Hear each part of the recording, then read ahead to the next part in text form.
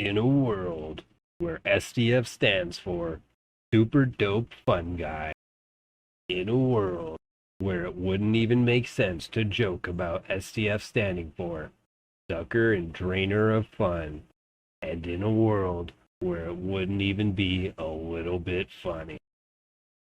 In a world where by the end of 2025 we get 40 subclasses along with over 350 plus new skills, perks, and spells. I am happy to present to you the timeline I saved Dark and Darker. One day, toiling alone in their study, the Vampire King has an epiphany that chills them to the bone. This timeline sucks! And they were right. So, they went to do something about it. You might simply know me as the Vampire King or Drax Sparrow, but after this video, you might refer to me as Funmancer Drax Sparrow, FDS, the opposite of SDF, or the Subclass King, or Subclass Santa. I'm known in the community as your resident SSF player, and quite possibly the only SSF streamer ever since Playtest 1. I've gotten Demigod on 10 different characters across 6 different classes, all SSF. I'm not as super mega well known possibly as much as I should be though. Since I'm number 33 Druid in the world, and number 1 Sorc NA, and number 3 Sorc in the world OG. The first season Sorceress came out, I got number 3 in the world, and at this point, I'm convinced number 1 and 2 are cheaters or robots. Similar to the number 1 Druid on Season 3, as well as many other accounts. No hard feelings. If you're real, can jump in Discord, screen share, you log in your character. In fact, I would love to meet another OG Sorceress friend. But until that day comes, if that day even comes, then I shall take the mantle of the OG number 1 Sorceress in the world.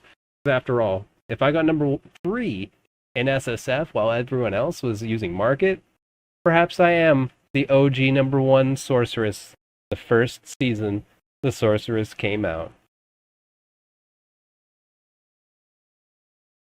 Yo, welcome to the table of contents. Important note, at level 20, in my patch notes, all characters gain a 3rd skill slot. That's important to know moving forward, even though I put the patch notes behind the meat and bones.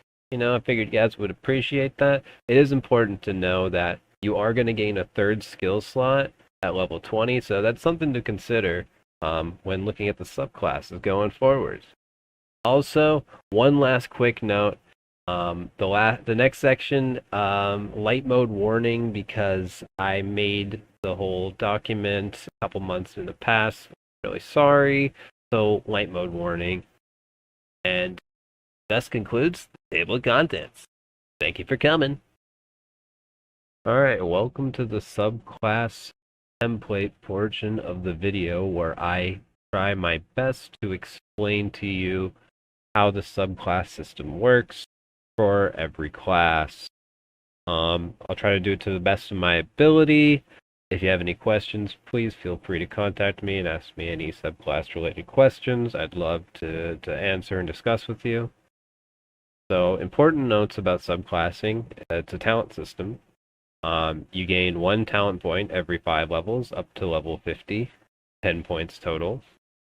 You following so far? Every class is left with only a few or only 2 skill options at level 1, which I think is fine. And to combat possible lack of choice at level 1, I'm additionally adding +4 brand new perks that aren't unlocked in subclass. Just so that there's just more perks around for them at level 1, so they have more options, just so they're not left with nothing until level 5. I wanted to at least give them 4 little new options, unless there's some mandatory perks, then, kind of have to put them there, if you just can't wait till level 5 to get them. Anyways, let's move on to how this tree works. It's very simple. Basically, the way it works is you can put a point into the higher point of this tree, as you can see on the right here, this tree. You can put a point into the next part of the tree. You can put a point in the next point of the tree as long as you've put a point into previous level. Pretty simple. The only exception is this one here. This one we call the keystone. This is the keystone talent, and the only specialty about this is it requires 3 points in the subclass before you can select it, which just means you need to put in, a point here, a point here, and a point here before you can put in a point here. Or, any other combination, like 2 here and such and so forth. And then once you've cleared that, then you can go into the next one, and then you can hit the supreme talent, we call this final one. And essentially that's it. That's how it works. And for all you game devs and big nerds wondering why it works like that and why this one requires a little extra, is just so that 10 works out perfectly, and so that you can fully spec out a subclass and still have points to put into another subclass and still reach the keystone. So you can kind of have like a hybrid class, kind of, a mini spec, if you will, where it's like each subclass, but with the keystone of each other subclass, because you have enough points. And then there's also, of course, the true subclass where you just fill in everything, and that's totally fine too. But essentially, you get 10 points. There's 10 in the tree, but you can spend 6 if you want to just make it to the top, and then that will leave you able to put in 4 to just barely hit up the keystone in another tree. Hopefully that made sense. And that is how it works. Starting off with our first class, Fighter, we're going to head into our very first subclass, Legendary Longsword. Our Tier 1 talents are as follows. True Adventurer, plus 30 luck, and plus 15% interaction speed when holding a sword out, not bare hands. You got your sword in your hands while you're looting chests, might as well have more luck and interaction speed, and to me, that's a true adventurer. Him. When pairing Francisca axes, throwing knives, or drums with the longsword, launch the projectiles back towards your cursor. So, I think if you could do that, that could qualify you as him, and you might enjoy this perk. Moving on to Butcher. When cleaving more than one target with your longsword, first parry swipe, the second swipe gains 33% action speed and 10% weapon power. So, if you could follow along with me here, if you played with or against the longsword enough, you could hopefully understand whenever the parry goes off successfully, you can do a rapid 2-strike riposte. It goes from left to right and then right to left. So, essentially, this makes it so if the first strike from the parry, like you're getting your riposte off, the left to right, hits more than one target, then the second strike, the left to right, will have 33% action speed and 10% weapon power. So, essentially, just the last part of the swing, the doot-doot, if that hits more than one person, doot-doot, that will do more damage and be faster. Hopefully that made sense, but you should at least understand kind of what I was going for. Anyways, moving on to the Tier 2 talents. We have Camp Fighter. This is going to be our first skill.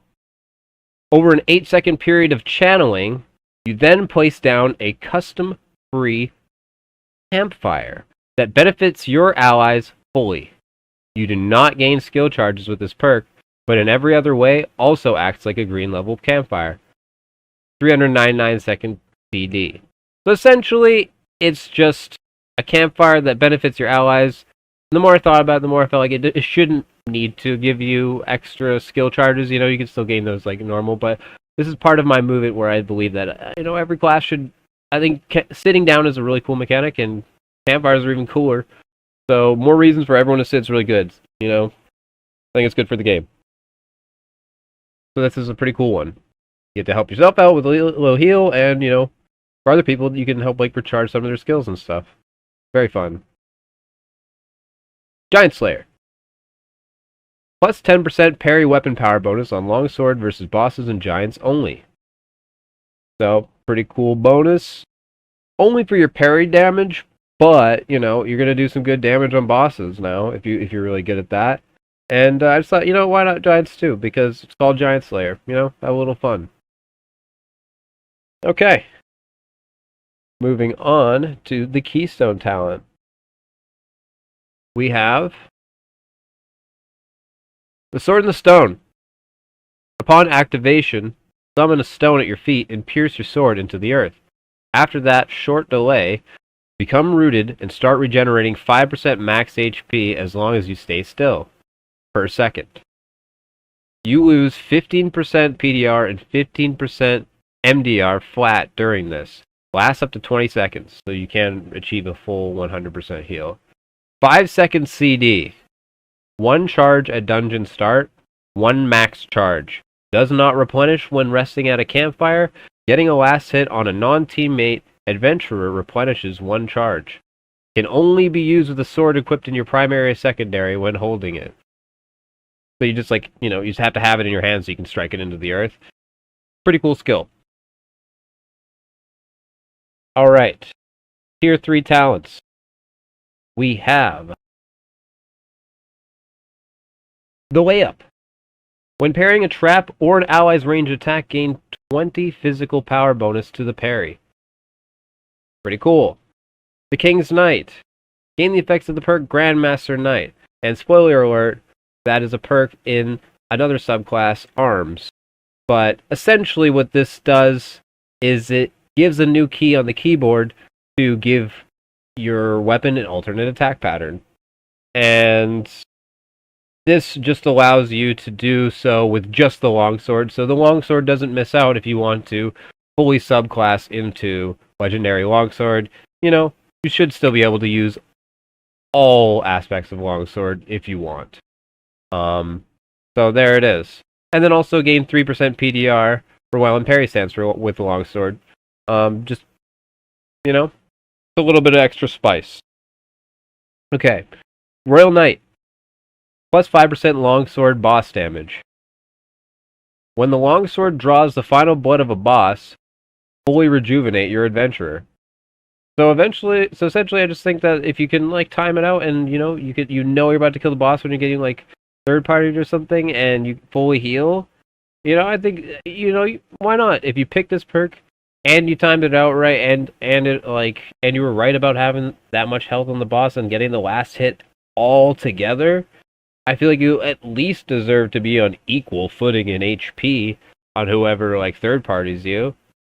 So yeah, you get the bonus boss damage, synergize well with Giant Slayer, and bada bing, bada boom. Kind of a cool little unique effect just to add on, because the game needs more of those. Now moving on to the Supreme talent. In Legendary Longsword subclass, it may come as no surprise, it is Legendary Longsword, the perk. Allows Longsword to be held as a one-handed weapon, disabling parry if something is held in the other slot. Sense? Plus 5 move speed when holding something in your offhand with the longsword, except for lantern. So you can just gain a bunch of move speed to kind of offset whatever you were holding. And that's Legendary Longsword. Alright, moving on to the King's Wall. And you might notice that this subclass has actually all perks and skills that haven't been seen in the game before. But do note that there are some changes and tweaks that I have made. Honestly, these are just all the defensive perks. And rather than, read out all their effects, I'm just going to read out the ones that I have changed. And then the rest are just, going to be, the straightforward perks that I think are kind of fit fitting into the defensive tree because the fighter has so many perks and skills. So this is kind of where I got to put a lot of the defensive things. Okay, so first up we have in the tier 1 projectile resistance. This remains unchanged. Taunt. Taunt was tweaked. Taunt gains flashier visual effect for clarity, as well as 12% to 15% in granted reductions instead, and it now has a minus 10% move speed reduction while active. The cooldown is adjusted to 26 seconds. Alright. Perfect Block. Perfect Block skill now grants plus 2 HP per successful block while active. You know? Just a little bit of juice on the side, but there's no way it scales whatsoever. It's just the 2 every time. But something I thought that could be interesting. Alright. Tier 2. Nothing too crazy here either. It's just Shield Mastery and Barricade. Now we move on to the Keystone. And the Keystone talent for the King's Wall is Spell Reflection. Also unchanged. Now we get into the tier 3 talent. First up is Defense Mastery. Increase this bonus by 3% for each plate/heavy armor equipped. So essentially it just gets stronger the more plate armor that you wear, which I think makes sense to me, and it makes sense to probably a lot of Swift remains unchanged, and Shield Slam has been changed to now have a baseline damage across every shield. All be the same. All the shields do the exact same damage. And that's the change to Shield Slam. Yeah. Now the supreme talent for the King's Wall is Breakthrough. And that's it. That's the King's Wall. On to the Slayer's subclass. Coming in with our tier 1 talents, first up is Adrenaline Rush. This is unchanged, but we'll read them out just for clarity's sake. Gain 15% action speed and 5% move speed bonus for 8 seconds. After the duration ends, lose 8% action speed, 4% move speed bonus for 2 seconds. Then we have Adrenaline Spike. When your health goes below 40%, gain 15% action speed for 12 seconds. And Victory Strike. Your next attack within 10 seconds deals an additional 20% physical power bonus. If the target dies from this attack, heal for 15% max health healing. Now we move on to our tier 2 talents. First up is Pest Control. Plus 1 HP, 0 scaling, per spider or insect kill, as well as plus 1 HP per rogue or rat form druid kill. Gain a weaker 7-meter version of tracking where the prints disappear quicker versus rogues and rat form druids only. Essentially, I just wanted to have a little bit of tracking for these little bugs, and then I realized, it's pest control, so you should heal for killing bugs. And then I realized, well, also they are the bugs, so, get a little 1 HP on them too, just for fun and flavor, but that one doesn't really need to be there, but I thought it'd be funny. And there's no reason not to. It's pest control. There you go. Overexert. Skill.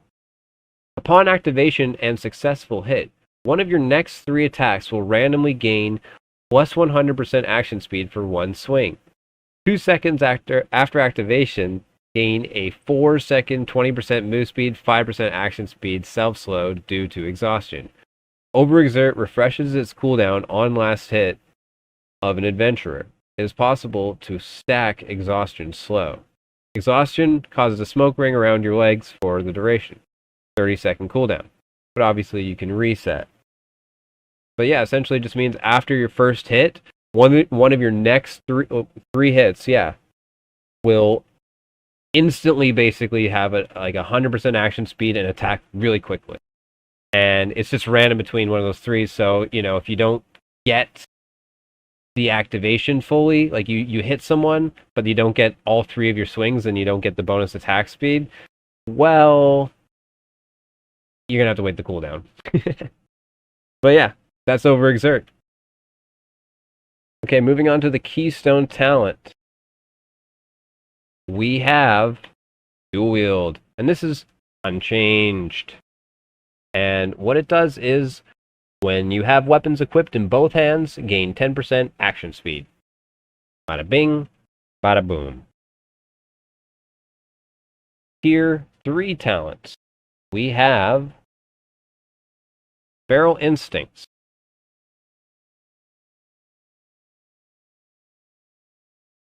While wearing no chest, gain 1 HP per second while standing still. Standing up still. While wearing no chest, sitting down and standing up makes no audible sound.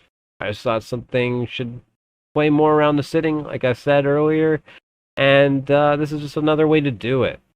And, also, if you wanted to stand still, sometimes they had some items that really make you want to have, like, the Stillman boots. Something that really, like, works with that, but also just, like, puts you at an inherent disadvantage, so you can't just do it in every combat and just always, like, do some weird combat heal. Something where it's just, like, if you're in dire straits, this could help you out. This could help out Timmy. And the no audible sound could be used by everyone. That could be really high-level play, so it could be interesting. Frenzy. Gain 5% action speed for 3 seconds, stacking up to 2 times to 10% max. Every time you melee strike someone with a different melee weapon than the last one you successfully struck. So, essentially this has inherent, synergy with dual wield, because, you can just basically get yourself to 20% action speed with both of them, right? So, pretty cool. You just have to alternate attacks. That's all you have to do. As soon as you land the second hit with the other weapon, like, you're already benefiting fully from Frenzy. So, pretty cool perk. Thirsty. After 5 seconds of a health potion ticking, you can drink and stack up to 1 more health potion effect at the same time. Max 2 potions ticking at any given time. So, of course, you can't have more than 2 potions affecting you at the same moment. But, you can use this to kind of plan ahead. And, also just sometimes I just have so much potions in my inventory and I find some good loot that it's like sometimes I just want to drink it quick and get something out of it that isn't just like a 3-second reset. So, if you're someone like that, someone like me, and you cherish every little potion, you maybe get more bang for your buck this way. You're thirsty like me. Alright, moving on to the supreme talent for the Slayer subclass. And you guessed it, it's Slayer. While holding a weapon in each hand, gain a 5 physical buff weapon damage and lose the ability to equip plate armor. And that is Slayer.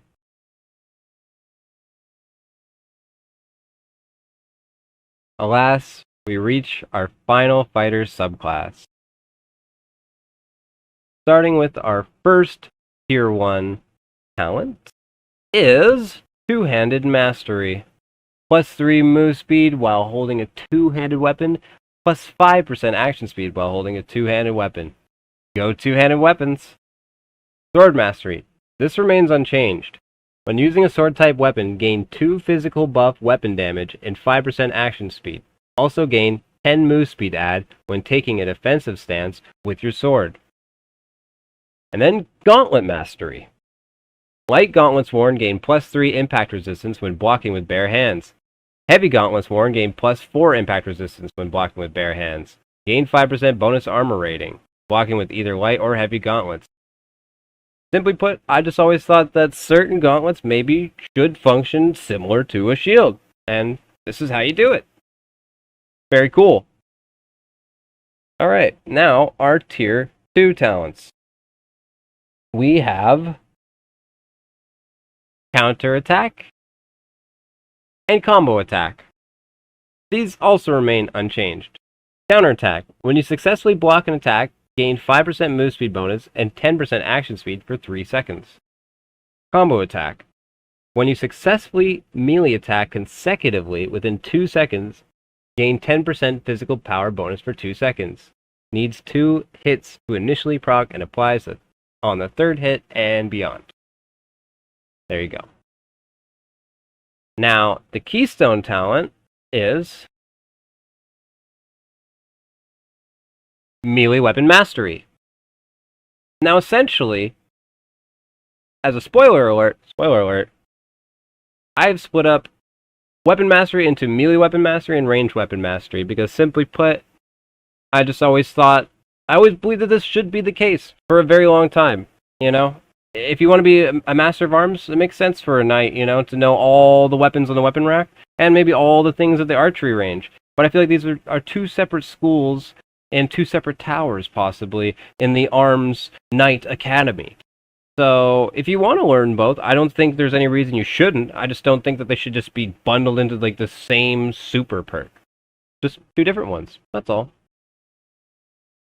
Alright, now moving on to our Tier 3 talents. We have Blunt Weapon Mastery,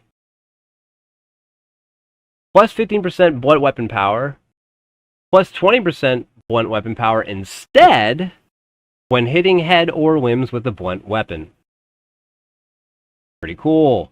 Now, Grandmaster Knight I've already alluded to earlier in Legendary Longsword subclass, but to go over it again, and just because everyone likes a good refresher, essentially you press a new button V to toggle an alternate attack pattern or order for every melee weapon. So essentially every single weapon in the game will gain an alternate attack or alternate attack pattern by pressing V that you can toggle on and off. And I think that does make you the Grandmaster Knight, and you get to have fun learning the game all over again. Ambidextrous. You can now hold secondary slot weapons in the primary weapon slot, and vice versa. Plus 3 dexterity. I think you guys are going to have a lot of fun with this one. And now, coming in to our supreme talent of the Arms Tree. And I know a lot of you see this coming.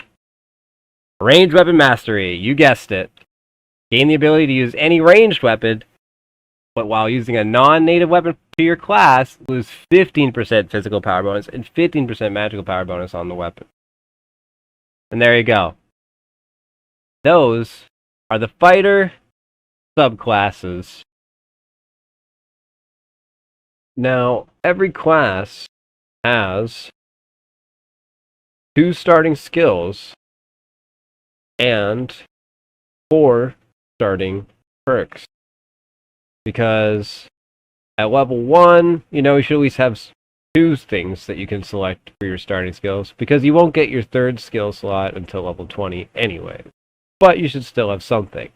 And I felt for the fighter, you know, I didn't have to create anything. I feel like every fighter, it's pretty standard to have sprint and second wind, or at least know and play around it for a while to, you know, be able to have more time in the dungeon to do the things that you want to do. Yeah, simply put, there it is. And now, the 4 brand new starting perks that I will give you guys to select as an option until you get to level 5 and start hitting the subclass trees. These are the 4 that you get to work with. And you only have 1, you know, perk slot anyways, so, you know. Pick whichever one works the best for you. We have Escape Artist. While holding a sword-type weapon in hand, not barehanded, gain plus 10 movement speed, plus 10 magical interaction speed when below 25% life, as well as getting a small yellow glowing visual buff for clarity. So when you're on the run, and you really need it, you know, you got that 10 move speed, you got a little bit of magical interaction speed to open up a portal, you know, and everyone will see there's a little yellow little indicator around your feet, like you pissed your pants, you gotta run. Play Binding Isaac, you know. Anyways, Ghost Hunter. Plus 10% damage versus ghosts, wisps, and demons. And I'm pretty sure that should mean, you know, Banshee and the Ghost King, and, you know, anything else that you'd think would fall under these categories. You know, Cerberus, because he's a demon dog, and the Abomination, all that stuff. All that stuff. Leader. Allies and summons gain +3 move speed when moving directly towards you within 7 meters. Comes with a slight visual glowing aura when moving for clarity. So people moving towards you gain movement speed, as long as they're allies. Trophy Adventurer. Plus 10% damage versus skeletons when using blunt weapons. Plus 10% damage versus beasts when using slashing weapons. And those are the starting 4 perks. Fighter at level 1. Until you reach level 5, you can start interacting with the subclass system. And now we move on to the Barbarian Subclasses. And as a quick note, you may have noticed in the Fighter Subclasses, I was going over some of the perks and the skills as they currently exist in the game. But in the interest of trying to make this video not 2 hours, I'm going to skip that, and hopefully just reading the name out loud is going to be good enough going forward. Of course, I'll read out any of the tweaks or changes that I make to any of the existing perks, but, you know, for the most part, if they're unchanged, I'm just going to say their name, and maybe once or twice here and there, I'll sometimes say they're unchanged as well. But for the record, if I just read them out and don't explain anything, that means it's unchanged. Thank you for your understanding. So now, on to the Path of the Viking.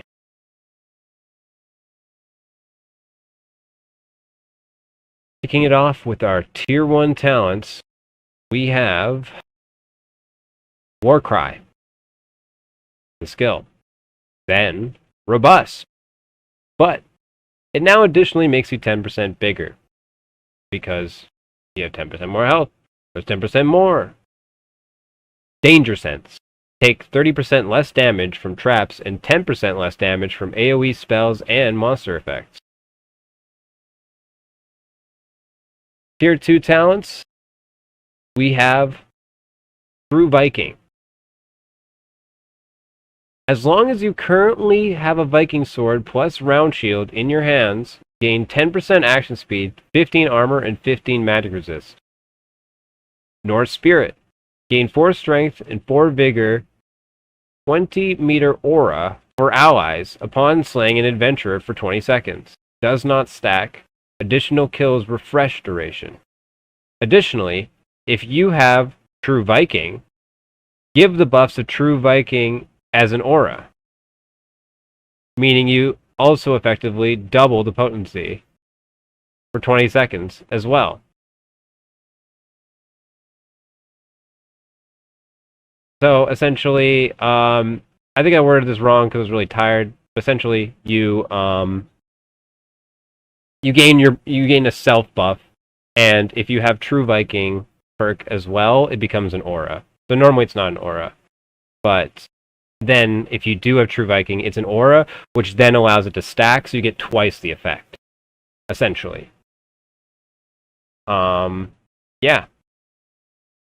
So you can double the effect and have an aura if you have them both, or just have it come off whenever you get a kill. That's basically what it is. Sorry about the wording there. I didn't revisit Barbarian a lot because it's a class I don't even play. So, you know, let me know if you guys have any cooler or better ideas for the Barbarian, because, you know, I might not be the best one, but I try to make everything as fun as I possibly can. Moving into the Keystone talent, we have Fenrir's Tooth. +3 all stats if on a map that is either outside, surrounded by ice and or snow, surrounded or submerged in water. per map. Essentially, it would adjust per floor. All other maps gain 100 luck and 5 resourcefulness. So essentially, it's like, are you ratting around indoors getting all the goodies? Or are you out and about on the map and you're just braving the wilds, then you gain all stats. So, and it adjusts if you're going down a floor. So, just a all-rounder perk. Okay, for the tier 3 talents, we have Iron Will, which comes with a change. Gain 65 magical resistance and raise your magical damage resistance cap to 75%. Additionally, gain a buff that refreshes every 20 seconds. Flat 20.0 scaling. The flat 20, 0 scaling. That shields you from crowd control effects. So resting doubles the refresh speed. It also has a visual gray tint on character to signify perk. So basically you get like a crowd control shield every 20 seconds, and there's no way to scale it. And you can stack it up to twice, you know? And sitting down / resting, what that means, resting, doubles the refresh speed. So, you know, you can, instead of 20 seconds, it can be 10 seconds of sitting down, and then you gain a stack. Or 20 seconds sitting down, you gain both stacks. And yeah, they absorb 1 instance of crowd control. And that's my rework to Iron Will. Northborn. Once activated for 8 seconds, gain an ice or a blizzard that grows the more successful hits you land. Max 8 stacks. Damage is 2 a second plus 1 damage per stack, 0 scaling. The stacks fall off individually and last 2 seconds long each. 90-second cooldown. Resets on the last hit on enemy adventurer. Slow is 5% move speed, 1% action speed, stacking debuff to all around. Max stacks 8. Stacks last 2.5 seconds before falling off completely. Adding stacks refreshes this indefinitely. Stacks do not apply on hit. The storm applies the stacks at a rate of 1 per storm level. For example, a level 3 storm would apply 3 stacks each second it applies tick damage to all those nearby. Prerequisite. Can only be used when you are wearing a chest piece of any kind, plus either your Munbu, Norman nasal helm, or Viking helm. Essentially, the numbers and all that nerdy stuff actually doesn't matter. So you see in other subclasses, they don't put that nearly as much. Because all that could just be subject to change. It doesn't matter. Basically, every time you hit someone, a storm builds up on you, and the stronger the storm, the quicker of like a debuff, a very slow action, you know, just 1% per, and like some slow, like it could even be 3% or 2% move speed. Every time it hits you, you're getting hit with a stack with it, but you know, then you have 2 stacks of it where the storm is 3 or 4 size, like you have 4 stacks on your side of the buff, which means they're taking 4 stacks of the debuff each tick. But of course it caps out at 8, so like that's kind of like the most they can really get, more than once, and then it's already at max. But essentially, yeah, it's just like a little storm that, you know, it builds up, and it also debuffs at the same time. And the more potent it is, the more potent the debuff, and quickly it applies to the enemies. That's all it is. It just requires you to have a chest piece on, and to be wearing one of the, you know, traditional Viking helmets, or helmets that a Viking would wear. Okay, so Odin's Blessing. Gain an additional magic damage on melee hit with a Viking sword with 0.25 knowledge scaling. So you can make your Viking sword have magic damage scaling, essentially. That's Odin's Blessing. And these ones are marked a little bit wrong in the language. In the future, you see purple will signify that it's a skill. And also the text was a little bit wrong too, with the little like symbols that I use in my legend, but that'll be typed out for you guys later. First, we're going to go and see the Supreme Talent, Valhalla Halls. Gain 1 stack of Valhalla Halls when you last hit an enemy adventurer, up to a cap of 5. For one use only, activate within 10 seconds of being dead to summon a rainbow bridge from above your corpse, leading to your corpse. You immediately spawn on the top of the bridge as a ghost, incorporeal and immune to damage. You can only walk down or zigzag at best. If you take longer than 5 seconds, or you make it to the bottom, you land on your body, and both of you, you and your body, briefly glow a rainbow glow. You are then restored to full HP in your body with the 0.5 second extension on the immunity to damage upon re-entering the body. You then have 15 seconds to last hit another enemy adventurer to claim their soul, and delay your seat at Valhalla once more. You are fully revived at this point. After 15 seconds, if no kill is made within this second on an enemy adventurer, a blinding rainbow beam surrounds you and stuns you until Odin's hand comes down and claims you for Valhalla. 1 use per dungeon max. After use can no longer gain stacks unless on another dungeon floor. Valhalla Halls, the supreme talent of Path of the Viking. And that was Path of the Viking. Path of the Giant subclass. Okay, so for the Tier 1 talents, we have, first off, Brutal Critical. Plus 10% Warmaul critical damage bonus. Warmaul headshot damage. Plus 10%. The Bigger They Are. Minus 5% action speed. Become immune to all temporary action speed slow effect. Cleaving multiple adventurers in a single two-handed weapon swing grants 1% action speed per additional adventurer for 10 seconds. Max 10 stacks. Refreshes all stacks on proc.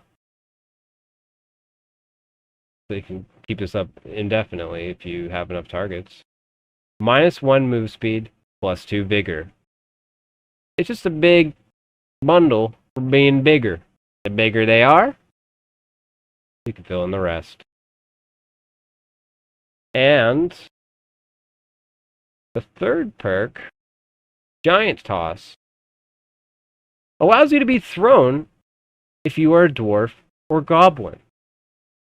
Hold V, and an ally holding V near you will initiate the Giant Toss, and within 12 seconds they can throw you up to 15 meters. Has a 30-second cooldown unless not thrown, then 10 seconds to be able to be picked up again after dropped. Second effect also allows you to toss allies in the same way if you are in giant form, except you have to use the grab bite skill on an ally. But with this perk equipped, instead of biting them after grabbing them, you could toss them with the same rules. The only cooldown for this effect is your grab bite skill.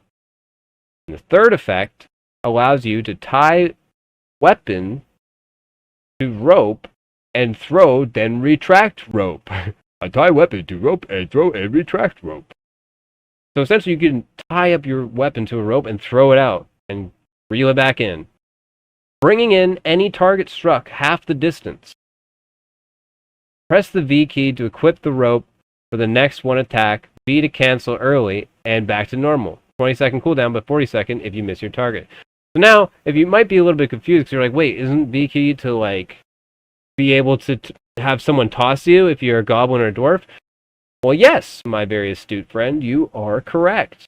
But that's if you were a dwarf or goblin. If you were any other race, then you gain this effect, essentially, where you can toss your weapon on a rope. I assume if you're bigger, you could throw something and pull it towards you. But if you're tiny, then someone can throw you. And that's essentially how it works. Okay, now to the Tier 2 talents, we got Savage and Treacherous Lungs. And honestly, they're the same. They are unchanged. Now, into an interesting one, the Keystone talent. The legendary, the Bola Strike.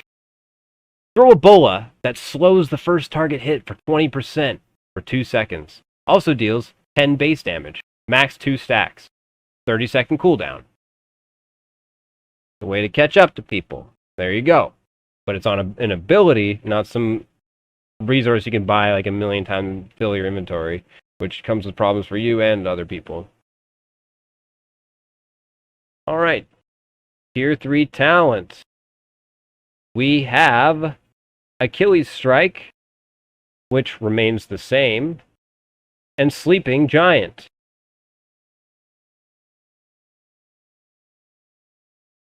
Sleeping Giant. Sitting refreshes skill cooldown twice as fast, and regen 20% more HP from Vigor bonus. Sitting takes 0.5 seconds longer to initiate and 1 second longer to stand. Sitting and standing now have a new and much louder audio cue. The stand-up animation can be scaled down with a Vigor ratio of 0.0005. Not sitting animation is unaffected. So basically you can make your standing a little bit faster. And I think I said 000. It's 005. Additionally, grants 75% spell recovery bonus with campfires for Giant's power spells. And if you're wondering what Giant's power spells are, here is Giant's Power, the ability.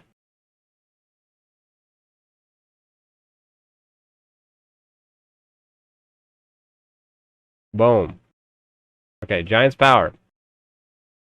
Gain a random druid spell hard locked upon first dungeon entry. Gain the ability to use Ceremonial Staff. Lose the ability to equip Felling Axe, Battle Axe, Bardiche, Zweihander, and Viking Sword. During Giant form, permanently lose Boulder Toss, but gain unlimited spell charges per ult. Additionally, lose 65% spell recovery bonus and 75% cast speed. The random spell can be somewhat influenced by your choice of race. And this is how it follows. Human, true random. Any druid spell can be randomly selected. Elf. It will be either one of these spells and following on for each of the other races. So if you pick Elf, you are going to get either Nature's Touch, Entangling Vines, or Summon Treant. Dark Elf, Entangling Vines, Barkskin, Orb of Nature. Lycan, Nature's Touch, Orb of Nature, Tree of Life. Validian, Dreamfire, Restorer, Tree of Life. Tiefling, Tree of Life, Thorn Barrier, Mending Grove. Dwarf, Barkskin, Thorn Barrier, Mending Grove. Goblin, Dreamfire, Entangling Vines, Mending Grove. Gargoyle, Summon Treant, Orb of Nature, Entangling Vines. Yeti, Dreamfire, Orb of Nature, Tree of Life. Skeleton, Dreamfire, Restore, Summon Treant. Frost Zombie, Nature's Touch, Thorn Barrier, Dreamfire. Zombie, Dreamfire, Restore, Thorn Barrier. Mummy, Nature's Touch, Dreamfire, Barkskin. And those are just like helping you pick the random spell that you're going to start with and be stuck with for the entire game. And yeah, you just have very bad spell recovery and cast speed. And it has synergy with Giant's form. And now for the Supreme Talent. We have Giant form. So, Giant's form. Transform into a giant version of yourself, roughly the size of a troll/cyclops. Your HP is hard locked to 500, but you regenerate 1% of your max HP per second in this form. Mouse 1. Club. Your primary weapon in this form is a giant crude wooden club. Pressing mouse 1 will sweep it from right to left, then left to right, infinitely. Scales with strength. Mouse 2.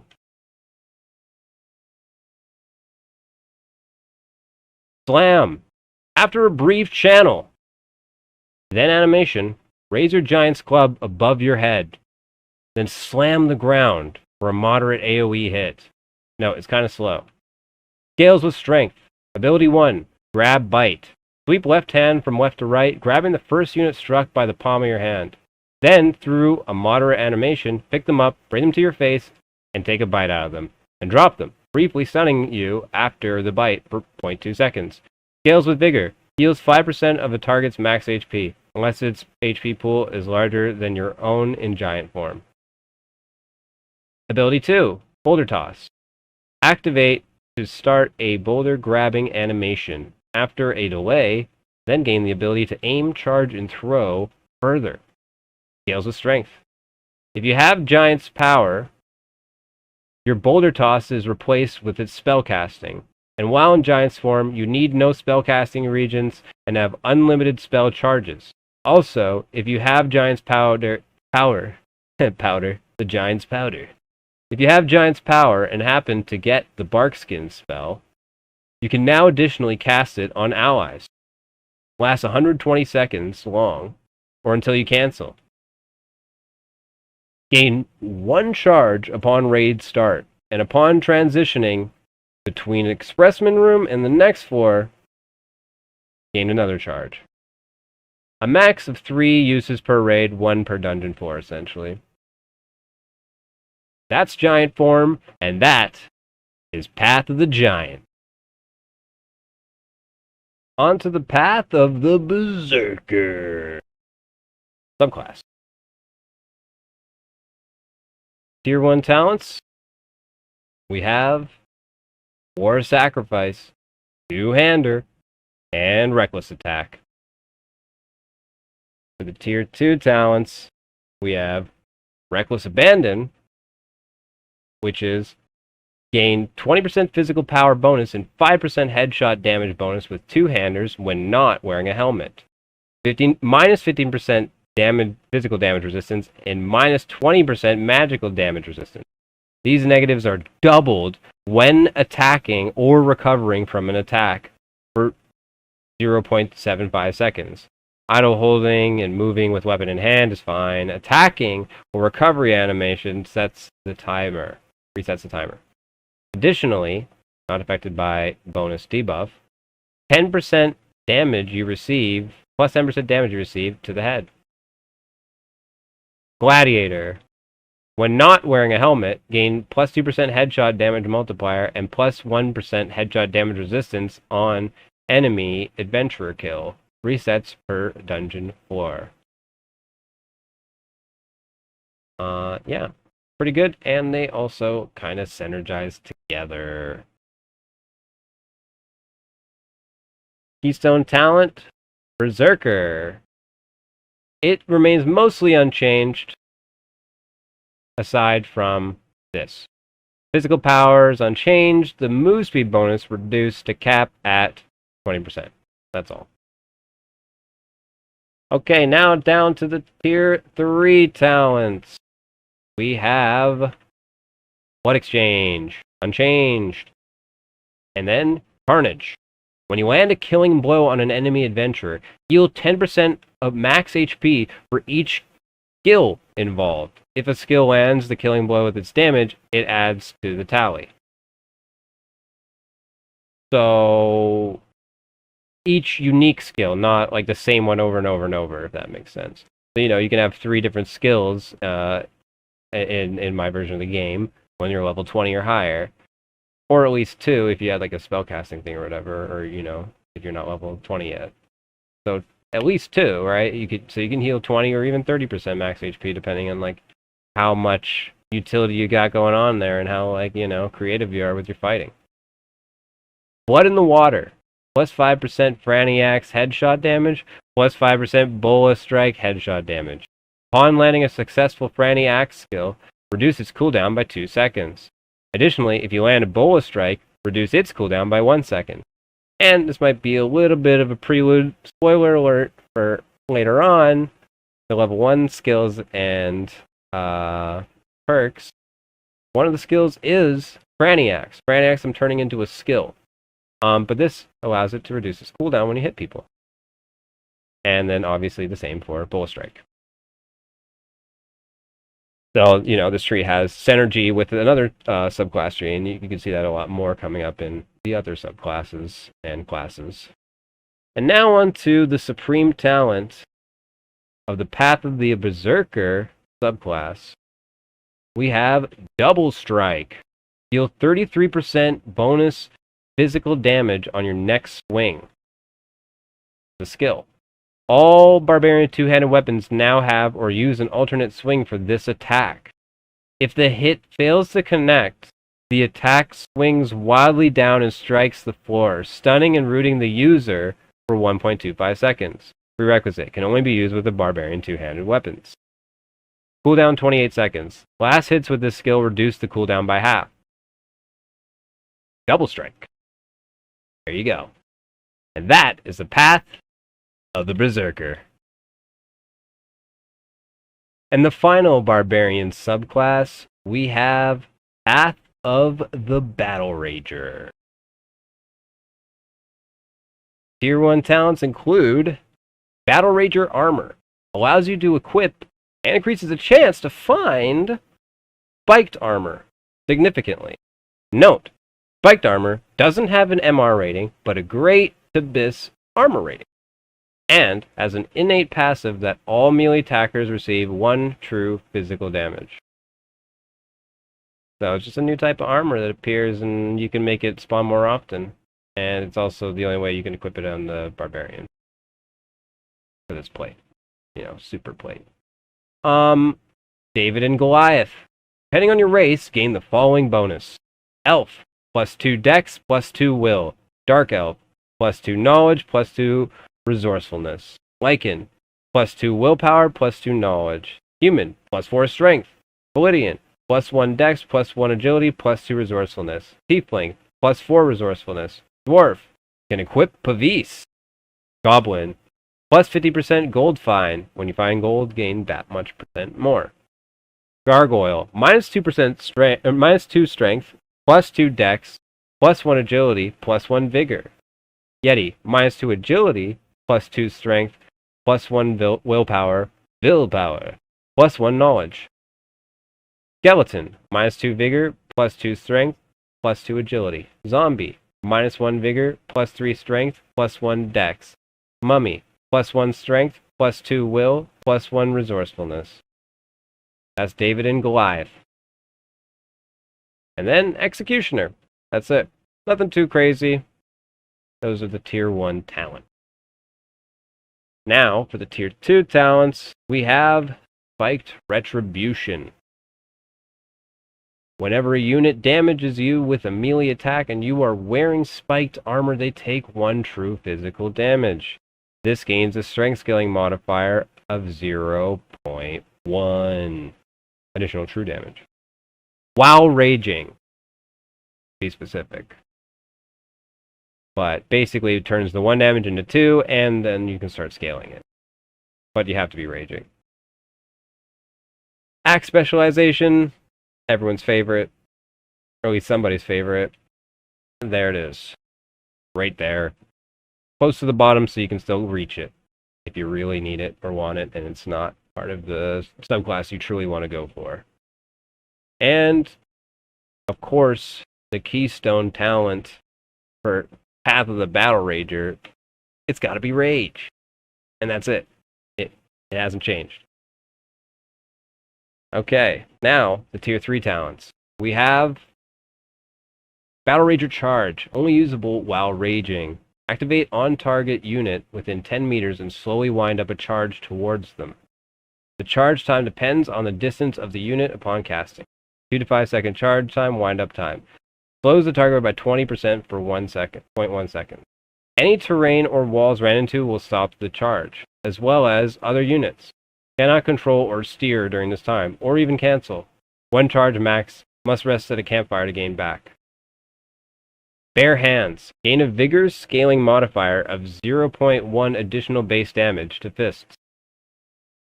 Belly Bump. Another skill. Only usable as Dwarf or Goblin. Briefly grapple an enemy within 4 meters of you and bump your belly into theirs, slowing the unit by 20% for 0.1 seconds. Applies spiked retribution damage upon application. 12-second cooldown. And then we have the Supreme Talent for Path of the Battle Rager is Rite of the Battle Rager. Activate to enter a grappling animation for 1.5 seconds, grabbing and grappling the first target hit. A 3-button choice minigame appears upon successful grab. If it is an adventurer, a minigame appears for them as well. The grapple lasts as short as 3 seconds, always versus adventurers, before an action animation is triggered, or as long as 5 seconds without input on a mob, which will then default to headbutt. 3 seconds for both involved in the grapple. They act like pseudo rock, paper, scissors minigame. Headbutt. Beats pull. A successful headbutt deals 5% of your current HP and 15% of their max HP, and stuns them in place for 0.1. And to be clear, that means you take damage, but so do they. And those are the values. Push. Beats headbutt. A successful push moves the target 1 meter away from you. Pull. Beats push. A successful pull shunts the unit 1 meter towards your direction. Also applies spiked retribution on hit, if applicable. 1 max charge. Gain 1 max charge, capped at 2 charges max, upon last hitting 3 enemy adventurers. Only gains use of any charge besides the one you spawn in with through campfire. Roughly takes 2 times as long as second wind to charge 1 charge. So essentially, you can gain additional. It only has 1 max charge, but you can gain another max charge after you've killed 3 people. If you get 3 last hits, you gain another max charge. But it only goes up to 2 max. So it's 1 max charge up to 2 max charge, essentially. But yeah, that's Rite of the Battle Rager. And that is also Path of the Battle Rager, the final subclass for the Barbarian. And now we move on to the level 1 starter skills and starter perks. We also have some class changes to the Barbarian that we will also present here, but there isn't many. We have, for class changes, we reworked and removed morale boost to the Cleric. That's it. Level 1 starter skill. We have both Savage Roar and the Franny skill. So I've created a skill for the Frannies that's now cooldown based rather than just buying a bunch of the item. And now, finish off with our level 1 starter perks. And this reminds me of a little joke I thought of while making this video. What is it called when you knock over 10 pins in the Goblin Caves? Bola Strike! Alright, so for the level 1 starter perks, we have Crush, Throwing Mastery. Francisca Axes grant plus 2% physical power on hit for 5 seconds, stacking up to 5 times. Additional stacks refresh the buff duration. Bola Strikes gain a 10% slowing effect for 1.5 seconds when successfully connecting with legs. Sound Cube. Additionally, you now win perfect ties in Rite of the Battle Rager grapple minigame, including the throw option granted by the Giant's Toss perk. Achilles Heel. Lose the ability to equip boots. Gain plus 13 movement speed, plus 1 per 10% missing HP. Gain plus 10% physical damage bonus. All headshot multipliers that apply to your head hurt box now also apply to your feet hurt box. AKA, getting a hit in the foot counts as a headshot for you as well. And the final perk, for a level 1 starting perk, we have just a flesh wound. All bandages heal 1 recoverable health additionally, and when resting, restore 1 recoverable health every 5 seconds. And that's it. That is the Berserker. Moving on to the Ranger subclasses. First up, we have, in the Tier 1 talents of the Fey Wanderer, we're starting off with Beguiling Twist. Gain an extra bonus input during Charm, Frightened, or Sleep minigame. Whenever you or an ally succeeds at the minigame, gain an interactable cast on anyone in line of sight to immediately have to do the minigame from the victim's side. +1 knowledge aura, visual indicator around head, like psychic waves or something, but only when moving, of course. 15 meters for all allies. The next perk is Nature's Song, gain 5 resourcefulness. Instead, if you have spellcasting access, you may now cast a slot any single bard spell. Resourcefulness is only lost if you have a bard spell equipped. So you can now slot in a bard spell if you have spellcasting access, which you will see later in this subclass 3. But obviously you would do that outside of the game, not in the middle of the match. And the final tier 1 talent is Feywild Gift. At the start of your adventure, one of 6 random effects permanently take place. You shrink to the size of a goblin/dwarf. If you are already a goblin or dwarf, grow to the size of a normal human. Effect 2. Whenever you summon a creature, all of your summons, including the new ones, seem to dance and cheer. They also gain plus 10% max HP and 10% action speed. Effect number 3. Your skin gains scales, and it makes you more reflective under certain light. Plus 10 armor, plus 10 magic resist, and plus 50% breath underwater. Effect number 4. Whenever you heal from your own spell or skill, small fairies swirl around you for 10 seconds and give you 5% of the healed amount as an overheal barrier, regardless of your HP. Effect number 5. If you leave ghostly colorful footprints that disappear after 7 seconds. Gain 5 move speed. You gain move speed, but people can see where you're going. And the final effect is your shirt, coat, or cloak always appears to be embroidered with flowers and small animals when you're wearing it. Plus 2 resourcefulness, plus 1 willpower, plus 1 knowledge, plus 1 vigor. A bunch of stats. And those are the 6 possible gifts that you could get from the Feywild when running that perk. Alright, now on to the tier 2 talents. Hitting it off with Scavenger. Field rations replenish on kill. Now, field rations loses 1 max cap stacks per use, minimum 1 max stack. If you have Headhunter, this effect does not apply more than once. Increases all healing received by 10%.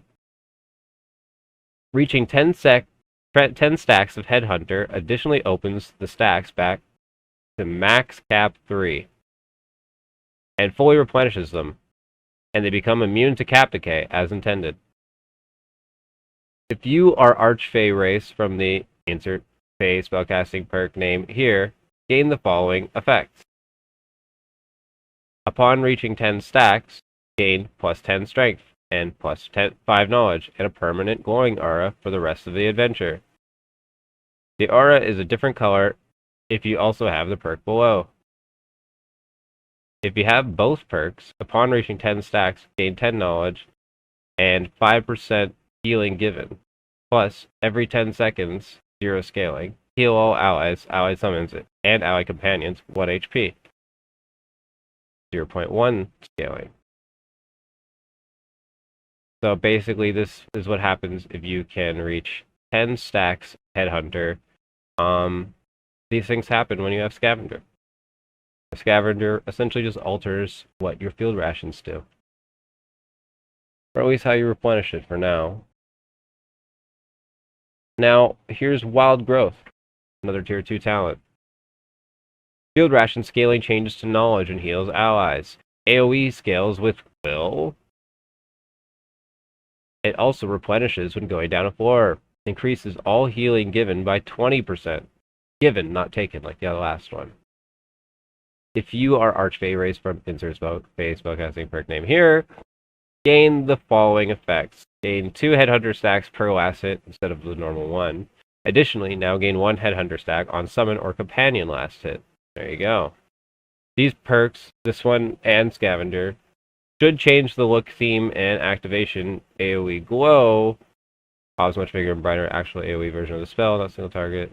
So essentially, these are just two perks that completely change how field rations work. But the other one already kind of covered what happens if you have both. Okay, now the keystone talent to the Fey Wanderer.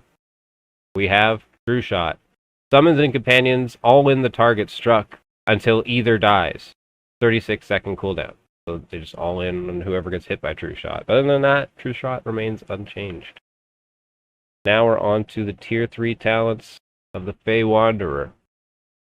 We have, first up, Nimble Hands, +2 agility, +2 dexterity, and +10% action speed when reloading a bow-type weapon. Not a crossbow, though. But you have the 2 agility, 2 dexterity permanently. 10% action speeds only when reloading a bow. Backstep, reworked to be named Misty Step. Also reworked to have 1 charge max, 12 seconds cooldown. Switch to 20-second cooldown. Otherworldly Glamour, gain the ability to equip 1 druid spell in the class tab. Also gain the ability to equip ceremonial staves plus crystal balls as a casting region. Minus 50% spell recovery, minus 50% cast speed. And that's how you can cast spells on the Ranger as the Fey Wanderer. Okay, now the Supreme talent, we have Misty Wanderer.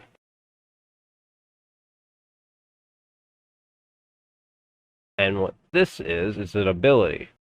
It needs a target to activate, 10-meter range. It sends out a swirling, glowing magenta mist towards the target, homing in on them.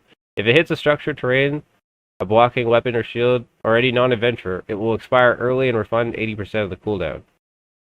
Any non-ally adventurer struck gets warped into an alternate realm with you.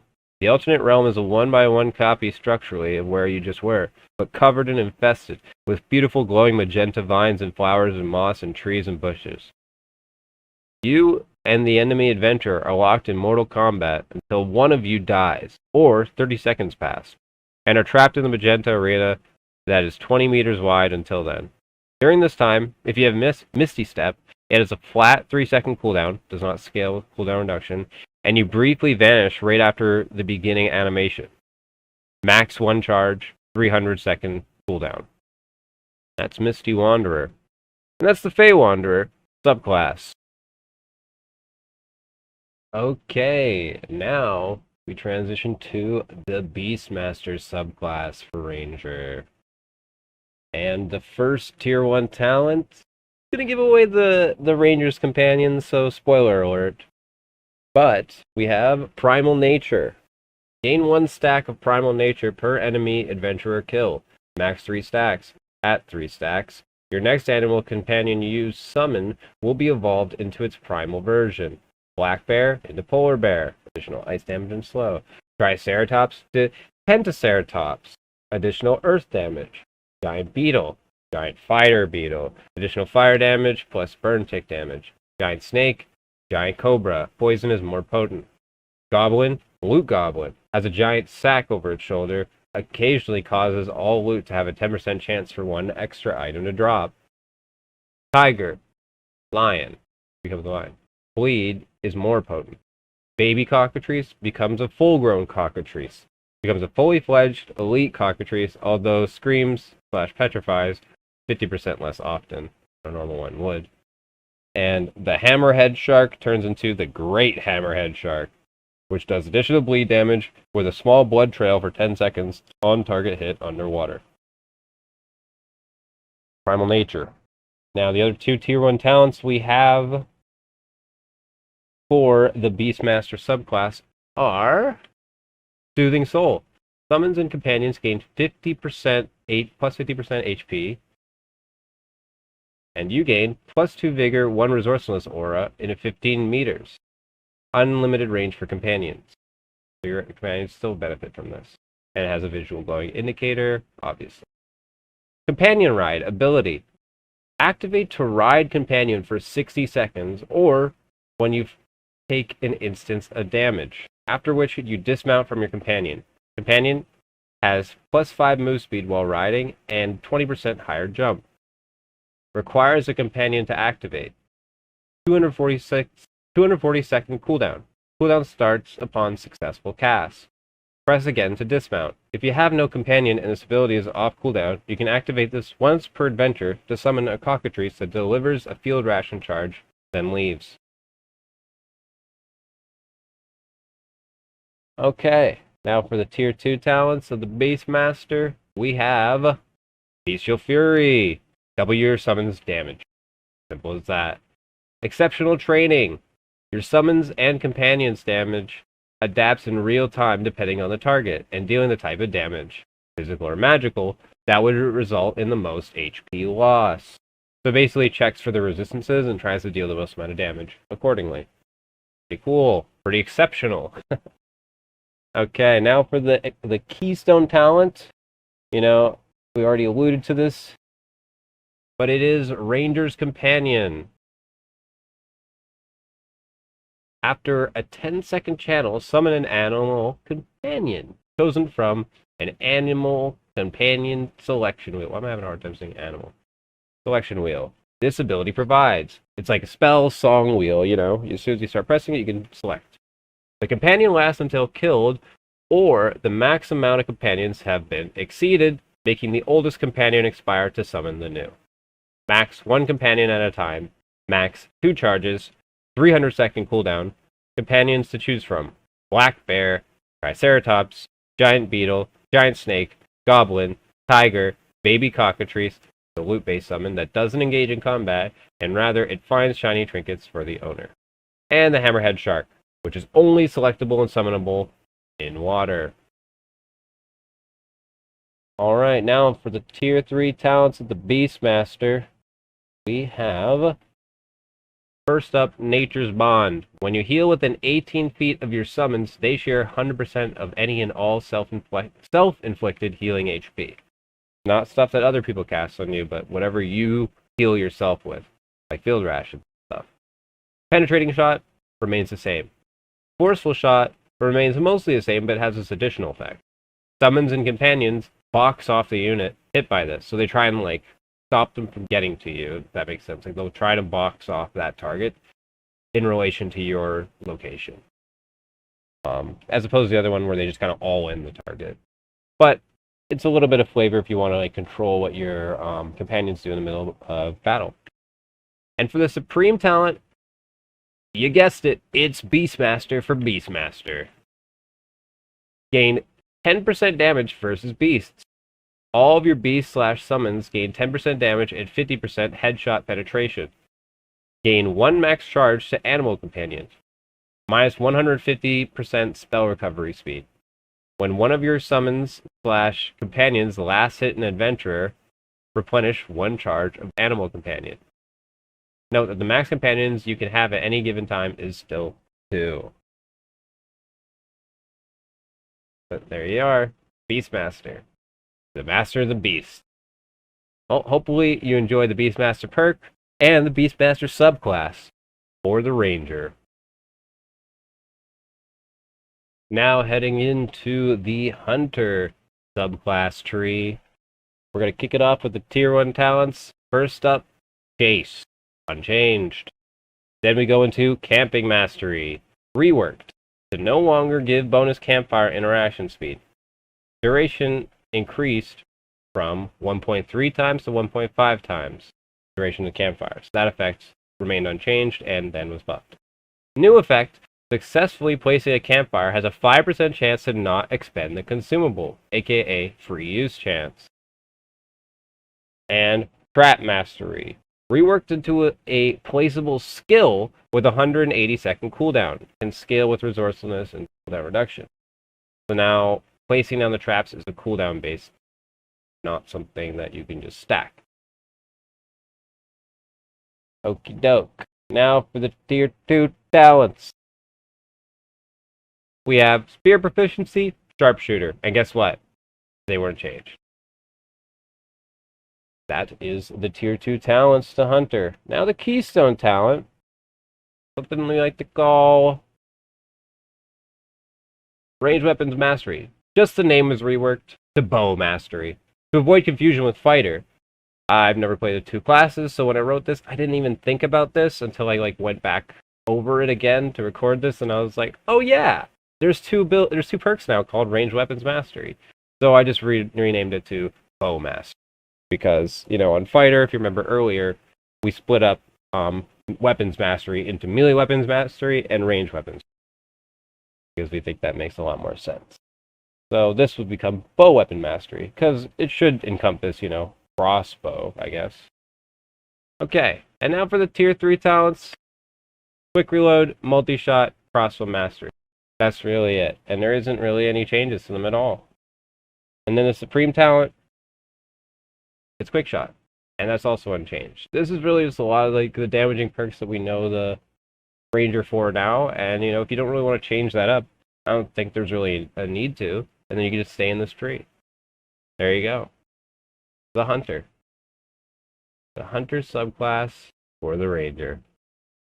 And now the final subclass for Ranger. We have Gloomstalker. Kicking off with our tier 1 talents, we have Crippling Shot. Remains unchanged. Nomad. Gain 5 movement speed when holding any equipable sword. Gain 20 move speed holding the spear. Lose the ability to use any bow type or ranged weapons for that matter. Nomad.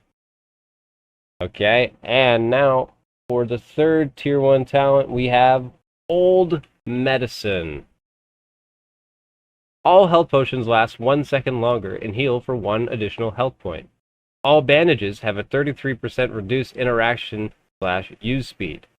Bonus, not flat. Surgical kits are now disabled for your character to use or equip in your belt/hands. Depending on your race, gain +1 base stat. Gloomstalker, +1 strength, +5 healing received, 5% healing received. Human, +10% healing received from HP pots. Dark Elf, +10% healing received. Archfey, +2 knowledge, +10% healing given. Elf, +2 dex, +2 strength. Lycan, +10 magic resist, +5 armor. Validian, +1 dex, +1 agility, +2 resourcefulness. Tiefling, +4 resourcefulness. Dwarf, +5 armor, +33% gold fine. Goblin, +50% gold fine. Gargoyle, +15 armor. Yeti, -3 vigor, +15 magic resist, +15 armor. Skeleton, -2 vigor, +2 strength, +2 agility. Zombie, -1 vigor, +3 strength, +1 dex. Mummy, +1 strength, +2 willpower, and +1 resourcefulness. And you might have seen a couple times this come up in the subclasses. Speaking of like an Archfey race, I added a couple races you can see to the subclass and patch outline, but Archfey was supposed to be like perk related, but I actually eventually never really got around to it, and I wanted to make this video quicker, so unfortunately those mechanics remain absent, but there's always room for them to be added in a future time if someone ever wants to revisit this idea or this video. Please feel free. Okay, now for the tier 2 talents. We have Gloom Touch. Unlock and gain access to a new race. So we did it for this one at least. Additionally, gain a new companion choice in both companion and primal companion wheels.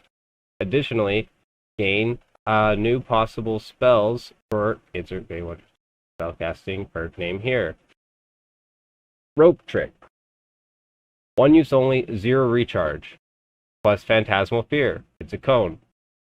Gain 2 movement speed when completely bathed in pure darkness. So essentially this race gives you a new spell called Rope Trick and a new spell called Phantasmal Fear. If you have the spellcasting perk on the other subclass, then you can do this. Then you have access to these. And you also gain a new companion choice. You know, it could be like, you know, the gloom stag or something like that. You know, it really could be anything. And yeah, then you also just gain 2 movement speed when you're completely surrounded by darkness. You know, bathed in pure darkness. So that's Gloom Touched.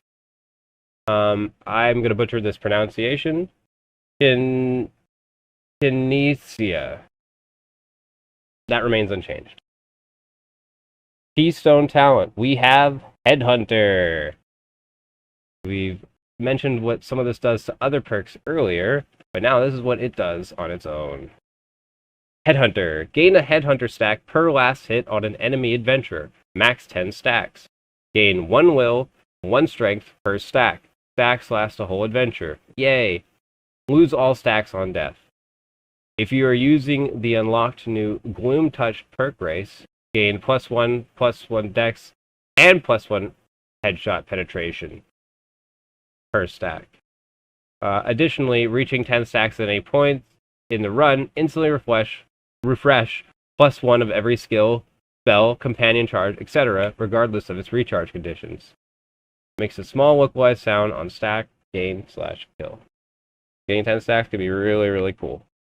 In extra use of things that maybe you'd never be able to use again, like Rope Trick. That's only a one-time use for adventure. Okay, now into the tier 3 talents. We have Purge Shot, unchanged, Quick Fire, unchanged, and a new ability called Cloak of Darkness. Requires a cloak to activate. Requires being in pitch black darkness to activate. If you are the Gloomstalker race, your equipped cloak gains a unique black texture skin. If you're the Gloomstalker race, the camouflage is indefinite so long as you follow regular former rogue stealth rules. If I say former rogue stealth rules, is because you'll see coming up, we remove stealth from the rogue. Spoiler alert. So it has 3 uses, 0 ways to recharge, except for from Headhunter. You know, obviously this is not true because of Headhunter. But essentially you get like a camouflage as long as you're in the pitch black darkness. And it lasts, I'd say like 25 seconds max. And then the cooldown goes as soon as you break the stealth. But the stealth is indefinite if you're the Gloomstalker race, as long as you're permanently just in the darkness, like how it works already, still, and you're just following normal rogue stealth rules, like you're not running or moving or interacting or anything like that. You're just like crouching or walking, and you're still in the complete darkness. Until you leave complete darkness, you can last in here forever. That's Cloak of Darkness. But you can only use it 3 times in an entire run, and that's it. At most, you can maybe get 4 if you get Headhunter, or if you can somehow stack Headhunter to 10 stacks twice, then maybe you can use it 5 times. But I wouldn't count on it. But those are the tier 3 talents. Now for the Supreme talent. It's called Gloom. Here's what it does. It's an ability. For the next 5 shots or 10 seconds, gain 5 magic damage on hit with arrows and bolts. Scaling 0.1 with magic power bonus. 1 charge max, 48-second cooldown. Cooldown starts once Gloom ends.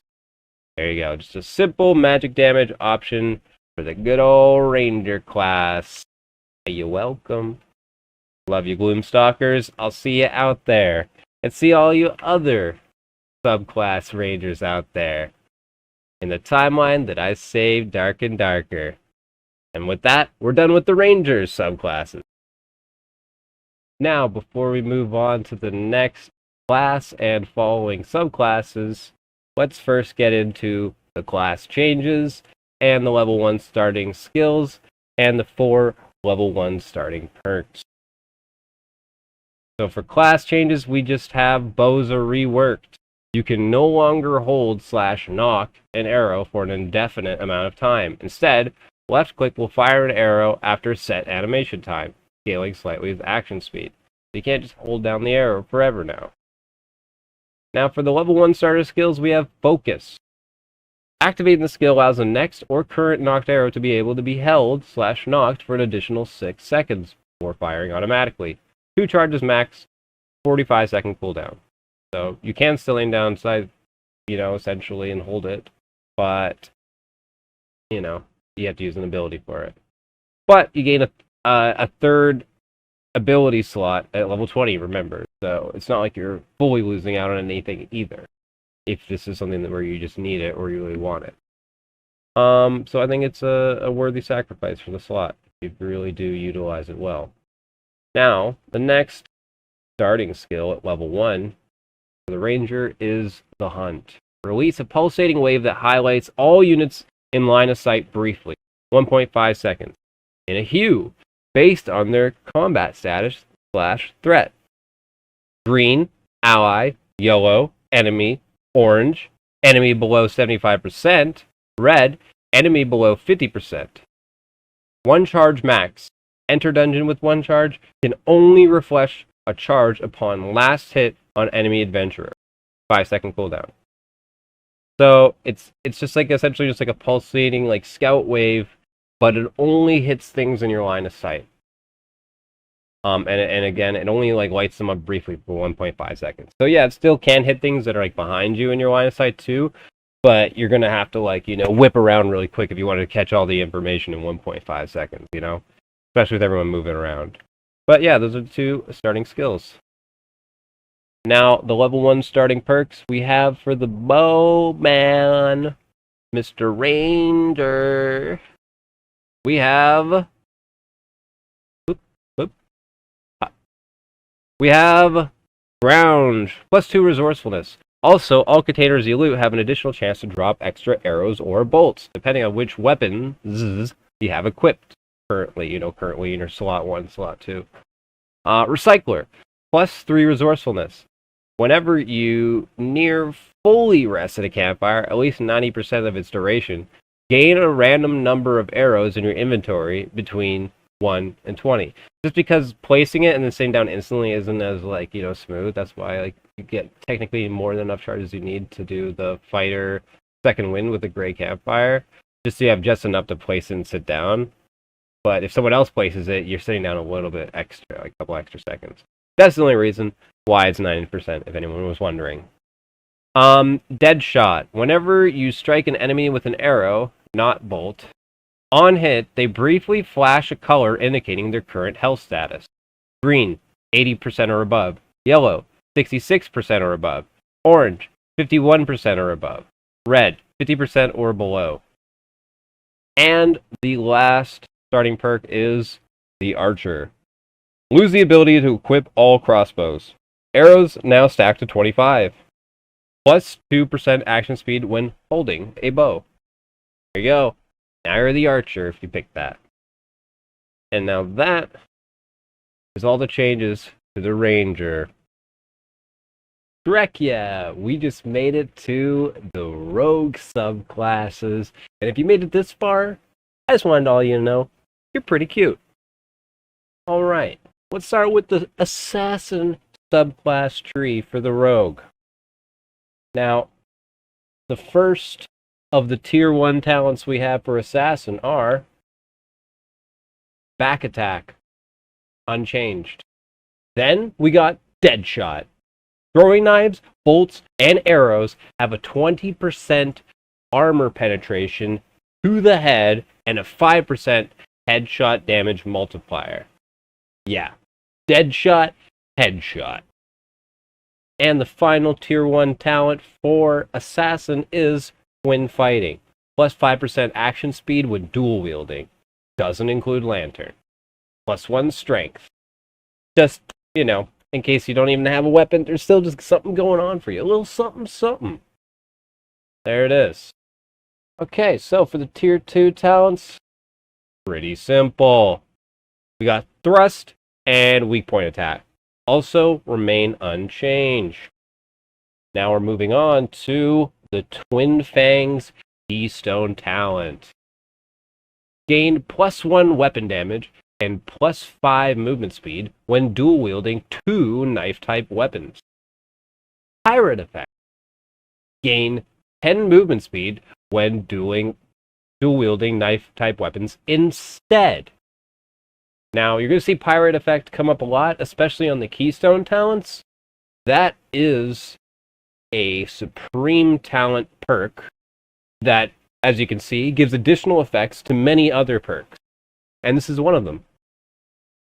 So, if you see Pirate and you want to go back and see the things that it affects, this is the first one. Okay, now moving on to the Tier 3 talents. We have... There can be only one. Whenever you deal damage to a unit that is the same race as you, gain a 25% physical damage bonus. This bonus is increased to 33% when hitting their back. Stacks additively with back attack damage multiplier. Yeah, it's kind of crazy. There can be only one. No need for speed. -5 movement speed, plus 10% physical damage bonus. Simple as it sounds. No need for speed. You just need some damage. Jump Strike. An ability. Dash an extremely short distance and wind up a slow attack. Eyes glow anime ninja yellow for a second as a visual indicator. So you go, ding! Your eyes go, ding! For a second, and then pew! You dash forward, and then you do like wind up attack in the dash animation. So it kind of seems slow, but it's not that slow. It's just slow when you put it all together.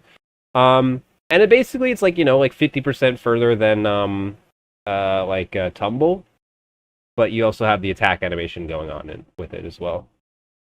Yeah, that's Jump Strike. And the Supreme Talent, everybody, we have Dagger Mastery for the Assassin. Remains unchanged, and yeah, it makes sense for the Assassin as their Supreme Talent.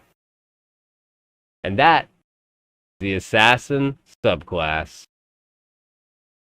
Moving on to possibly one of the coolest subclasses that I've thought of yet, we have Swashbuckler for the Rogue. Alright, starting off with the Tier 1 talents, we have Tumbling. It's unchanged. Ambush. Reworked. Gain 5% damage bonus for every ally within 7 meters. Plus 10% damage bonus max. Pretty much very different in every way of the old Ambush, but to me it makes sense wording-wise. That is technically an ambush.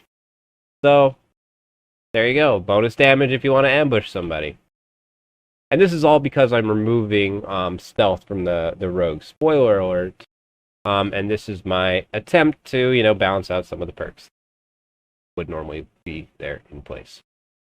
Okay, Lucky Knives. Throwing knives gain +1 max charge per 150 luck you have.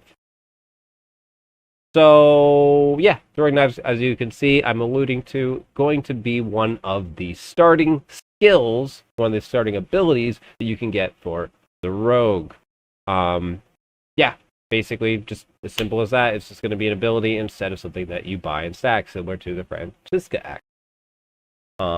But yeah, this is a way to get more charges, which is pretty cool. And a way to make luck kind of useful and something you want. And still something you want as a rogue anyways, you want to loot a bunch. You're a quick looter. Alright, now on to the Tier 2 talents. We have Cutthroat, which comes with a change. You gain 2 skills, not 1. When specializing or speccing into Cutthroat, one is called Cutthroat, the other one is called Hitman. Hitman behaves like old Cutthroat, except it just suppresses skill usage, not spellcasting, spell memory, or music memory. Skill usage. Cutthroat behaves like old Cutthroat, except it just suppresses spell usage, not any other skills, just spell and music memory. Also worth noting, you cannot have both skills active at the same time. The most recent one overwrites your current debuff on hit. So you can't just apply both to the same person. You can't have both ready to go. But you could have them both equipped if you really wanted to. But essentially, you get 2 abilities for selecting this perk. And then you can decide if you want to use Cutthroat or if you want to use Hitman. Or if you want them both, the fact that you gain a 3rd skill slot at level 20 allows that to kind of still work, and you still have, whatever you want for your current or maybe new plan for your build. But at least if you really wanted the angle of being able to suppress skills and suppress abilities, spells, then yeah, you can take both of them. But that requires a little bit more skill, and it requires at least giving up one of those 3 active skill slots. So I think that's a fair trade and a fair balance, and it kind of makes sense to me. Let me know what you guys think, but I thought that'd be something cool. Instead of just giving them perma silence for everything, you got to specialize, you got to know what you're trying to disable, and you got to think ahead. But if it goes off well, then maybe you should earn a victory, or at least an advantage. Okay, moving on to Gold Member.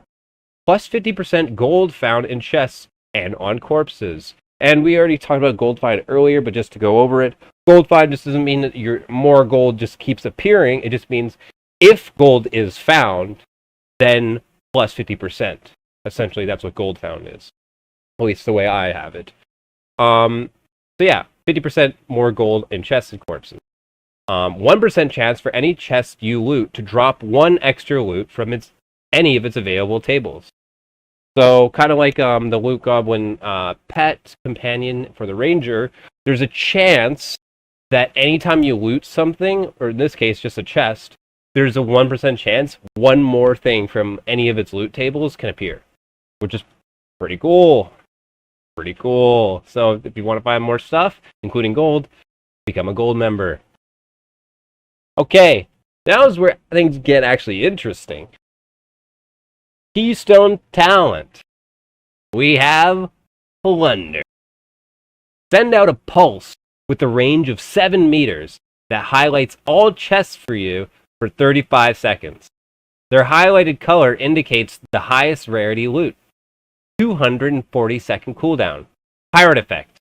Range increased to 25 meters, and cooldown is reduced to 180 seconds.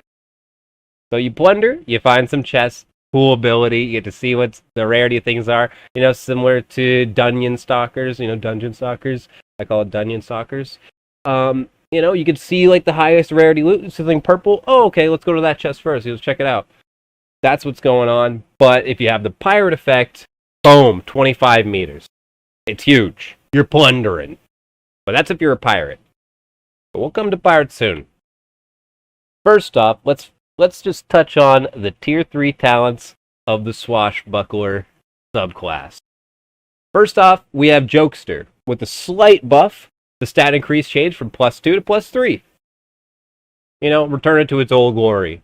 Fuck it. Especially because you don't have stealth. It becomes problematic, obviously, we could change it back. But I thought because there's so many other cool choices, let's give this a little bit love. Alright, now, Mutilate. Hitting a unit 2 times within 5 seconds creates a new glowing red weak point that receives extra damage as if it were a headshot. Think Fortnite Destruction bonus minigame, but maybe like a glowing red heart should be visible to the enemy, obstructing their view, so they know what to defend. So essentially, if you ever played Fortnite, when you're like breaking shit down, like random spots on the whatever like structure or obstacle you're trying to destroy will glow, like have like a red circle, and then if you hit that red circle, you'll do like double damage to the destruction you're dealing to it.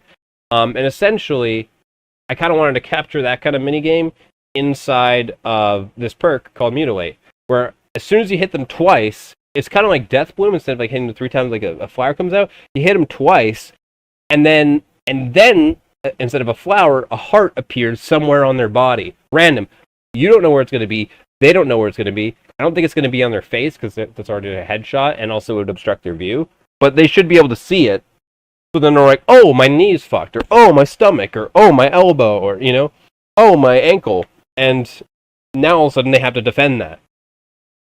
Yeah, and I'd say that also probably lasts like 3 to 5 seconds. One of those.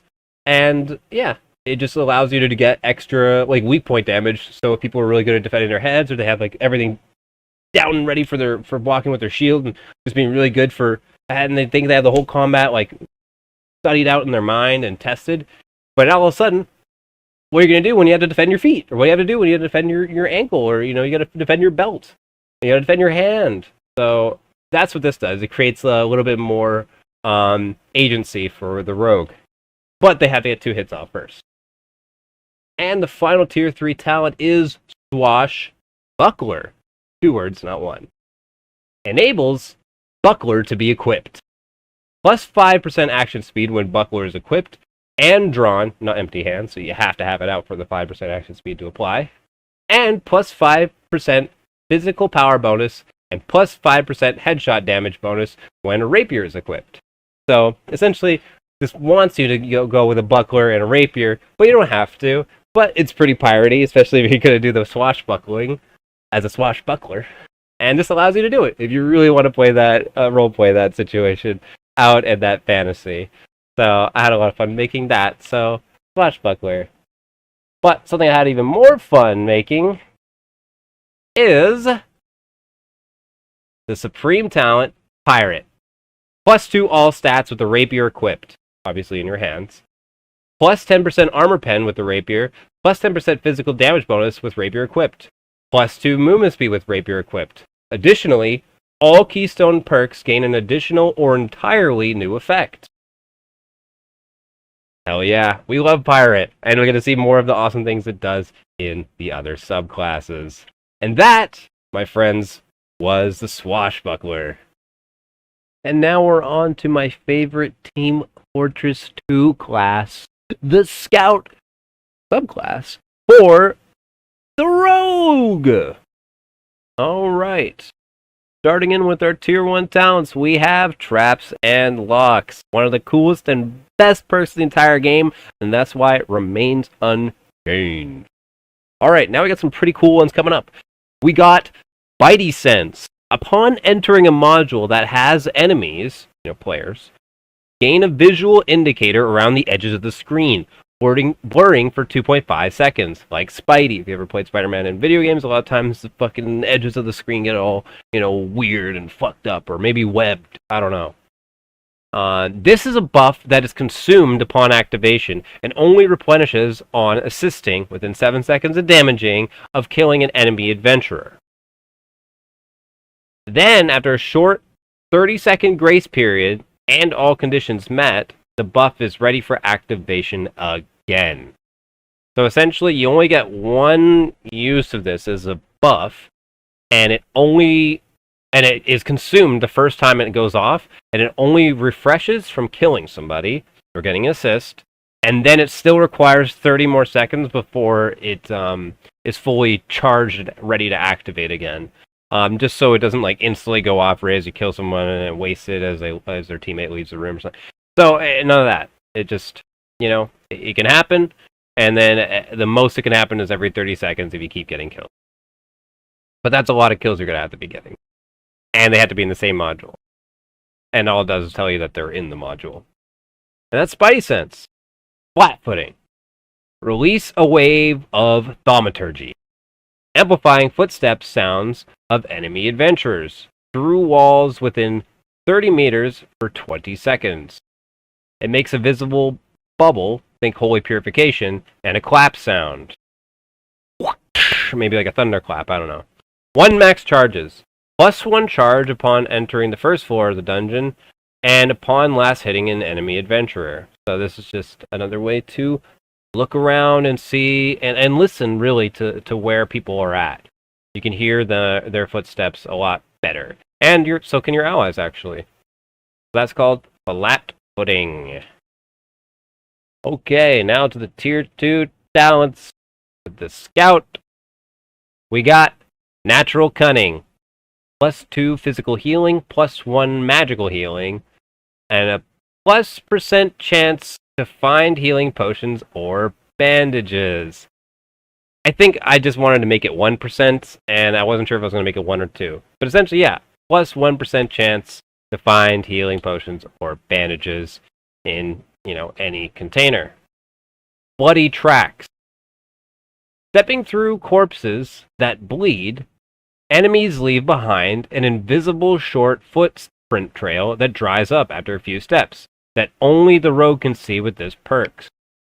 So, people stepping through corpses will actually leave a blood trail for a set amount of footsteps, like 7 or something like that, and then you'll see the blood being less and less per step gradually until eventually there's just no footprint whatsoever. And that happens indefinitely as long as they keep walking through corpses. Corpses that bleed. It has to be a corpse that bleeds just so it kind of fits the fantasy. Even though technically skeletons always bleed when you hit them, that'd be a creature that at least would bleed, like a player or like a goblin, wolf. But yeah, that's Bloody Tracks. So you got to think about it. It's something that makes the game a little bit more immersive too. Bloody Track. Now, the keystone talent for Scout is Hand Crossbow Mastery. And it just allows you to use a hand crossbow. That's basically it. But the pirate effect is firing a hand crossbow fires and shoots a grappling hook instead, effectively turning all hand crossbows into grappling hooks for the user. So essentially, Hand Crossbow Mastery gives you the ability to use hand crossbows, and the pirate effect turns them into grappling hooks. But then you don't have any hand crossbow to use. So if you're a pirate, you ain't shooting a hand crossbow, you're shooting a grappling hook. But in a lot of situations, that could be a lot better. Definitely a lot more creative use could be had out of that. Alright, now we turn on to our Tier 3 talents. Coming up first with our Double Jump. Unchanged. Uncanny Dodge. This one's pretty cool. Chance on receiving a hit to glow in a bright orange pulse and quote-unquote dodge. A plus 5% chance for melee and plus 2% chance for range. Successfully quote-unquote dodging an attack, it equals minus 50% damage received. So you still will take damage whenever you're dodging, quote-unquote, but a dodge, quote-unquote, just means you're taking half damage. And Uncanny Dodge just unlocks these two stats to even happen to you, which is a 5% on melee hit and 2% on ranged hit. So whenever you get hit from melee range, that's the chance that it can proc, and if it procs, this orange glow happens and you receive 50% less damage. That's it. Investigate ability. Enter a long, unscalable 15-second interaction on an opened chest, lever, or door. If prior to your team was last used by another adventurer, after investigation, a small compass will form at your feet and point towards the door they took to leave the module. If they left the module, are currently alive, and haven't extracted or left the floor. The compass lasts 5 seconds. 2 charges max. Plus 2 charges when entering the first floor of the dungeon, plus 1 charge on assisting within 7 seconds of damaging of killing an enemy adventurer. Can be charged with campfires. Example, second wind needs around 500, 510 skill points. The great campfires provide 510. Then investigate would need around 884, 900 per charge. Like it needs like 2, you know? Campfire only, no clarities or sitting. It needs a campfire or kill. But yeah, you can see where they are if they left. You can see the door that they left from. But you won't see anything of form at your, the compass won't point anywhere if they are still in the module, if they are and if they have extracted. So if you don't know or left the floor. So if you don't see a compass after seeing someone already open a chest and you use investigate, they could still just be in the room, or they could have already be long gone. But if you see the arrow, you at least know they're not there anymore, or at least they left, but they could have come back. And I feel like the compass probably wouldn't stay. It wouldn't let you know that they came back. Except for, I'd probably make it a mechanic where they would at least be able to be told that they were coming back, because the arrow wouldn't point the moment they entered back again or something, or the arrow would disappear if they did it while that was going on. But essentially, yeah, if they're out of the module, then the arrow should point towards. And that's investigate. It just points to the door that they left in.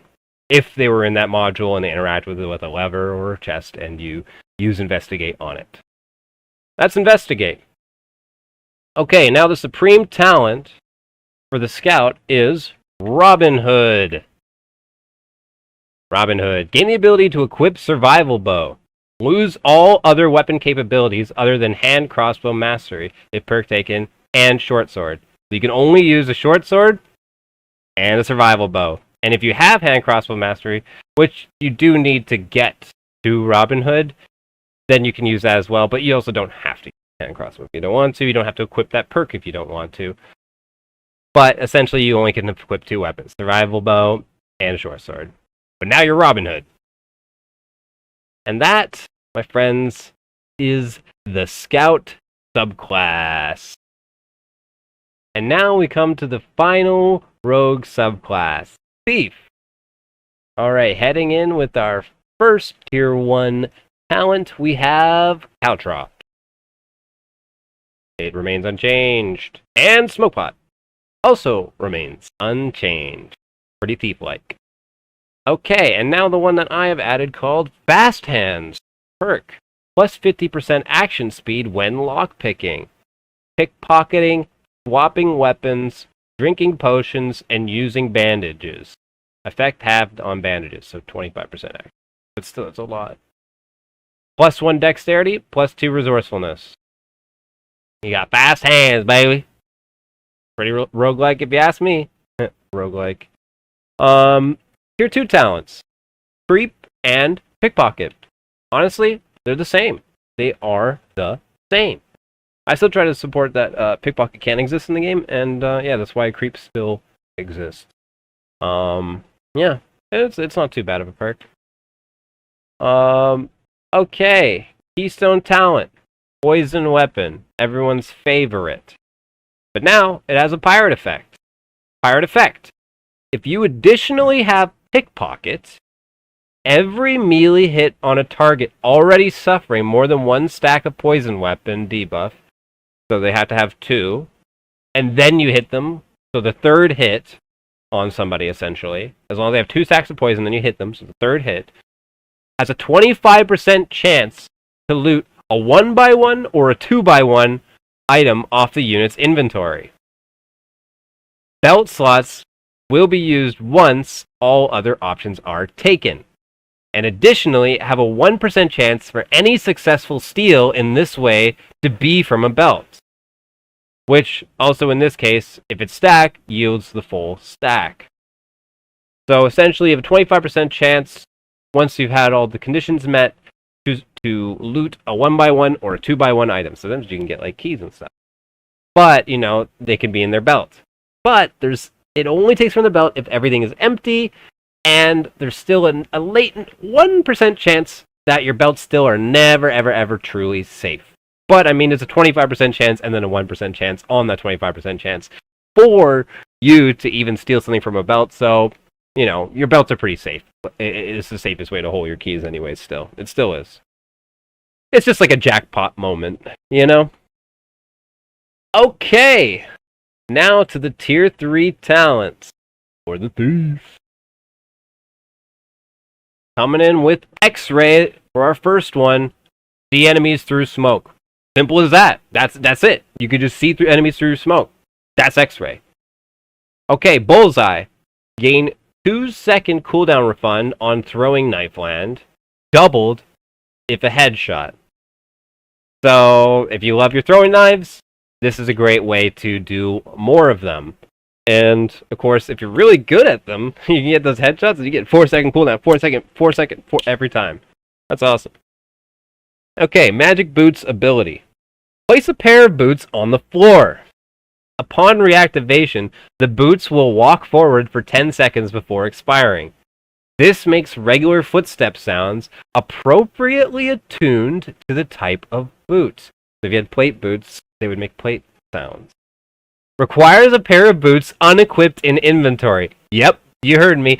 You actually need to get a physical looted piece of boots to summon the ability Magic Boots, which is, I think it's pretty cool. It's pretty cute. You gotta place little boots on the ground. They do on their own. 2 max charges.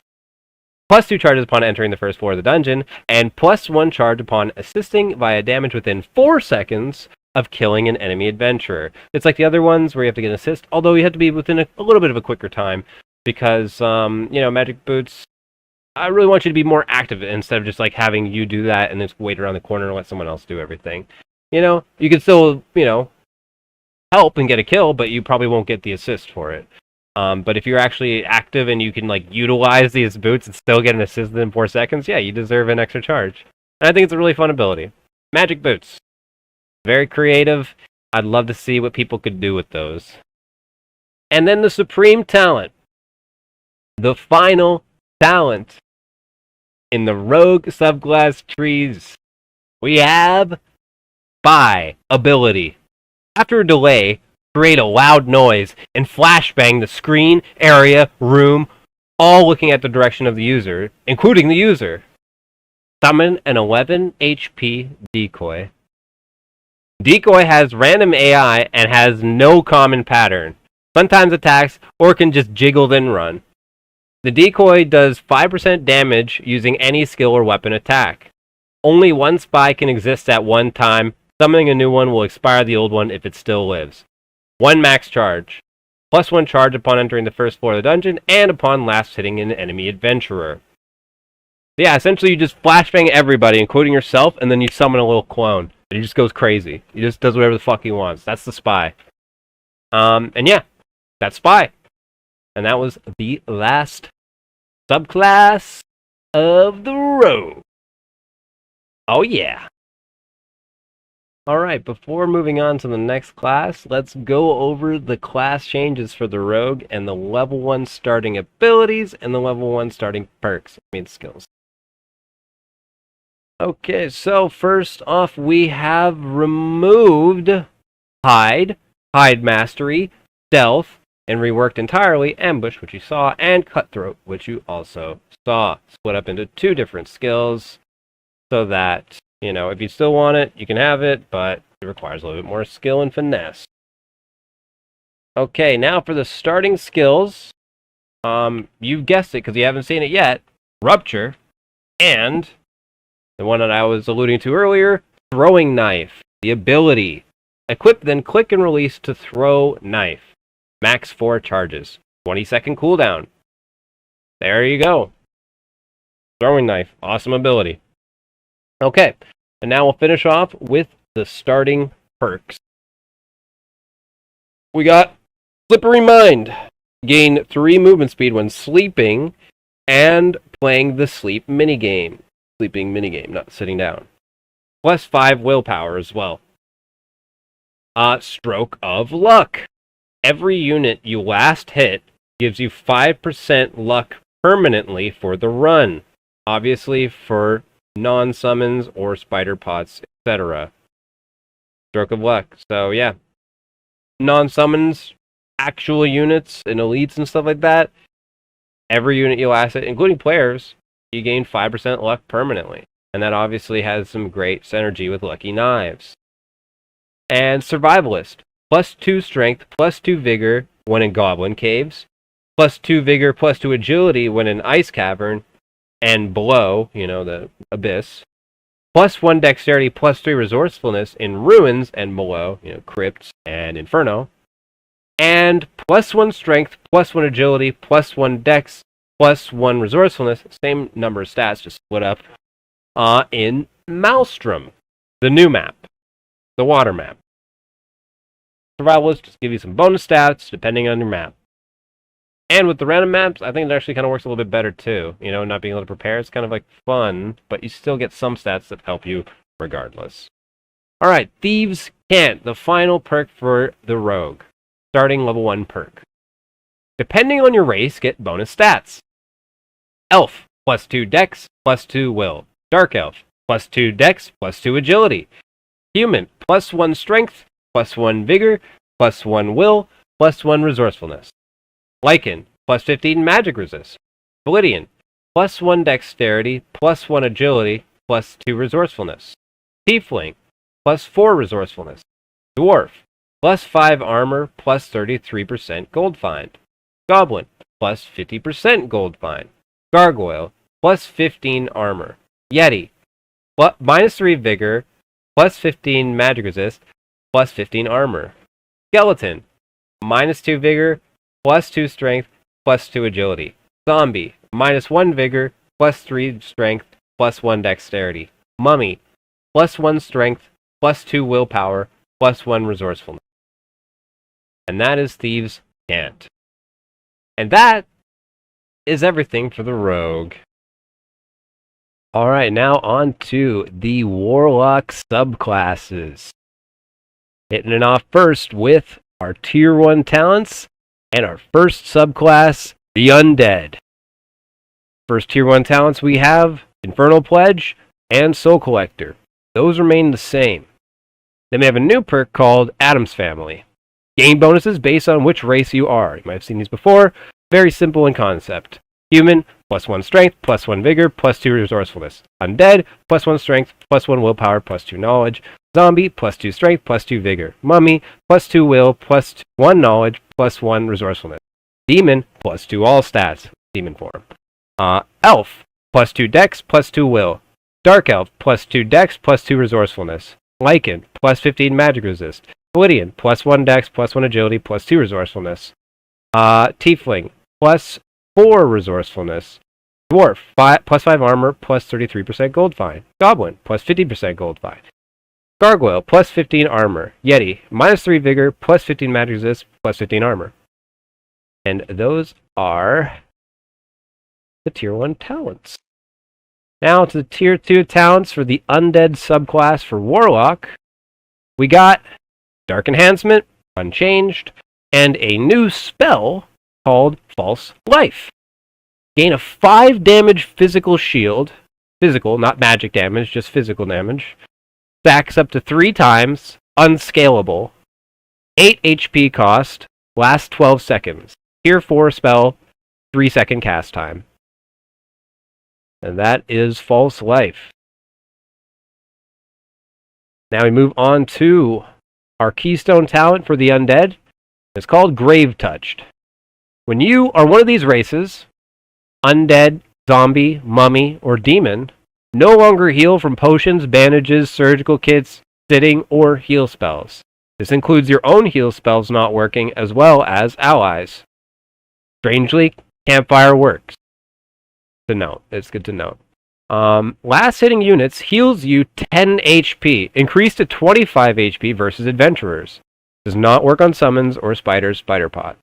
Essentially, you can't heal normally except from potions and campfires. Oh no, you can't even heal from potions. It's just campfires and last hitting units. So if you don't want this to affect you too much, you could obviously just have like a normal race, like a human or something, or Validian or something. And then when you go demon form, you benefit in this way. But if you want to, truly be Grave Touch, you can wear like a skeleton skin or race or whatever, and benefit at all times, but also have to worry about the debuffs of not healing. All right, Tier 3 talents. We are coming in at our first one, Death Essence. When you are one of these races, Undead, Zombie, Mummy, or Demon, dead mobs on the map drop a green orb that only you can see.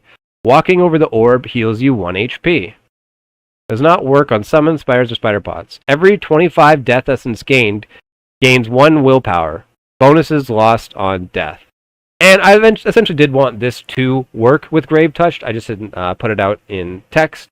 But essentially, I was toying the idea in my head, and yeah, I think I would. Just because it's only 1 HP and it doesn't scale, it's just a little HP. And yeah, every 25 you get some willpower. There you go. Mortal Husk. When you are one of these races, Undead, Zombie, or Mummy, once per match, if you have 100 Death Essence, the next instance of damage that brings your HP to 0 or below instead brings you to 1 HP. Additionally, once this happens, consume all Death Essence and explode for dark damage equal to 25% of your stacks in a 7-meter AoE. Mortal Husk. Phantomize is here. It's reworked back to the static time, so you can't choose when to cancel, so it's actually a bit more skill expressive. Now it also requires a campfire to charge, because why the hell was it ever not like that? Let's be serious. But yeah, that's Phantomize. And now we have a supreme talent called The Haunted. When you are one of these races, Undead, Zombie, or Mummy, gain access to the Chris Knife. Hey, I brought it back, baby. Hey, I don't even play this class, and I'm still trying to bring some love to you guys, I think this is what you guys like, is what you guys want, and there you go. It's a perk. Hopefully that makes you guys happy. I love Warlocks, I love everybody. Even if I never play the class and never will. Okay, moving on to the Undying, not to be confused with the Undead, the Undying subclass for the Warlock. And for our Tier 1 talents, we have Vampirism, Dark Offering, and Life Drain, all unchanged.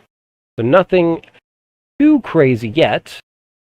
And in our Tier 2, we have Immortal Lament and Eldritch Shield.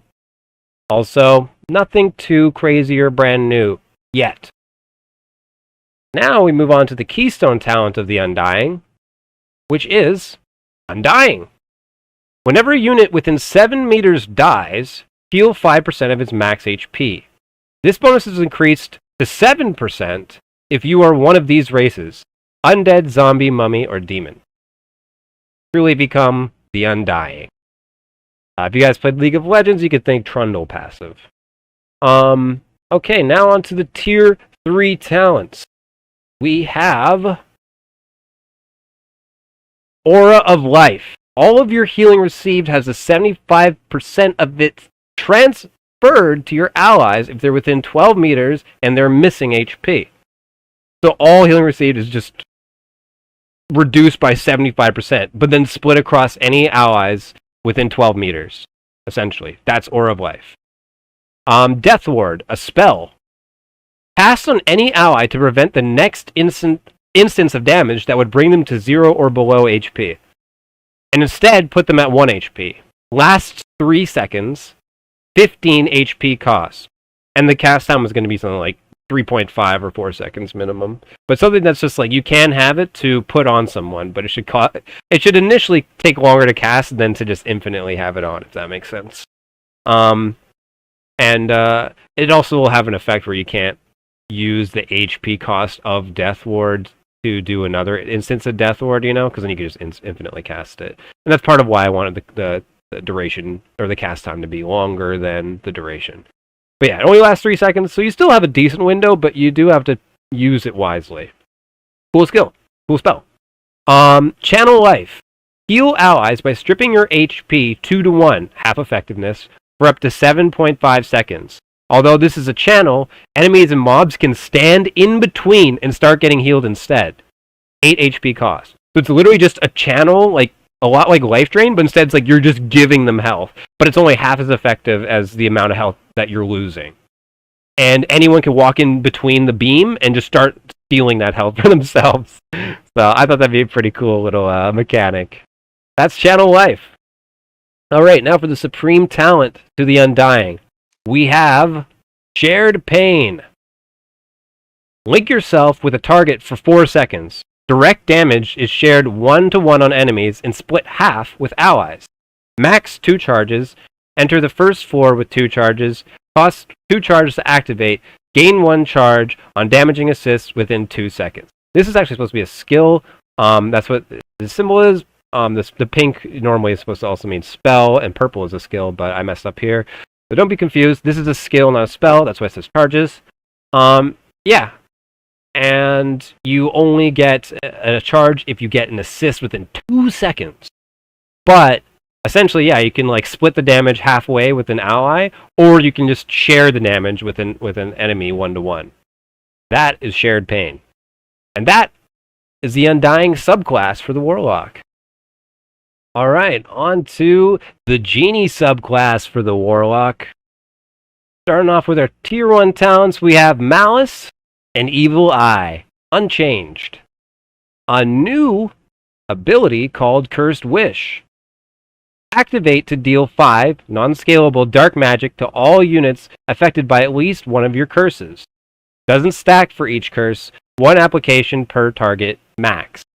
So basically it just means like if you have 3 or 2 curses on someone, it's not going to strike them twice for 10 damage or 15 or whatever. It's just going to do 5 no matter what, as long as it just checks if they have a curse and then just does 5 damage.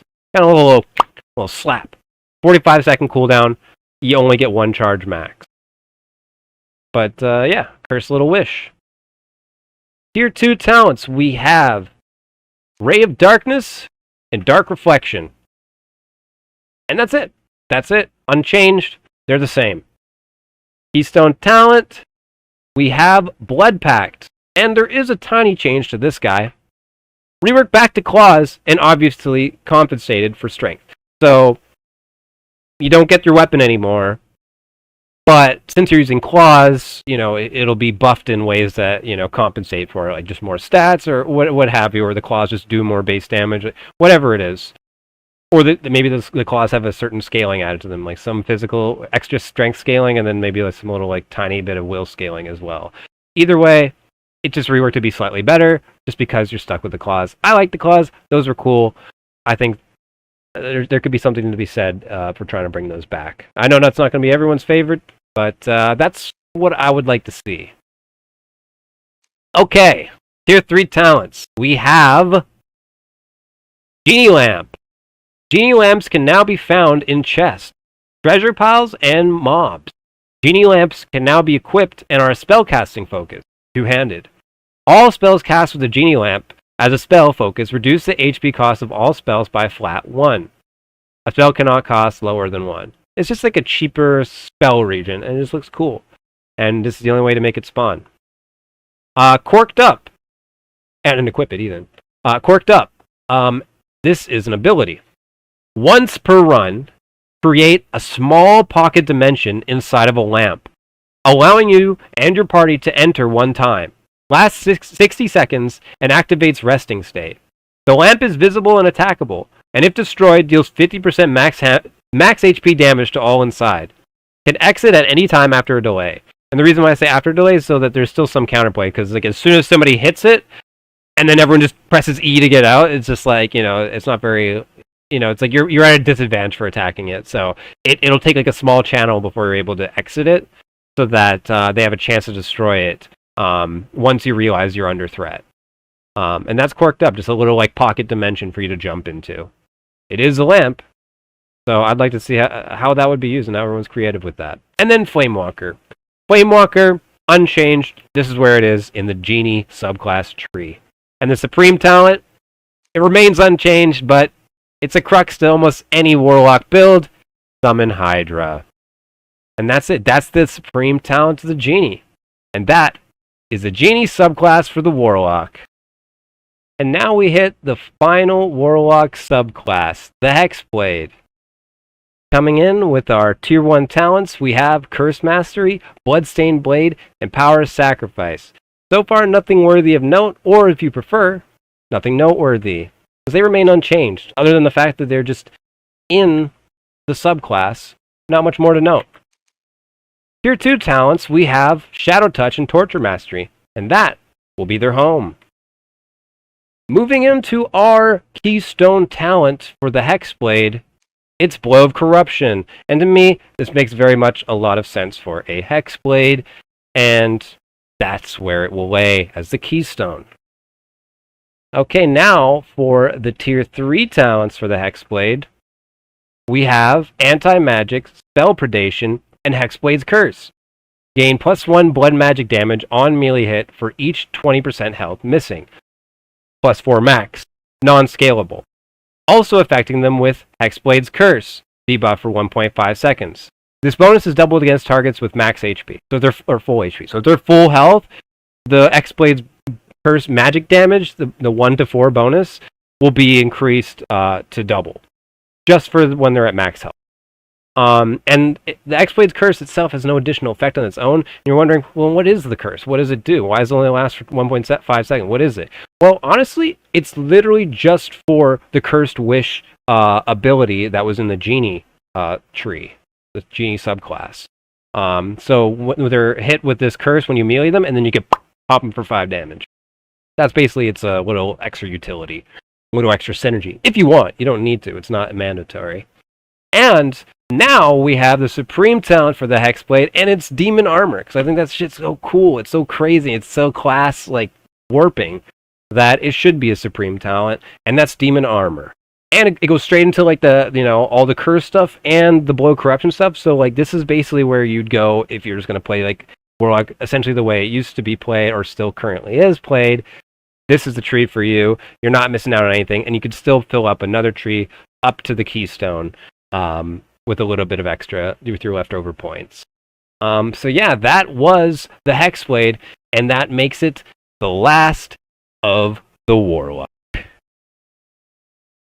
Now, quickly before we head on to the next class, let's look at the starting skills and starting perks for the Warlock. Since, before we get to level 5 and interact with these, you're going to need something to select. So first, for the starting skills, we have Spell Memory, of course, but also we have a new skill called Dread Form.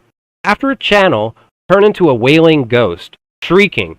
All units within range take 15 dark damage, and all mobs are feared for 3 seconds. After the animation, change back. 45-second cooldown. Pretty cool. Dread Form. Alright, and now we look at the starting perks. So, we have Hex Girl and Cheat Death. Hex Girl.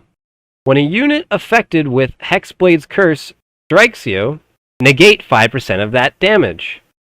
Also, when cursing a unit, if they're within 10 meters, gain an outline of them through walls, players, mobs, and terrain on each tick. Not infinitely, but every time they tick a damage. But also, when you initially curse someone with Hexblade's Curse, if you remember up over here in the tree, and also it gives another use for it other than just the Hex Wish, the Cursed Wish. And now we move on to Cheat Death. +2 Vigor. You just get that. And whenever you successfully activate Mortal Husk or save an ally's life with Death Ward, heal 20% of your max HP. And yeah, that's essentially just it. You cheat death. Okay, now we move to the Unforgiven.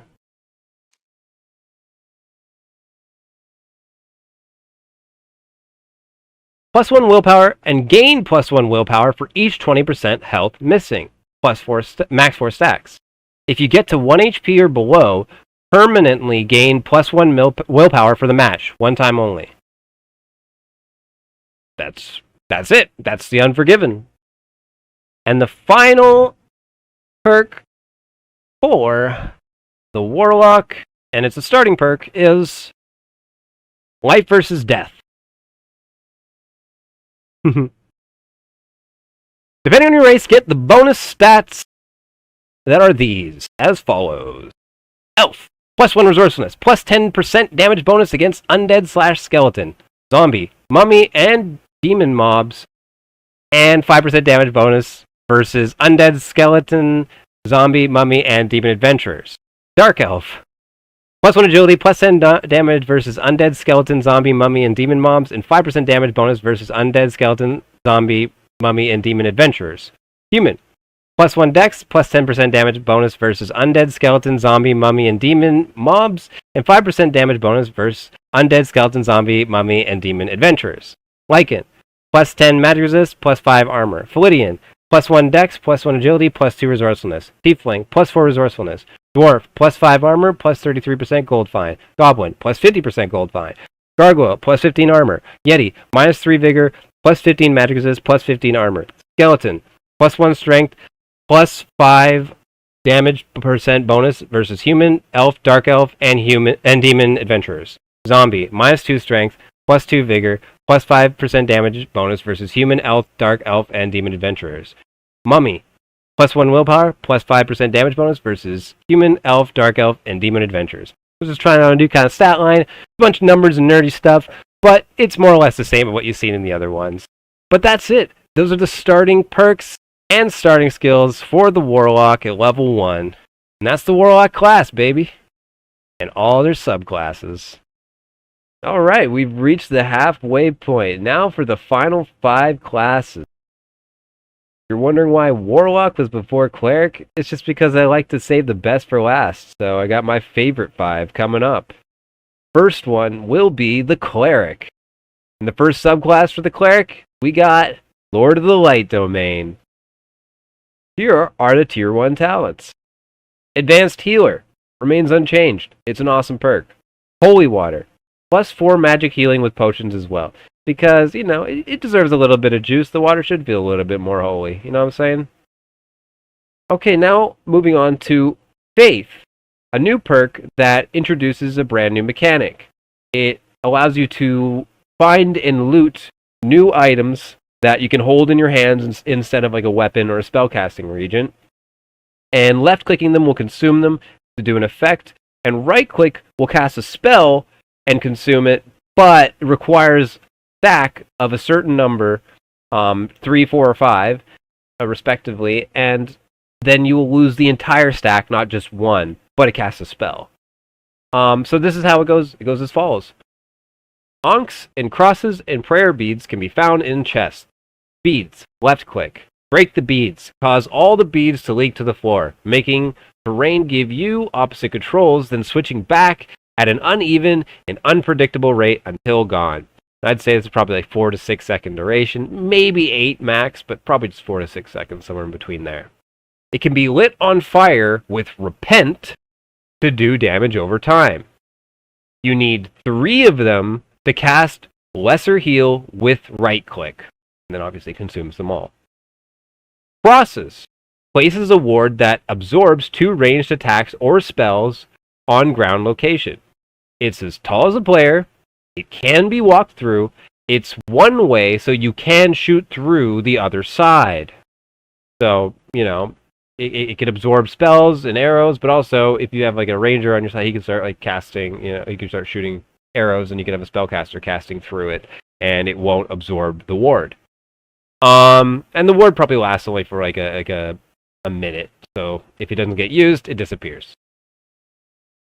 And you need 4 crosses to cast Holy Light with right-click. Obviously, consumes them all.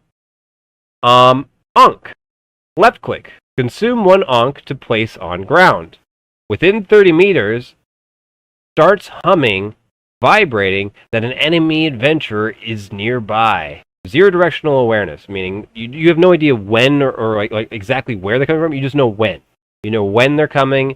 They're within range. That's about all you get to know. Then it goes on a 7-second timer before expiring.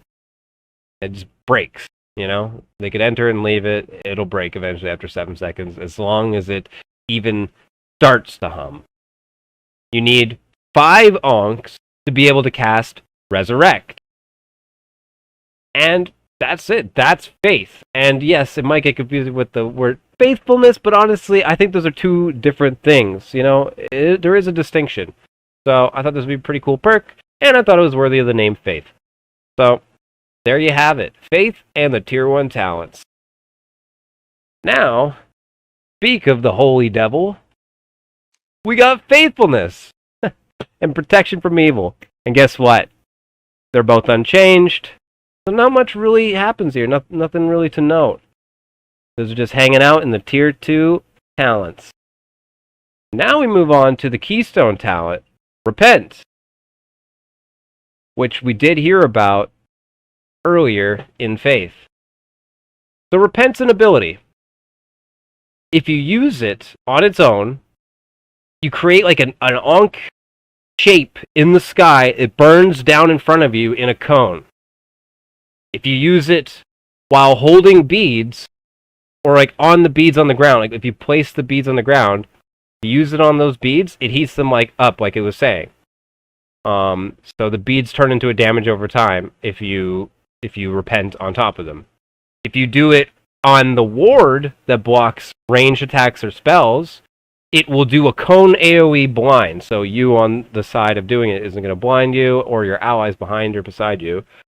But everyone on the other side of that ward is going to get blinded if they're looking at it. And at the Ankh, when it's not vibrating, it casts Bless on all nearby allies. But if it's vibrating, then it casts Divine Strike on all nearby allies, and any enemies in range get a Holy Strike at their feet. So pretty cool. You know, you can kind of play around the Ankh a little bit. So that's Repent. And it still does stuff on its own too. So you don't even need to have faith to make Repent work at all. You know, it still has its own use. Okay, now we move into the Tier 3 talents. We have Judgment, Smite, both of those remain the same, and a new perk called Guardian Angel. When max HP drops below 35%, once per run, summon a Guardian Angel. And essentially, the Guardian Angel would just be something that absorbs a couple hits for you, maybe attacks anyone in melee range for a little bit, and then, after 60 seconds, probably not that long, maybe like 30 seconds, 20 seconds, and then it just leaves, And it doesn't block every single instance of damage, but maybe like the first 3, it's like guaranteed to, and then it's like a chance or something like that. But something that just comes in and protects you. It has to be somewhat powerful, because it only comes in once a run. But yeah, I kind of left this more open to interpretation for the community, because it's like, a lot could be done with the Guardian Angel. So, there you go. And now, we move on to the Supreme Talent. I call this one the Holy Ghost Anugi. Holy Ghost Anugi. It's an ability. Start channeling. After a few seconds, summon a ghost in front of you. Then immediately take control of it. Now, in my mind, this ghost actually looks like the Ghost King. But it could obviously look like anything they want. The Holy Ghost starting HP percent matches yours on cast. Then, on cast, lose 50% current HP after the calculations. And then heal the Holy Ghost for 2 times the amount. Okay? So there's a way you can use it to, kind of sustain yourself a little bit. It comes with an HP cost, but, you still heal twice the amount on the ghost. If the Holy Ghost lasts the full duration and expires, add the Holy Ghost HP percent to your own. Add it. Don't swap it, you add it. Double this amount if you make it back and successfully interact with your body. So I did want to make this one of those things where you don't just like, oh, I'm in a new form. I'll just go out and then just go apeshit crazy, and then I die. I hope to die, and then I'm zooted back into my body like nothing ever happened. Now, I want you to actually really be thinking about your HP this entire time you're using it.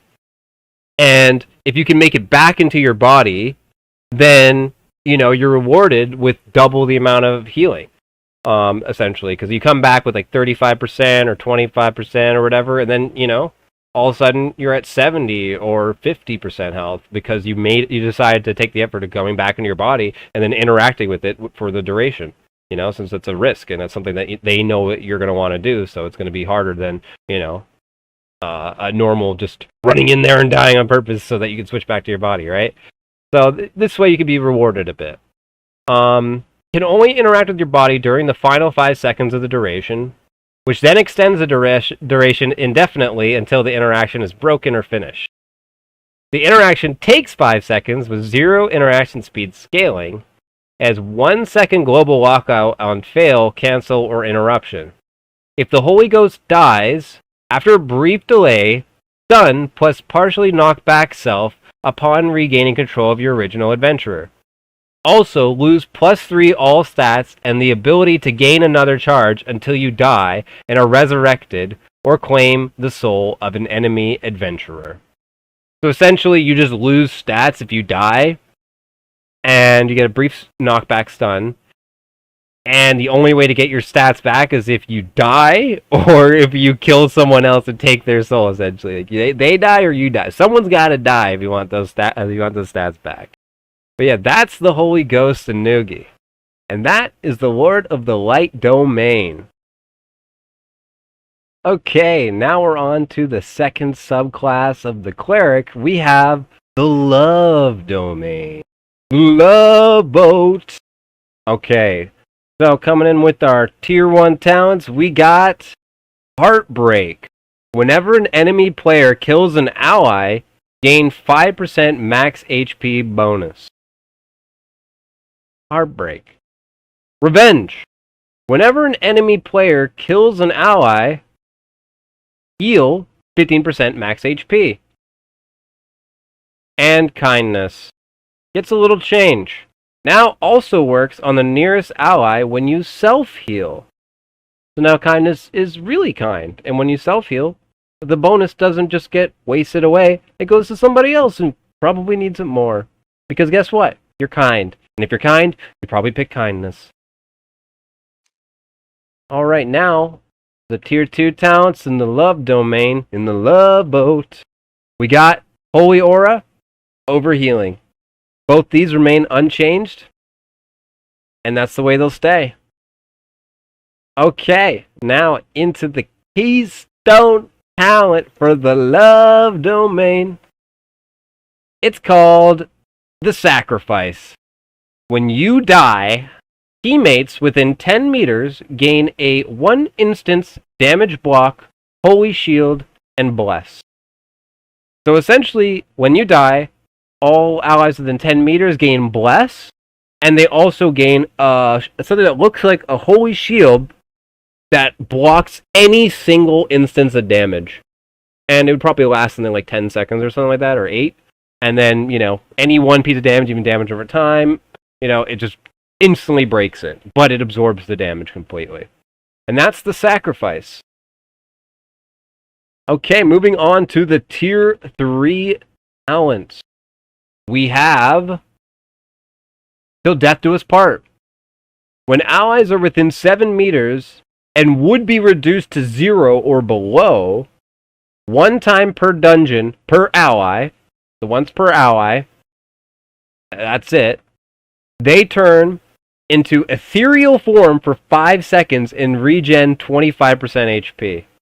So they have to be pretty close, 7 meters, but once per run, you can basically save 2 different people's lives, at most. Retribution. When an ally takes damage from an enemy, gain a 15% damage bonus against them for 3 seconds. So, some retribution if they, take some damage. You hurt my little friend, I'ma hurt you. That's the love domain, baby.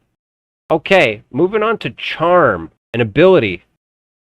Cause target to become impulsively infatuated with you and walk towards you with a 40% slow, unable to act in any other way until duration ends.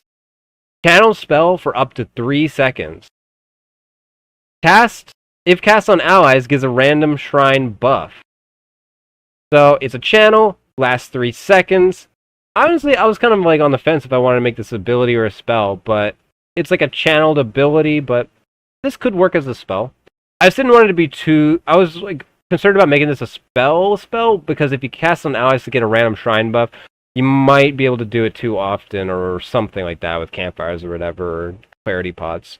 But as like an ability and you have to wait it out, it's much more easy to balance in that way. But either way, spell or ability, Charm, it has its place in the love domain.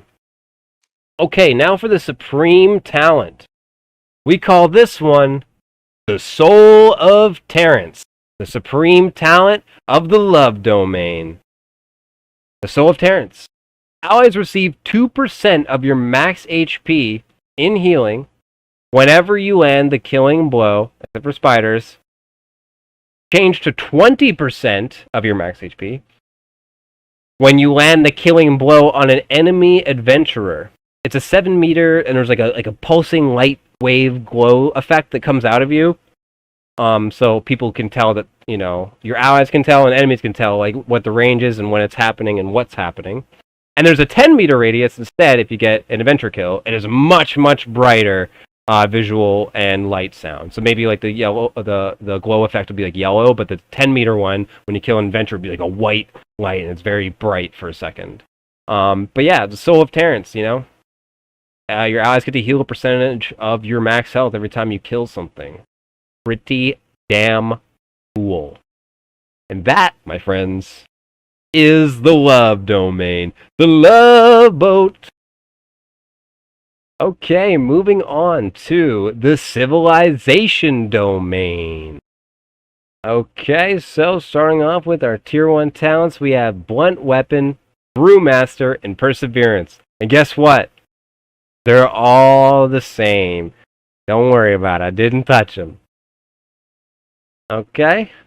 Alright. Now for the Tier 2 talents of the civilization domain for the Cleric. We got the Salvation. Makes the caster immune to CC. Lasts 4 seconds after cast. 2.5 second cast speed. AoE bubble.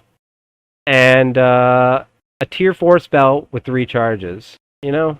It's only for the caster, but it looks like a little bubble so that like people can kind of see what's happening to you. So it's a pretty visual, like around corners visual kind of thing, just like a little bit. So people really know when someone's about to turn the corner fully, fully, immune to stuff. And that duration could be a little shorter too. It could be 3 seconds or 2.5, but it depends how like if people are really, really good with it, right? So yeah, that's Salvation.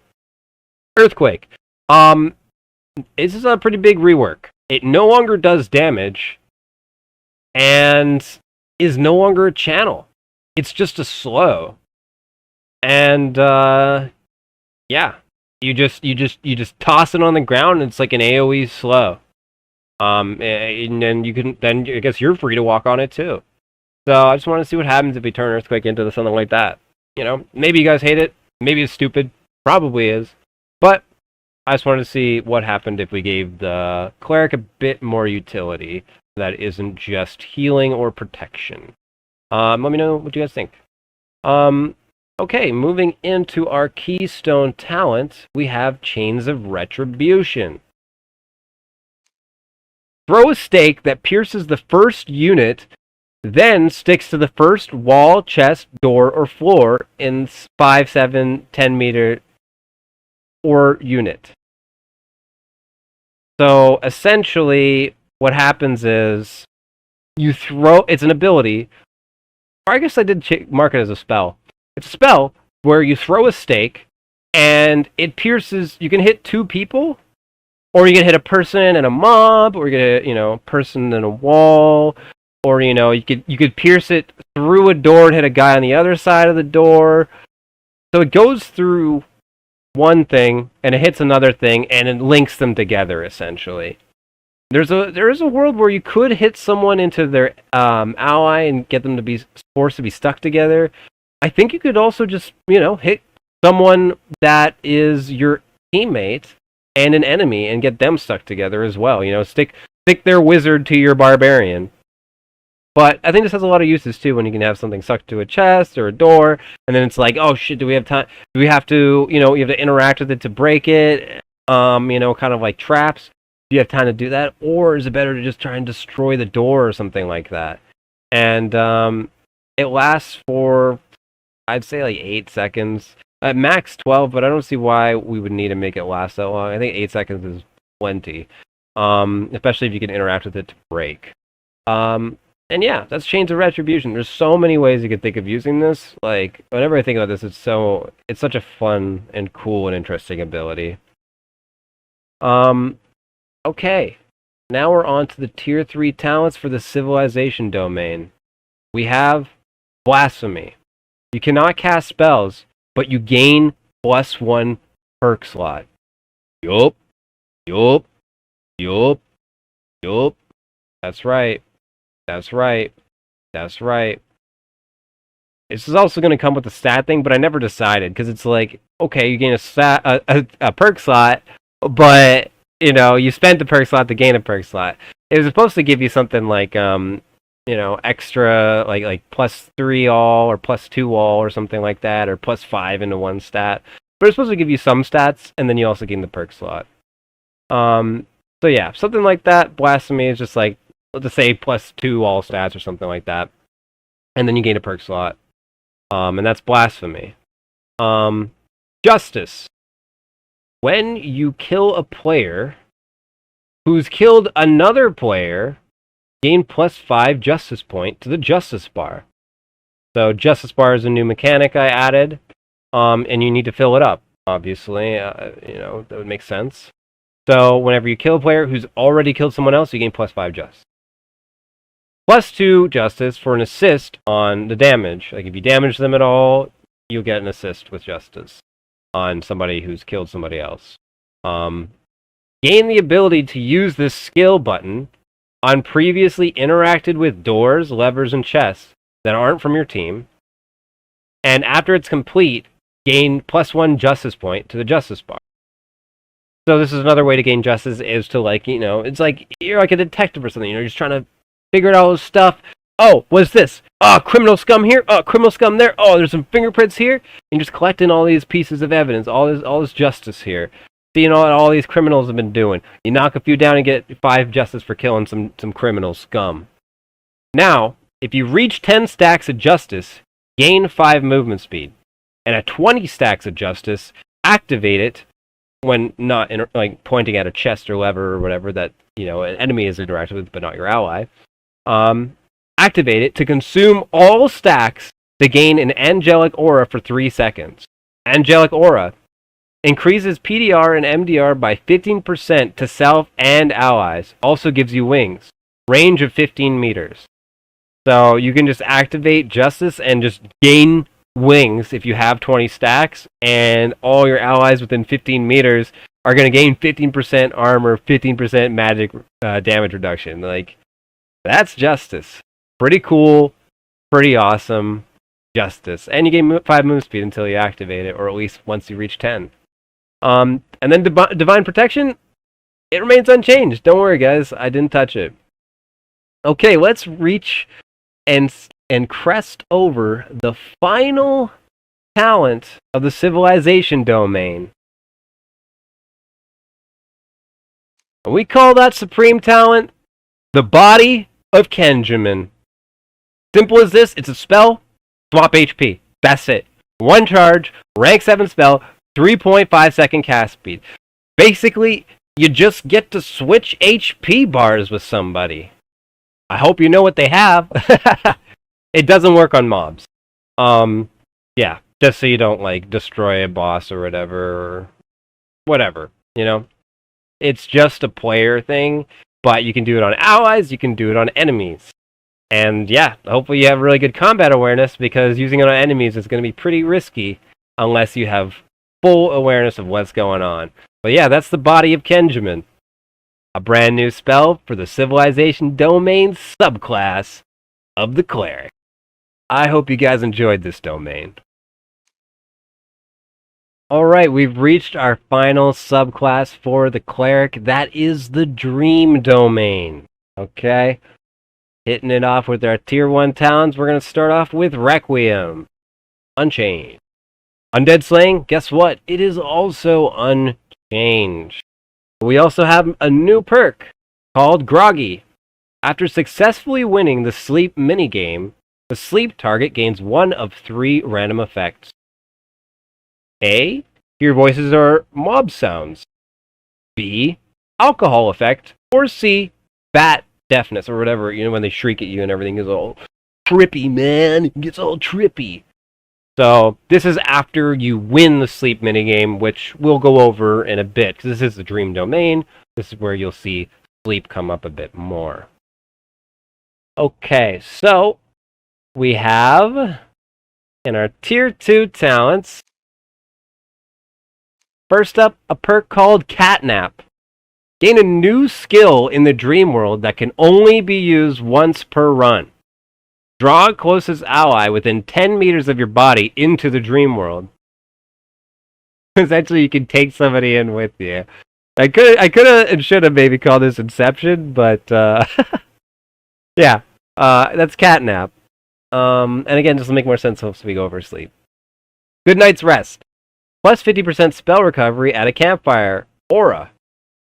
But it puts yourself and allies in a dream state for the duration. Until either player presses G. So essentially, you can always give allies this kind of spell recovery at a campfire, but you have to also be sitting.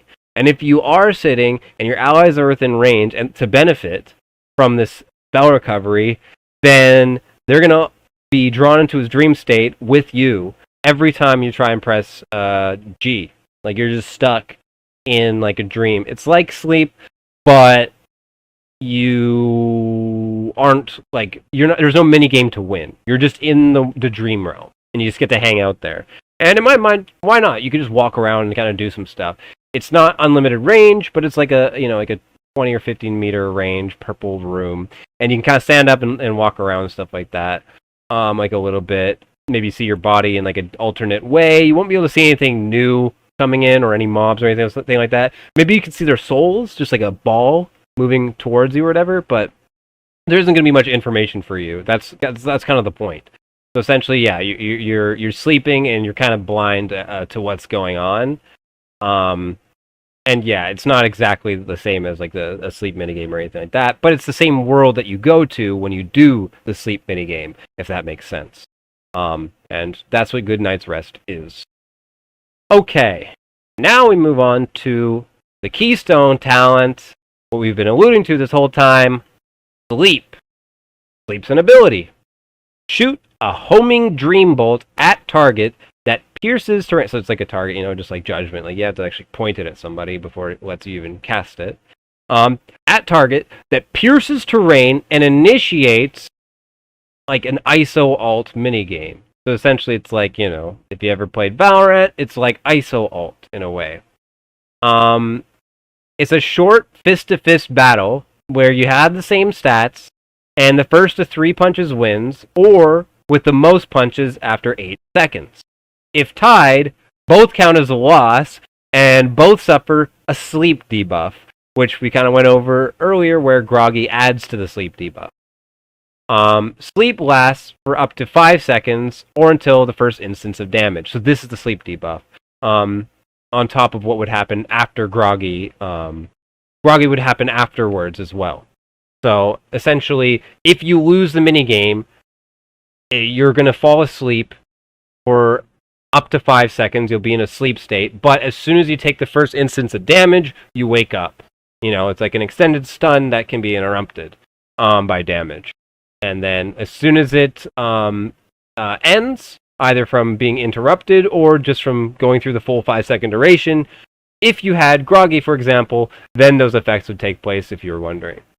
It has 2 charges, and it has a 30-second cooldown, and only gains charges from campfires. So the bolt is homing, and it pierces terrain, but it can fizzle out. It does fizzle out eventually. It doesn't have unlimited range, like like the Lich's bolt. But yeah, that is Sleep. That is the Sleep mechanic. Hopefully you guys liked it. Okay, coming into our Tier 3 talents, we got Locust Swarm. That is untouched because we already touched Earthquake, so we felt like, 2 of the same spells, kind of like whatever, kind of redundant. So, Locust Swarm, we like it. We'll keep it the same. It's a cool theme, too, of those locusts. And it seems kind of dreamy, too, so I put it in the Dream domain. Okay, so we have Clairvoyance. Change colors to yellow twinkling version of everything. This is a spell. And see an orange apparition of what might have transpired. Think like Assassin's Creed.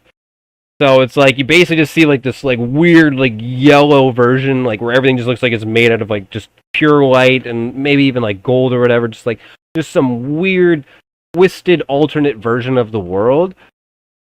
And then within it, you'll see like this weird like orange apparitions kind of just moving about and stuff like that. And it's kind of just showing something that happened or like what like kind of happened or like what could have happened or whatever within that area, if this area has been visited before by other players, you can kind of see visions of like some of the actions that they did in this room. So you kind of get to see what transpired. If you played Assassin's Creed, it'll probably make a little bit more sense. And if it doesn't, I'm very, very sorry. Please feel free to ask me questions if you guys want to know more about this or any talent in any talent tree. But this one is a spell. 1 charge, level 8, lasts 20 seconds. Okay, Dream Eater, another spell. Only damaging spell or attack that doesn't wake up a sleeping target. It's the only one. This is the only thing that can damage someone while sleeping without waking them up. It only works on sleeping targets, and it deals damage, and it heals you the same amount, or half. I was still deciding if it was going to be like a 1-to-1 or 2, and I was still thinking about the damage. But for now, it's just going to be 4 charges, tier 5 spell, 15 base damage with 2-second cast speed. And at this level, it could still be the exact same amount heal. I'm fine with that, but maybe it could be obnoxious, but I think it's fine, because there's a lot you have to do to be able to get someone to sleep anyways, and get the, then you still have to win. The sleep is a fair minigame. So to win that consistently, and then get this off without someone, like, beating you down, it's a lot of ifs. So I think for 15 base damage, that's okay. Maybe if it was like a 20 or had really good scaling, then, you know, maybe we can put it at half. But for now, this is like where I have Dream Eater. I always liked Dream Eater in Pokemon, so I wanted to make an ability like that. And that's Dream Eater right there. Okay, now we move on to the final talent in the talent trees for the Cleric and the final talent for the Dream Domain. And this is a supreme talent I like to call the Mind of Drac. That's me.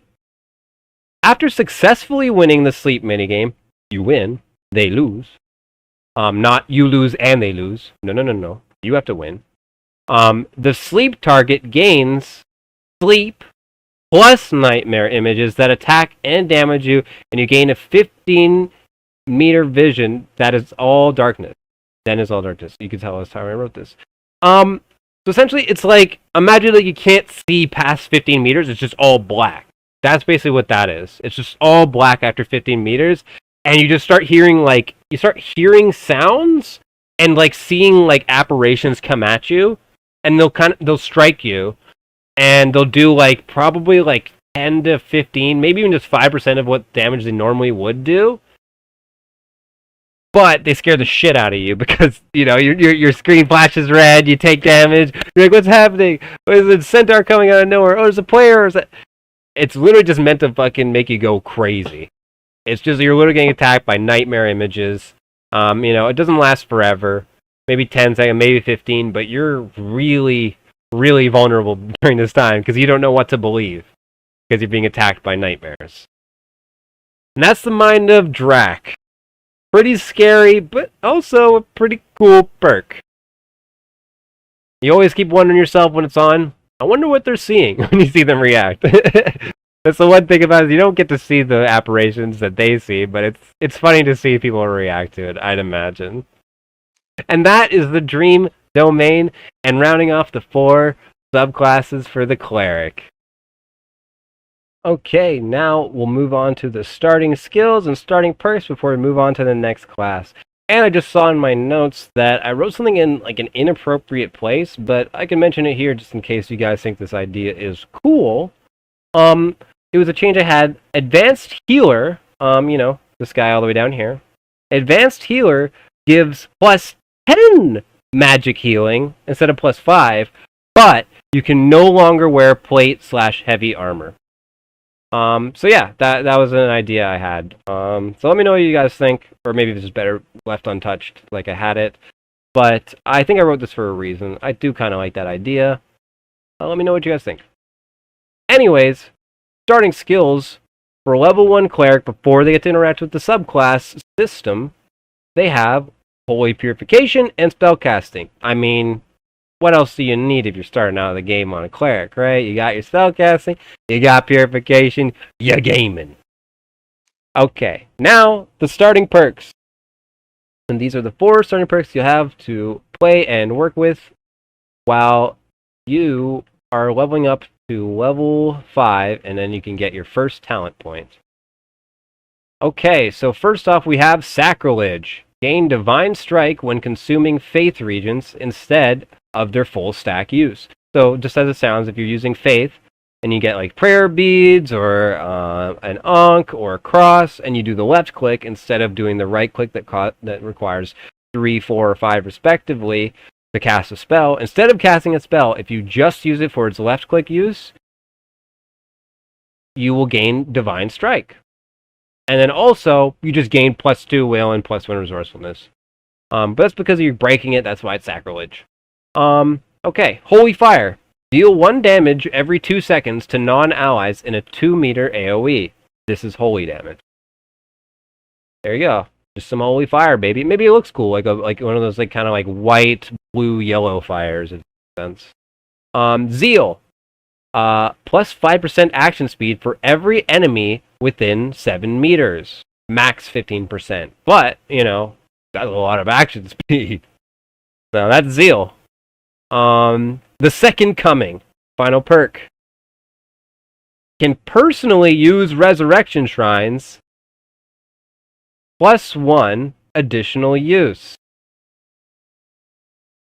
And, yeah. That's basically what it is. So if you're using a resurrection, its wording is horrible. I'm so sorry about that.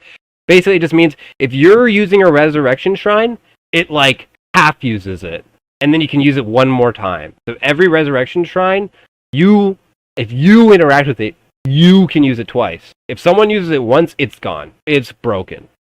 But if you use it once, then someone else could use it the second time. That's also fine too. But yeah, you have the ability to get a second use out of a resurrection shrine.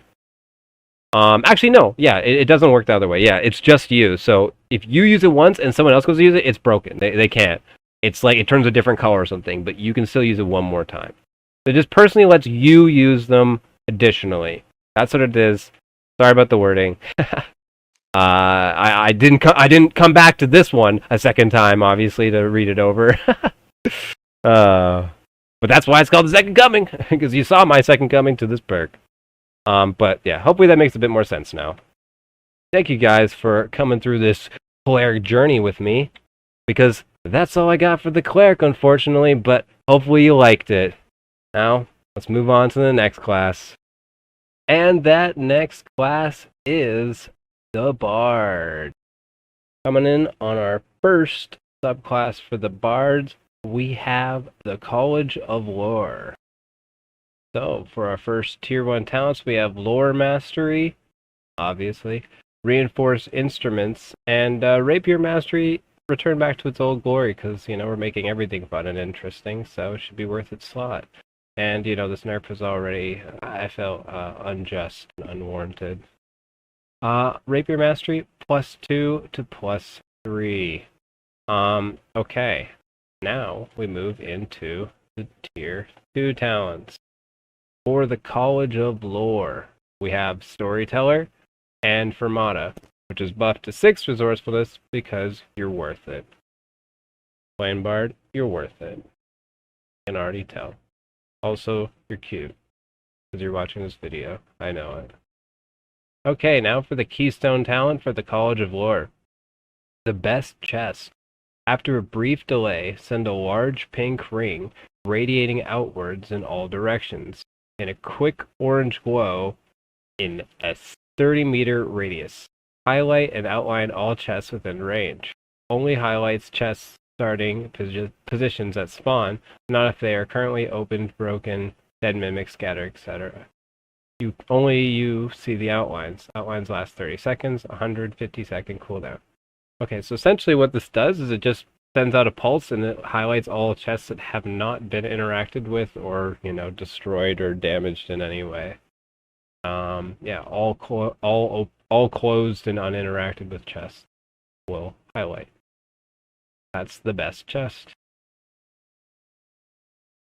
And it's a skill, an ability, if you will.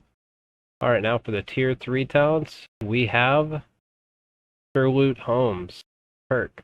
When using the Best Chest skill, also now shows if chests are currently opened, broken, dead mimic, scattered, etc. So you can see all chests, no matter what state they're in.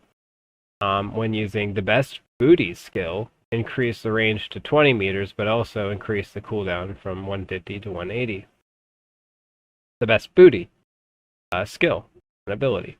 After a brief delay, send a large ping radiating outwards in all directions in a quick yellow glow in a 15-meter radius. Highlight each chest, tomb, coffin, dead mob, etc. in a different color, everything lootable essentially,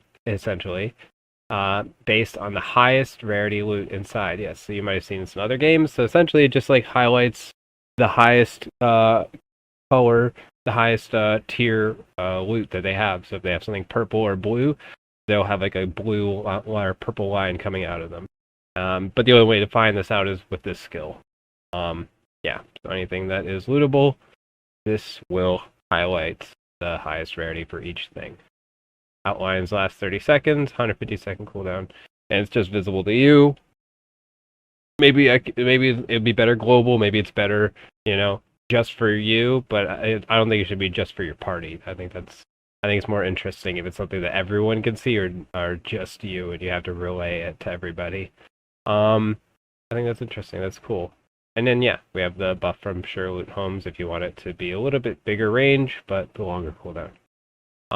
Okay, and now the final tier 3 talent is Plot Armor. When you receive a damage instance that would kill you, you will survive with 1 HP instead. This effect has a 360-second cooldown and is not affected by cooldown reduction. Essentially, you just gain an extra life, and it comes up every once in a while.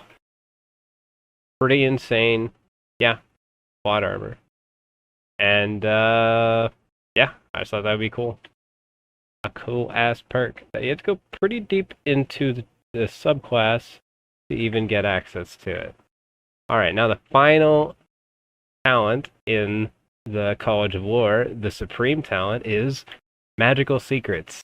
Gain access to one spell from any class, with some exceptions like combined sorcerer spells, etc., and equip it in the class screen in the main lobby. So there's like a new screen where you could equip this once you have this perk selected. 25% spell charges max. Must sit, rest at a campfire, or drink a clarity potion and sit to regain charges. Requires a spellcasting region, and gain the ability to equip spellbooks. This is the only way to cast a spell with a spellbook on the bard. You may also use the rapier, with no secondary, as a spellcasting region. So that could be cool or interesting. Both of these spellcasting regions come with a delay, an animation of a yellow glow, ending in a twinkle at the top with a ding sound when the cast animation begins. And there's no casting speed reduction at all. It's you just get one spell and hopefully you use it well. That's Magical Secrets, and that is the College of Lore subclass for the Bard. Alright, coming in at our second subclass, we have the College of Spirits for the Bard. For our Tier 1 talents, we have Charismatic Performance, which has been reworked to gain +5 dex, +2 resourcefulness, because skipping notes, I never really was fond of it. I liked Bard, but I just never liked that part for it. I didn't think it promoted healthy gameplay, and I feel like you should just play around trying to get faster playing rather than just skipping notes and finding the perfect notes. It's silly. It should be Guitar Hero, not Guitar Zero. Okay, moving on to Party Maker. It should be a Party Maker, so it's reworked to everyone in a 6-meter radius becomes intoxicated, including the caster. Obviously, you can benefit from. But yeah, I mean, you're a Party Maker. If you're going to keep the current effects, that's fine, but just change the name to Buzzkill. Alright, moving on. War Song. That's unchanged, and yeah, those are the Tier 1 talents for the College of Spirits. Moving on to the Tier 2 talents, we have Dancing Feet and Melodic Protection.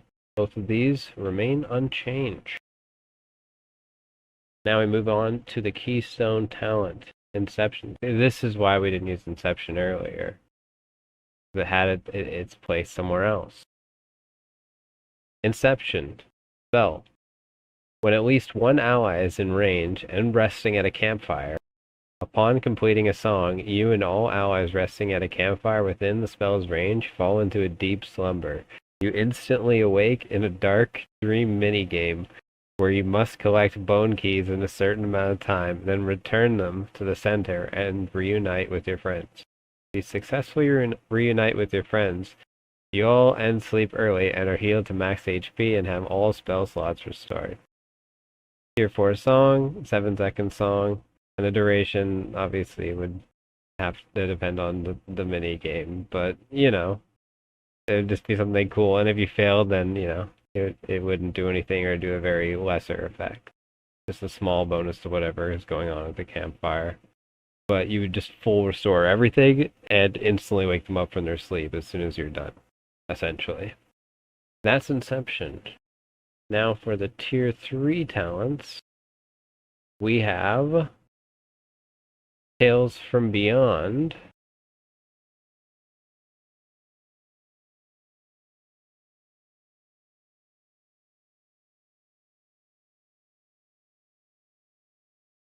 And it goes as follows.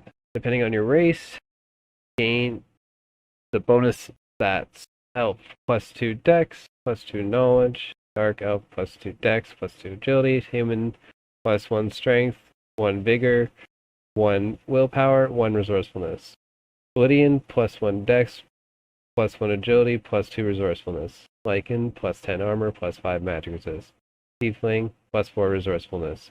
Dwarf +2 Dex, +2 Will. Goblin +2 Move Speed, +25 Luck. Gargoyle +2 Knowledge, +2 Strength. Yeti +1 Knowledge, +2 Strength, +1 Agility. Skeleton +2 Strength, +2 Agility. Zombie +3 Strength, +1 Dexterity. Mummy +1 Strength, +2 Willpower, +1 Resourcefulness. This song can buff all allies and it's based off of your race. So that's basically it. It's a song that buffs all allies based off of your race. Maybe there could be a version or just a completely different song that's just like it, but it buffs your allies as well based off of their, race. So then maybe that will matter. But for now, it's just they all benefit from whatever race you have. And that's Tales from Beyond. Yeah. And for the other tier 3 talents, we have Jolly Time. Also, if you cast, it's a rework / buff. Also, if you cast Party Maker, heal as if you drank a white ale. So basically just allows you to heal from Party Maker as well. So there's some double synergy going on there. I also thought the drinking perks would go into spirits for obvious reasons. That'll be funny. And it kind of made sense. Anyways, Ghostly Presence. True Spirit. Gain a ghostly glow. Receive and deal plus 50% damage. I was also thinking about this one giving you like kind of spectral footprints. Maybe not too long, maybe like 4 or 5 steps. Maybe just 3, but they last a bit. But they would just like show, just trailing behind you because you're like a ghost. And you'd kind of like look like a ghost. So this would just be essentially a glass cannon option for the bard. But if you notice that, you'd be like, okay, instant headshot from like a crossbow can probably kill them, or like a spell. So it's supposed to be as balanced as it is, powerful. And if it turns out not being, you can obviously make it so they take a little bit more damage than the 50% bonus, or make it so they don't quite get 50 or whatever ends up feeling the best for all parties. And anyways, since we don't have to deal with that now, let's move on to the supreme talent for the College of Spirits, and that is Dead Muse. Dead Muse. You lose the ability to remember music / use music memory. Gain 1 perk slot +3 all stats. And there it is. That's Dead Muse, the supreme talent of College of Spirits. For the Bard. Alright, we've arrived at the College of Tragedy for the Bard. For the Tier 1 talents, we have Hello Darkness, My Old Friend. Perk. That goes as follows. Turn off all light sources in song area. 15-meter radius.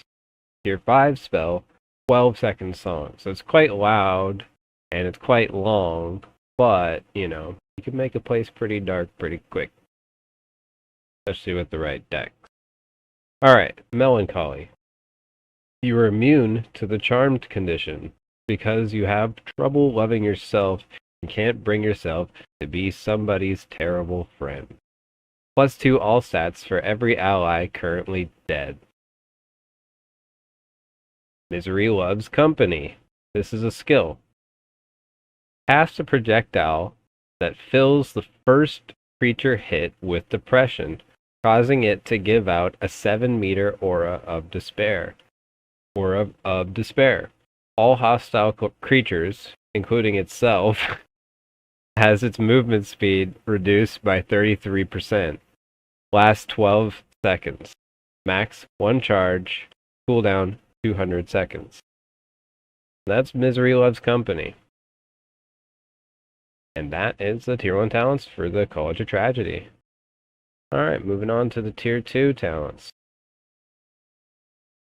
We have Sorrowful Fate. In a small 6-meter glowing teardrop blue aura around you, whenever an enemy adventurer hits a wall or the floor, they gain Sorrowful Fate debuff. The debuff reduces action speed by 15% for 3 seconds, does not stack, as well as a movement speed by 5% for 1.5 seconds decaying, as well as a saddened version of Drunk Vision for 6 seconds that clears up slowly starting after 3 seconds. So like a drunk, but you're sad because you're crying, so it covers your eyes. Yeah. That's Sorrowful Fate. And that just happens in an aura around you, obviously, but not to yourself, which is kind of cool. Tale of Hubris. While within 4 meters of an ally receiving a critical hit, not including yourself, evoke the story of their downfall of that enemy unit if they are within 7 meters of you. So if this happens within 7 meters of you, which causes the next hit they take to be critical, regardless where it is received, for the next 3 seconds. So there can be a retaliation that could be fatal. A sound and animation will occur when this opportunity can happen. And that's Tale of Hubris. And that will also have like a very, very long cooldown, or it can only happen like once per ally or once per raid, something like that. It should be something that's very, very rare. Okay, moving on to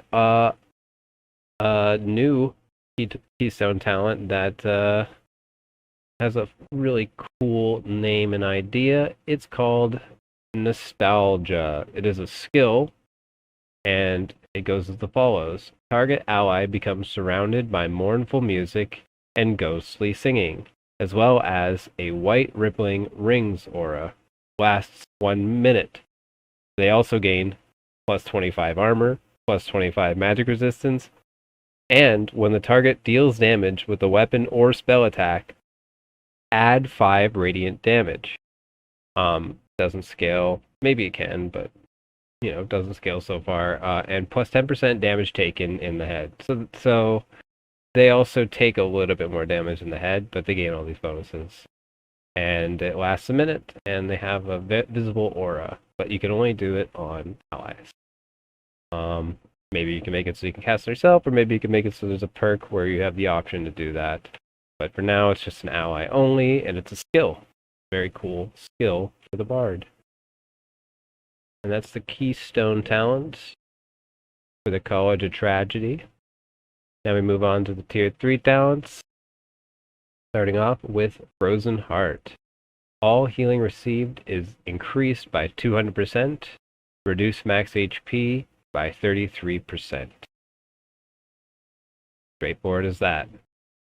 We have a spell called Wherefore Art Thou, which is a song that sends out a musical note that does 15 magic damage base with a 1-to-1 scaling. Reaches up to 20 meters before disappearing. This spell penetrates units. Level 5 song, 8.5 second cast time. But I've always wanted there to be like you shoot musical notes at somebody, it hits people and damages them. That's something I always pictured when thinking about Bard, and when they're like, "Oh, there's gonna be a Bard in this game, a first-person Bard." Like, oh, I'm so excited! I can't wait to kill people with music. And there's things with that, but they were so oppressive I didn't even want to take part when they were like that. And that's when I stopped playing for a bit of the Bard. But I mean, how cool would it be to have a skill that goes through, and you can even get multi hits and stuff like that? Something that isn't just an oppressive, just AoE around you that can't be dodged. This would be really cool. Like an actual offensive spell, but it should have like a long cast time, maybe longer, who knows. But it should be something that's cool. That's a cool offensive option. Anyways, yeah, that's Wherefore Art Thou. Now we go on to Living Without. Perk.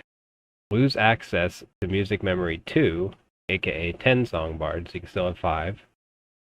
All songs as a 5-song bard now have base doubled and duration halved. So like their bonuses are doubled, but their duration is halved on them. And yeah, that's Living Without. And now we move on to the Supreme Talent for the College of Tragedy. It's called Widow. Gain a 3rd ring slot. That's it. That's the Widow. And that's the College of Tragedy. Alright, now we land at the final Bard subclass, leading us to the College of Chance. Starting off with our Tier 1 talents, we have Wanderer's Luck, Dissonance, and Superior Dexterity. All 3 remain unchanged. So we move on to the Tier 2 talents. Starting off, we have Ace Up the Sleeve. Gain an Ace Up the Sleeve buff once every 60 seconds, 1 stack max. Your next hand crossbow hit on a player becomes an automatic headshot, so long as it lands. Landing a headshot this way consumes the buff. Also works with Card Shark, thrown deck of cards. That is Ace Up the Sleeve. And now, our second Tier 2 talent might take a bit to download. We call it Snake Eyes. Snake Eyes. Roll 2 magic dice, and after a brief delay, and depending on the roll, something special happens. 2. Snake Eyes. 2 homing poison bolts. Shoot towards the nearest 2 enemies. 3. Drake Eyes. 2 homing fire bolts. Shoot towards the nearest enemy. 4. Four Eyes. Cause everybody in a 15-meter radius to instantly become nearsighted. Cannot see anything but black beyond 15 meters for 7 seconds. 5. The Bad Touch. A massive dark hand rips out of the Nightmare Realm and slaps the caster, dealing 50 damage. It cannot headshot. Or maybe it can. You know what? Maybe it can. That'd be kind of funny. 6. The Chad Touch. A giant mysterious muscly hand pops out of a heaven gate and slams towards the nearest enemy or enemy cluster. 7. Perfume. Charms all in area towards you, 7.5 meter radius, for 3 seconds. 8. Medusa's Head. Briefly turns into the head of a gorgon, and all who look at it, including caster, after another brief delay, I should say are hit with a flashbang that petrifies them. Last 4 seconds. 9. Cold Shoulder. Encases caster in ice for 8 seconds. Can be broken out by others. 10. Hellgate. A huge eruption with the lowest delay of all dice effects. Blasts all in radius for 33% of their max HP and applying a decaying 40% slow for 2 seconds. I was also thinking maybe it has some other effect if it like last hits things, like maybe just some like ghoul comes out of like the Hellgate rip, and like when they die and like it kind of like rips out like their soul or something, like takes their heart so they can't be revived or something like that. I don't know. Anyways, Healing Thread 11. A glowing thread appears and attaches to the 3 closest units within 7 meters. After 1 second, healing them for 3 HP a second, so long as they're within 10 meters. And then that lasts 10 seconds after the 1 second. 12. Mimic's Dream. The dice instantly turns into an open mimic, which almost instantly lashes its tongue on the nearest enemy adventurer, or if not available, mob. The Mimic deals 0 damage, applies a decaying slow of 60% for 4 seconds, and then randomly steals 1 piece of gear and puts it into its chest mouth, then closes. Interaction speed to open the Mimic is based on the chest it RNG spawned as. All that is inside is the 1 piece of gear stolen. Does not steal from mobs, instead damages them for 20 magic damage with the possibility of a headshot. Max 1 charge, 360-second cooldown. That's a skill, and it's called Snake Eyes. One of those 12 effects can happen whenever you roll the 2 dice, and that is how Snake Eyes works. Okay, now, moving on to the Keystone talent. We have Wildcard. Upon entering the dungeon, replace this perk with any random perk in the game. It's the Wildcard. Any perk in the game. Alright, now we move on to Tier 3 talents. We have Aura Vamp. Whenever you strike a target 2 times consecutively with a rapier, steal one of their buffs, chosen randomly. You just get to take one of their buffs. You just yoink their buffs. You're a buff yoinker. Okay, Dealer's Choice, another ability. Gain an orange outline of every enemy affected by one of your songs. If you recently threw a card and it hit an enemy adventurer, you have a 2-second window where you can press this ability to swap places instead.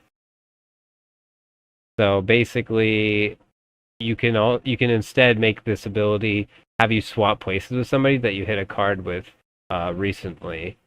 And that's what happens if you have the ability to throw cards. The cooldown is 60 seconds and the range is 25 meters. And there's only 1 charge. And now we go on to Card Shark. You can now find decks of cards as a loot drop. You may no longer equip bows or crossbows or hand crossbows. And that's why Dealer's Choice it's or you gain this effect instead, basically. You won't be able to gain the outline of enemies affected by your songs. Anyways, yeah, so you can't equip bows, crossbows, or hand crossbows, but you can now find decks of cards to loot and pick up. Deck of cards is a ranged attack weapon that throws arcane-infused cards. You may find different sizes of stacks of decks. Each attack costs 1 card. And that's a Card Shark. Adds a new mechanics to the game, and pretty cool one at that, if you ask me. And now we go on to the supreme talent of the College of Chance. For the most supreme College of Chance bards, Copycat. It is a skill. Starts with 0 charges. Whenever you strike a target 2 times consecutively with the rapier, gain 1 Copycat charge, max 1, in the form of one of their skills. Steals their skill, effectively silencing that one ability skill. Does not steal any spells or music memory of any sort. The silence lasts 8 seconds. And for those 8 seconds, you can single use cast the stolen skill, after which it expires and/or once used. So essentially, you can use one of their skills, and that one skill is then randomly chosen that they've taken is silence, just that one for 8 seconds, and then once they cast it, then maybe it unlocks a silence early. Who knows? But once the 8 seconds expires, then they can't use the skill anymore anyways. They only have 8 seconds to use it, after which then it's gone. And that is Copycat. Copycat might have a longer cooldown or something like that, so you can't just spam it, or each time you use it, the cooldown increases. I still haven't thought about it, but I don't think it should just have a 5-second cooldown or a 1-second cooldown. But at least 5 second. It shouldn't be a 2 second or 1 second or less than a second or 0 seconds. It should have something that requires a little bit more thought to it, but it's a cool choice or option. And that, my friends, is Copycat. And that, the College of Chance. the Bard Subclasses. Alright, and before we move on to the next class and their subclasses, let's take a look at the level 1 starting skills and starting perks that you'll be left with on the Bard to work with. First off, your starting skills will be Encore and Music Memory at level 1. Not too much of a surprise there. And for the starting perks, we will have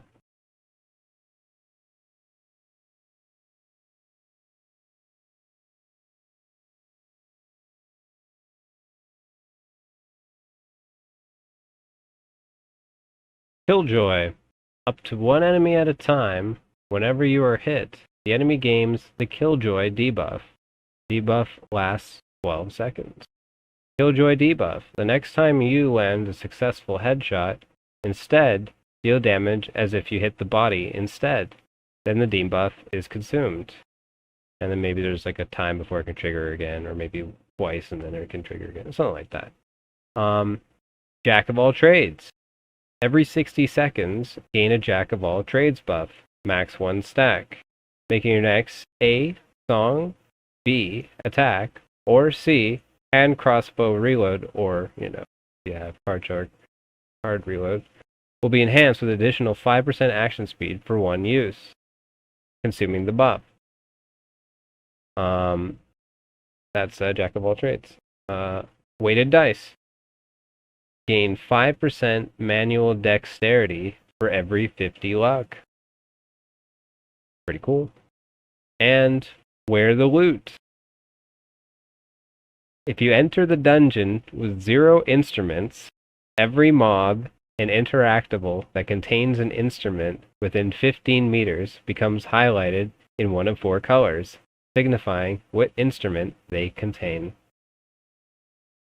And that is where the loot. And those are the starting perks for the Bard. And this concludes the Bard and their subclasses. Alright, now we've made it to the final 3 classes. My favorite 3 classes. Coming in at our third last class, the Wizard. And our first subclass for the Wizard is the School of Arcane. For our Tier 1 talents, we have Arcane Feedback, Sage, and Quick Chant. Those remain unchanged. For our Tier 2 talents, we have Mana Surge and Spell Overload, which also remain unchanged. For the Keystone talent, we have Invisibility, which is also unchanged. Now for the Tier 3 talents, in the School of Arcane, we have Arcane Mastery, Arcane Shield, and Violent Attraction, an ability or skill. In a range of 20 meters horizontal and unlimited vertical, activate this skill on any airborne target, and they will accelerate to the ground with such impact that they take 2 times the number of meters traveled damage. From the moment of activation, no delay, but not peak of jump height. So, not wherever like their highest point was, just where they are at from the moment you activate this ability. 15-second cooldown, 1 charge max, and that's Violent Attraction. Okay, and now for the Supreme Talent for the School of Arcane, we have a skill that everyone's been waiting for. I call it Blink. Supreme Talent, Blink. Skill. When struck with damage for 3 seconds, gain the ability to cast this skill 1 time in a targeted area within range. Hold to reveal target and release to activate. 45-second cooldown, affected by cooldown reduction. So yeah, Blink, but you need to take damage before you can activate it. And yeah, that's Blink. And that is the School of Arcane. Alright, on to the second Wizard subclass. We have the School of Stars. For our Tier 1 talents, we have Fire Mastery, Melt, and Ice Mastery, all of which are unchanged. Now we move on to the Tier 2 talents. We have the Power of Grayskull. Killing a unit with the spell transfers any leftover damage to the closest unit, that is not you, within 5 meters with a cool Starfall Comet animation. If you only have 5 spells, gain this effect instead, +1 spell slot. So essentially, if you have 5 spells, you can gain an extra spell slot. Or if you have 10 spells, then you gain this effect where you basically have overkill. And it shows in the form of a cool comet. Ice Shield now has a cool new effect and buff. Also, now when holding a spell book, the M1 no longer attacks with the book. Instead, hold up an Ice Shield in the left hand with the closed book. Gain an Ice Shield charge every 15 seconds. Max 3 shield charges. Melee attacks absorb up to 3 charges. Range attacks only absorb 1. Essentially, Ice Shield now actually can create a physical shield of ice if you're holding a spell book. And the mouse 1 is replaced with it. And it breaks every time it's hit with the ranged ability, but it has 3 layers. But melee, it will break all the layers. No matter how many there are, it'll break them all. And yeah, you gain an extra charge or layer every 15 seconds. And that's the Ice Shield buff and the Power of Grayskull, thus concluding the Tier 2 talents for the School of Stars. Alright, now we have the Keystone talent, a really, really, really, really cool, really cool skill. Cantrips. So essentially, cantrips works like this. Choose from a special list of level 1 spells equipped in the class tab in the lobby, so you can gain, you can choose your own. Gain 3 cantrips randomly chosen from your top 6 choices. So essentially, you pick 6 choices, and you gain 3 of those 6 choices randomly. And you get to pick from a special list of level 1 spells, and it's in a new screen in the lobby. And they can be cast without needing a charge. They are cooldown based on a 60-second timer, each independent from one another, and it's affected by cooldown reduction. And now the cantrips are as follows. We got Fire Arrow, Water Bolt, Stone Skin, Wind Blast, Lightning Bolt, Bolt of Darkness, Light Orb, Zap, Magic Lock. These are edited spells now. These aren't the same effect as they would be normally. So Magic Lock lasts only 8 seconds. Slow, 20% minus 20% move speed bonus for 2 seconds. Ignite lasts 10 seconds. Ice Bolt deals 50% base damage. Haste lasts 4 seconds. Evil Eye has 125 HP. Unchanged Harmony only targets one chest. Orb of Nature deals 66% base damage, 33% when healing. Dreamfire deals 33% base damage as well as healing. Bark Skin lasts 8 seconds. Glaciate lasts 12 seconds. Ice Spear, 33% base damage. And those are the cantrips that you can select from, and then you get to pick 6 that you can select, and you will randomly, at the start of each game with cantrips selected, you will get 3 of those 6 selected cantrips, and you can use them by pressing the button and pulling out the wheel and casting. Those are cantrips. That is the cantrip talent in the School of Stars. Pretty cool, huh? I thought so, at least. Alright, on to the Tier 3 talents. We have Portent. This is a spell. Cast to reveal all units in your line of sight through walls within 20 meters and highlight them in red for 3 seconds afterwards. 2 charges, extremely loud, tier 9 spell, 4.5 second cast time. I was actually thinking like 5 seconds even. I think it's supposed to be very obvious, enough that people can maybe even act on it when they hear it from around the corner. Dimension Door. This is a skill, not a spell. Cast to create a gateway, if possible, to move back and forth between 2 gateways within 30 meters. Using the gateway as a 3.5 second cooldown, lasts 18 seconds. 1 charge. Gain 2 dimension charges for every enemy adventurer last hit. Gain 1 dimension charge for an assist on enemy adventurer with damage within 7 seconds. Gain 1 charge for every 2 dimension charges. Cannot gain dimension charges when ability is charged and ready. Gain 1 charge upon entering the first floor of the dungeon, max 1 charge. Basically, it's just a way for you to gain more dimension doors, but, you need less kills and assists, obviously. Cannot charge from campfires, clarity potions, sitting, or meditating. Only through dimension charges. And that's Dimension Door. Now we have a spell in the tier 3 talents called Snowman. I love snowmen. Snowman. Summon a snowman after a formation delay. The snowman is a tanky familiar. It has a chilling and damaging aura to all but the caster. It also leaves an icy, snowy trail that damages all, including the caster, other than the snowman. Units every second, and gives a stacking movement slow and action speed slow up to 6 stacks. It does not actually attack or damage in any other way. It just follows the wizard or alongside the wizard depending on the width of the location and time traveled.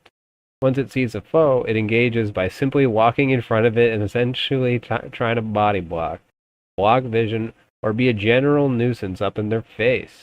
2 charges, tier 5 spell, 4.5 second cast speed, 1 max snowman summoned at any given time, 40 second duration, 300 HP, ice spell. That is the snowman. And if you guys like cantrips, you might get a kick out of something I like to call Side Deck, the supreme talent for the School of Stars. And it goes as follows. Side Deck. Gain 4 interchangeable spell slots that can be interacted with when at a campfire. Much like a side deck, swap spells on the fly in between combats during campfire. What this essentially means is, every time you're at a campfire, you can set up these 4 slots outside of the game, put in like 4 spells that you might like, like Zap, Light Orb, maybe Haste, and Chain Lightning or something. And now, whenever you go to the campfire, those 4 spells are going to be sitting there, and you can be like, oh, you know what, I'm gonna grab Light Orb. And then you take out one of your other spells, like Fireball or something, and put it in. And now Fireball is sitting in the side deck, and now you have Light Orb. And then you can do this whenever you're at a campfire. And you can do it an unlimited amount of times as long as you have campfires. And you just switch out spells. And just be like, oh yeah, I want this spell now. Oh, you know what? I want this spell now. And basically it just allows you to have 4 extra spells. Pretty cool. Pretty cool. Yeah. So that's the side deck. And that is the School of Stars for the Wizard. Alright, now we move on to the 3rd subclass of the Wizard, the School of Necromancy. Now, some of you might be like, hold on, why is this not in the Warlock? What's going on here? Well, my friend, you ever played Dungeons and Dragons? The Necromancy School is an actual school and subclass for the Wizard. And it wasn't something that's traditionally for the Warlock. Maybe, homebrew, but, in any, actual version of the game, Necromancy is the path of a wizard. This is me exploring that. Sorry if I'm a bit nerdy, but it just makes sense to me and my brain. So, bear with me. I appreciate it. Okay, and everyone else following along? I love it. Okay. So for the School of Necromancy, let's start with the Tier 1 talents. We got a bunch of spells here. So the first one we have, Eye Bite. Upon casting the spell, a small wheel appears and you choose between Charm, Petrify, Sleep, or Confusion, making a brief sound. After selecting your choice and a somewhat moderate delay, an animation and loud noise briefly appear. A short delay after that, your eyes begin glowing depending on the affliction you pick, color, and anyone looking directly into your eyes within 15 meters receives a lesser form of the debuff that only lasts 4 seconds, with the only exception being Sleep, behaving as if you successfully won the minigame and proceed normally. 2 charges, tier 2 spell, 2.5 second cast speed, necromancy spell. Yeah, that's basically it. It lasts, 2 seconds or whatever, or 1.5 seconds, and if they didn't look at your eyes, then nothing really happens. Alright, now we move on to Spider Cloak Armor. This spell, target undead, can be cast on self if undead. Within 12 meters, becomes enshrouded in a dark network of magic shadows and non-sticking webs. Stunning for up to 4 seconds, but any singular hit will release them, and the damage will be fully negated by the Spider Cloak Armor. 3 charges, tier 4 spell, 3 second cast speed. It's basically like a shell that absorbs 1 hit of damage. You can use it on enemies to, immobilize them, or you can use it on allies to, protect them, or yourself. But you have to be undead for it to work. The same with the enemy. Soul Missile is the third and final tier 1 talent and spell for the School of Necromancy. It goes as follows. Soul Missile. Channel a strong projectile, resembling a skull or a ghost or something, of which you take control of and see through its eyes. Maybe like a pumpkin, that'd be pretty cool. 25 magic damage base, 100% ratio. Level 5 spell, 2.5 second cast time, and a 2 second channel. Lasts up to 15 seconds. So it's like a, if you ever played like Unreal Tournament or whatever, and you get that giant gun where you just control the missile. There's any game where you get to control the missile in a first-person POV. That's what this is. Spell also requires lost soul charges as well as spell charges to cast. 3 spell charges max. Gain a lost soul charge whenever a unit within 25 meters dies. If it is an adventurer, gain 25 souls. At the cost of 25 souls, you may cast the spell. Max 100 lost souls at any given time. So it works on like a soul mechanic, and that's how you are able to cast this homing spell. Homie! Anyways, on to the tier 2 talents. We have Ray of Enfeeblement and the Hunger. The Ray of Enfeeblement. These are all spells so far. Channeled spell that shrinks target to half size and they do half damage. Lasts up to 3.5 seconds, also slows them by 50%. 2 charges, tier 8 spell, 3.5 second cast speed. Could be 4.5. Necromancy spell. Can press the left click while channeling in the first 1.5 seconds to switch it to a self-shrink spell, where it is only a buff when cast on self and makes you the size of a rat and nothing more. Nothing less for 60 seconds, retaining all stats. And you can't cancel it. You're just stuck as a little tiny you. But you can fit into little tiny spots. I thought that'd be really cute. Little tiny wizard. The Hunger. Create a spherical gateway of utter darkness to appear and stay open for 12 seconds. Whoever stood in this region of warp space would suffer the damage from the cold of space, as well as from attacks by acidic tentacles from the unknown horrors beyond. We wanted to feast on the very life force of the victims of this spell. 2 charges, tier 7 spell, 3.5 second cast speed. Necromancy spell. It's just like a, an AoE zone control kind of situation. But it can hurt the caster too. Alright, now we move on to the Keystone Talent, possibly the best perk in the entire game. For my patch, I guess. It's just so cool and so fun. Keystone Talent, Bell Vampire. Spells heal 5% damage dealt. Skidoosh. And that's all that I need to say about that. Alright, tier 3 talents for the School of Necromancy. We have Finger of Death, a spell. Channel for 4.5 seconds. At the end of the channel, deal 50% max HP damage to unit. Does not work on bosses. One charge, tier 9 spell, necromancy spell. Also makes the Unseen Servant a ghostly Thanos. Kinda cool. Now you have a little Thanos. Speaking of Thanos, Soul of Thanos. Perk. Upon dying, summon a Nightmare Axe Skelly with the in-game name changed to Thanos for kill feed purposes, with 0 allegiance to any team except mobs. And you get +1 max charge of Unseen Servant. Just some more energy there for Unseen Servant, for you guys looking in the School of Illusion, which is coming up.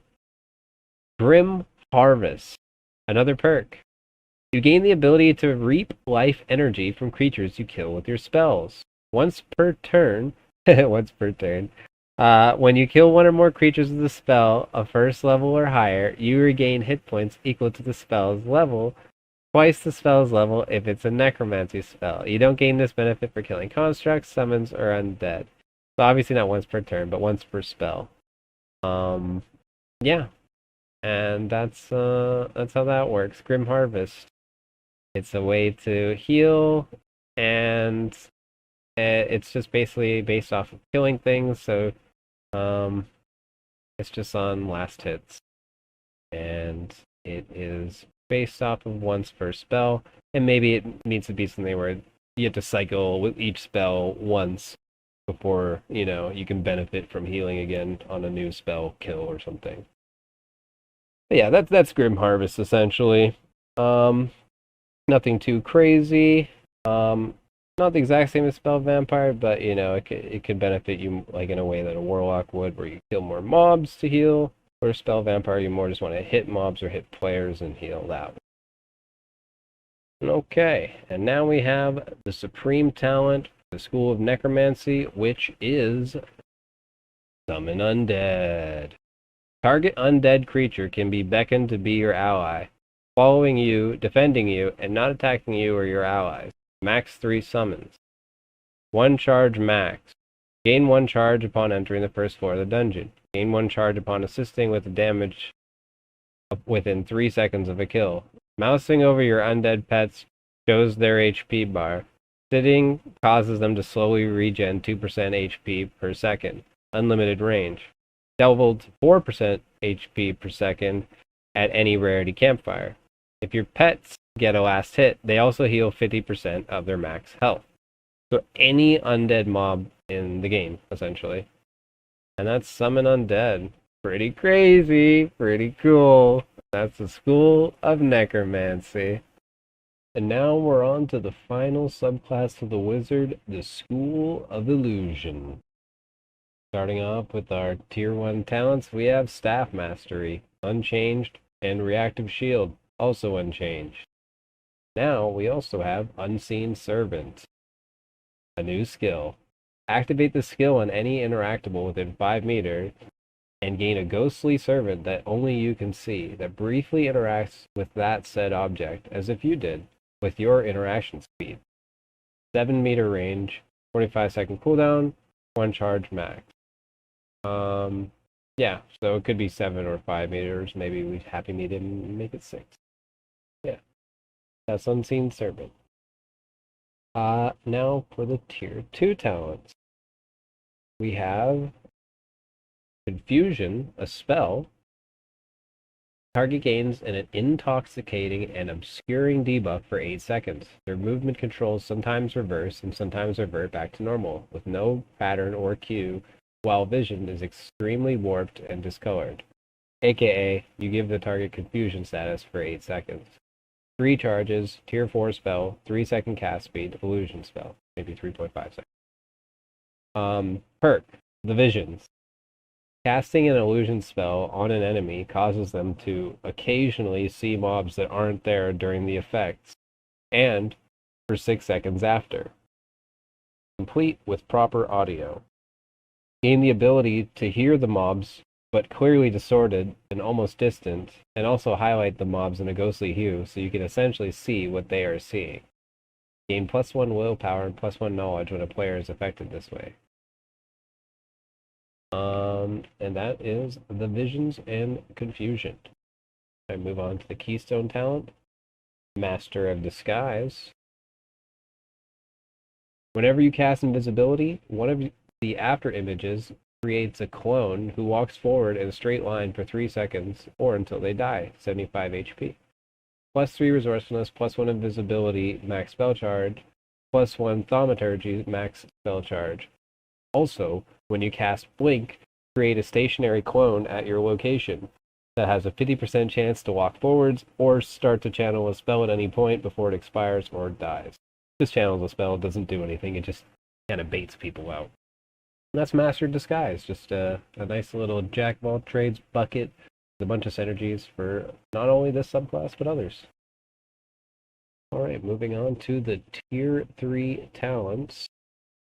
The Illusion, the School of Illusion subclass, we have Petrify.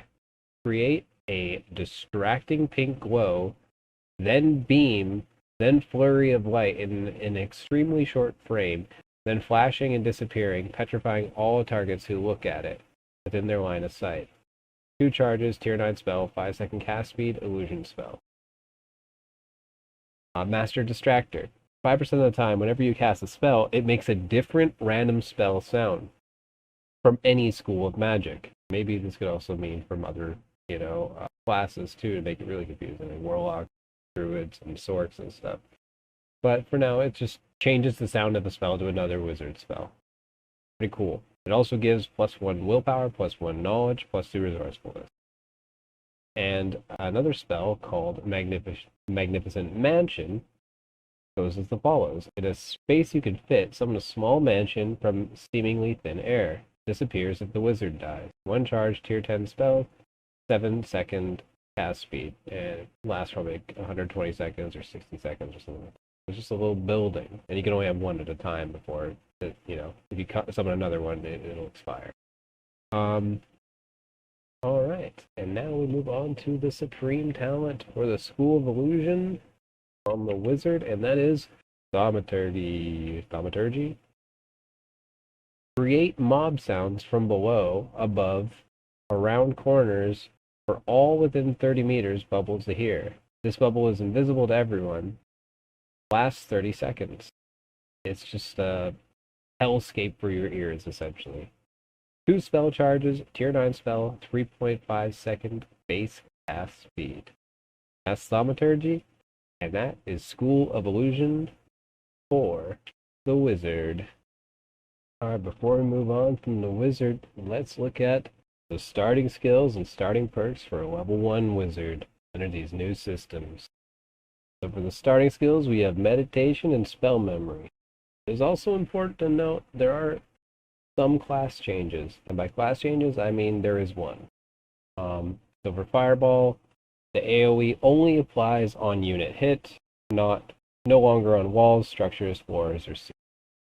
A minor change to Fireball. There you go. Okay, now on to the starting perks. For a level 1 wizard, we have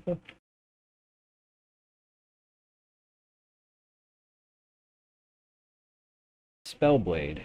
Gain +1 magic damage on hit with the Crystal Sword for every 10% cast speed you have above 0. This also imbues your Crystal Sword with a sick magic yellow glow. Pretty awesome. Glove Shack. All Mystic Gloves give plus knowledge instead of plus magic healing when you wear them. All Leather and Arcane Gloves give +1 agility on uncommon and below, and +2 on epic rarity and below, and +3 on legendary and above when you wear them. All Rawhide Gloves give +1 knowledge on uncommon and below, +2 on epic rarity and below, and +3 on legendary and above when you wear them. Also gain the ability to wear Bloodwoven Gloves. Archmage. 5% chance on spell last hit to gain 1 spell charge for a random spell. signified with a slight visual and sound only you can see here.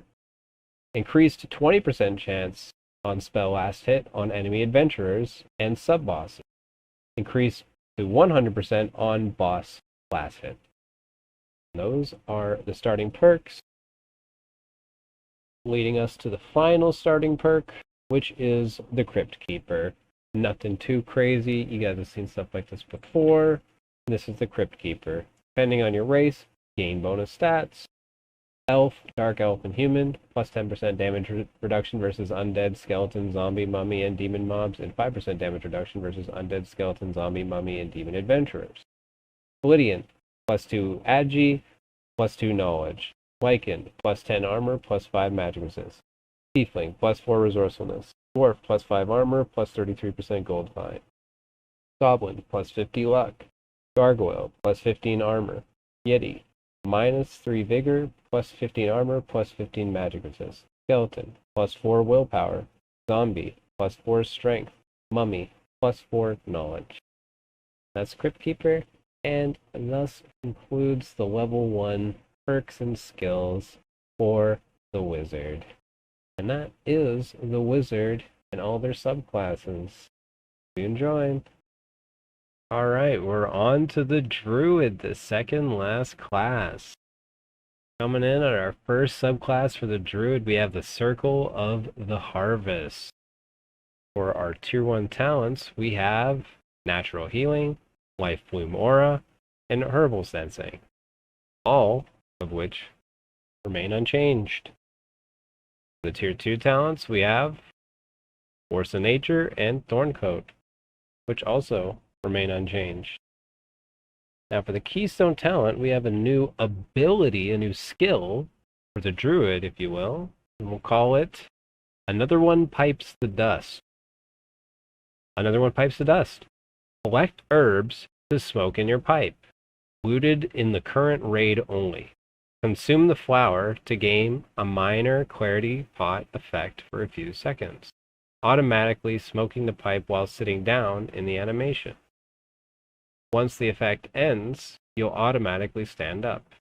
Plant rarity: white, gray clarity pot for 5 seconds, green, gray clarity pot for 8 seconds, blue, white clarity pot for 5 seconds, purple, white clarity pot for 8 seconds.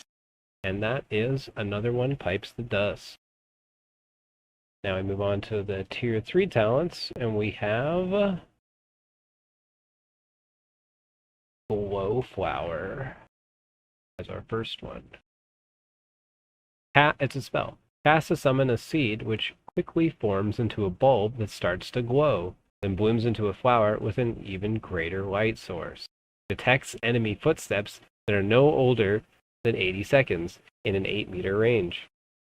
Lasts 20 seconds or until killed. Has 95 HP. Has minimal collision, aka hard to body block, if at all. Tier 6 spell, 3 charges, 2.75 second cast speed. That is Glowflower. Harvest, a skill. Spend 30 seconds channeling the Harvest skill. Can be cancelled at any time, cooldown not refunded. Makes moderate noise. Find one random rarity plant that can spawn on this map after completing the channel. 220-second cooldown. Basically, just helps synergize with Another One Pipes the Dust if you're having a hard time finding plants in raid. And if they don't add more, I guess.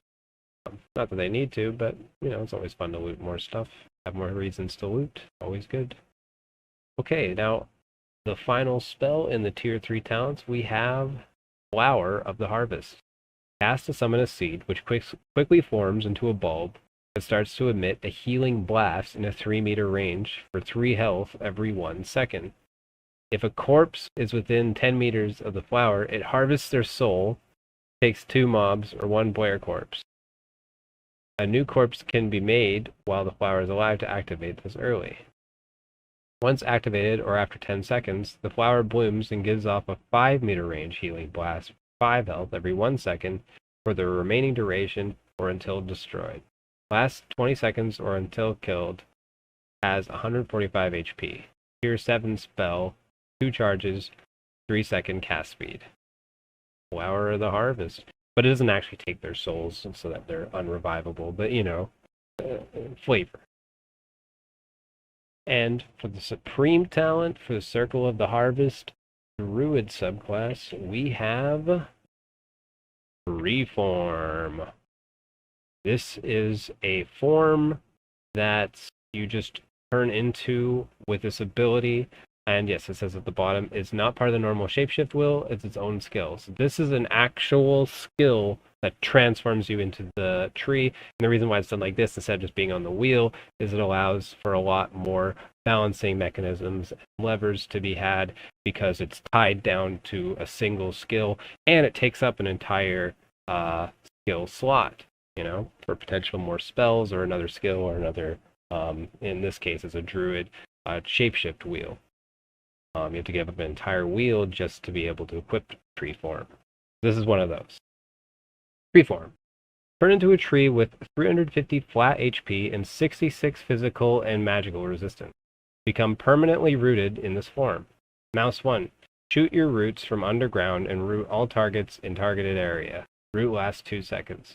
Has 2 charges on a 30-second cooldown. Mouse 2. Also, it should be worth noting, once you turn into a tree, you don't have any weak. Mouse 2. Create a healing pod sprouting from the ground from your roots at target location.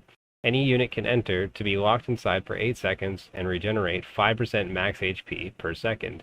0 scaling. The pod can be cancelled to leave at any time. Vision is limited while in the pod. Has 2 charges max, 60-second cooldown, up to 50-meter range. Pods expire after 15 seconds of not being used. Ability 1.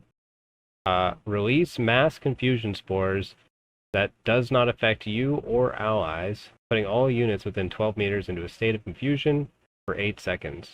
2 charges max, 45-second cooldown. Ability 2 is activate a 1-to-1 copy healing spore. Has 1 charge max, 60-second cooldown. And yeah, that's about it. That is all of it. And if you're wondering why it gets 2 abilities, all transforms will be getting 2 abilities because I don't know if you remember, but earlier on in this whole system that I have, you will be getting a 3rd ability. You'll get a 3rd skill slot / spell slot. So you get another wheel of spells, or another transform wheel, or another music wheel, or another whole ass skill.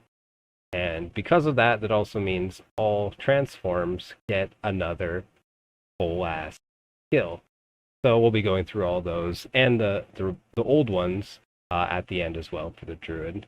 But yeah, that is the Circle of the Harvest. That is Treeform, and that is the first subclass for the druid. Now we've made it to the second druid subclass, Circle of the Spores. Starting with our tier 1 talents, we have Spirit Magic Mastery, Spirit Bond, and Dreamwalk, all of which remain unchanged.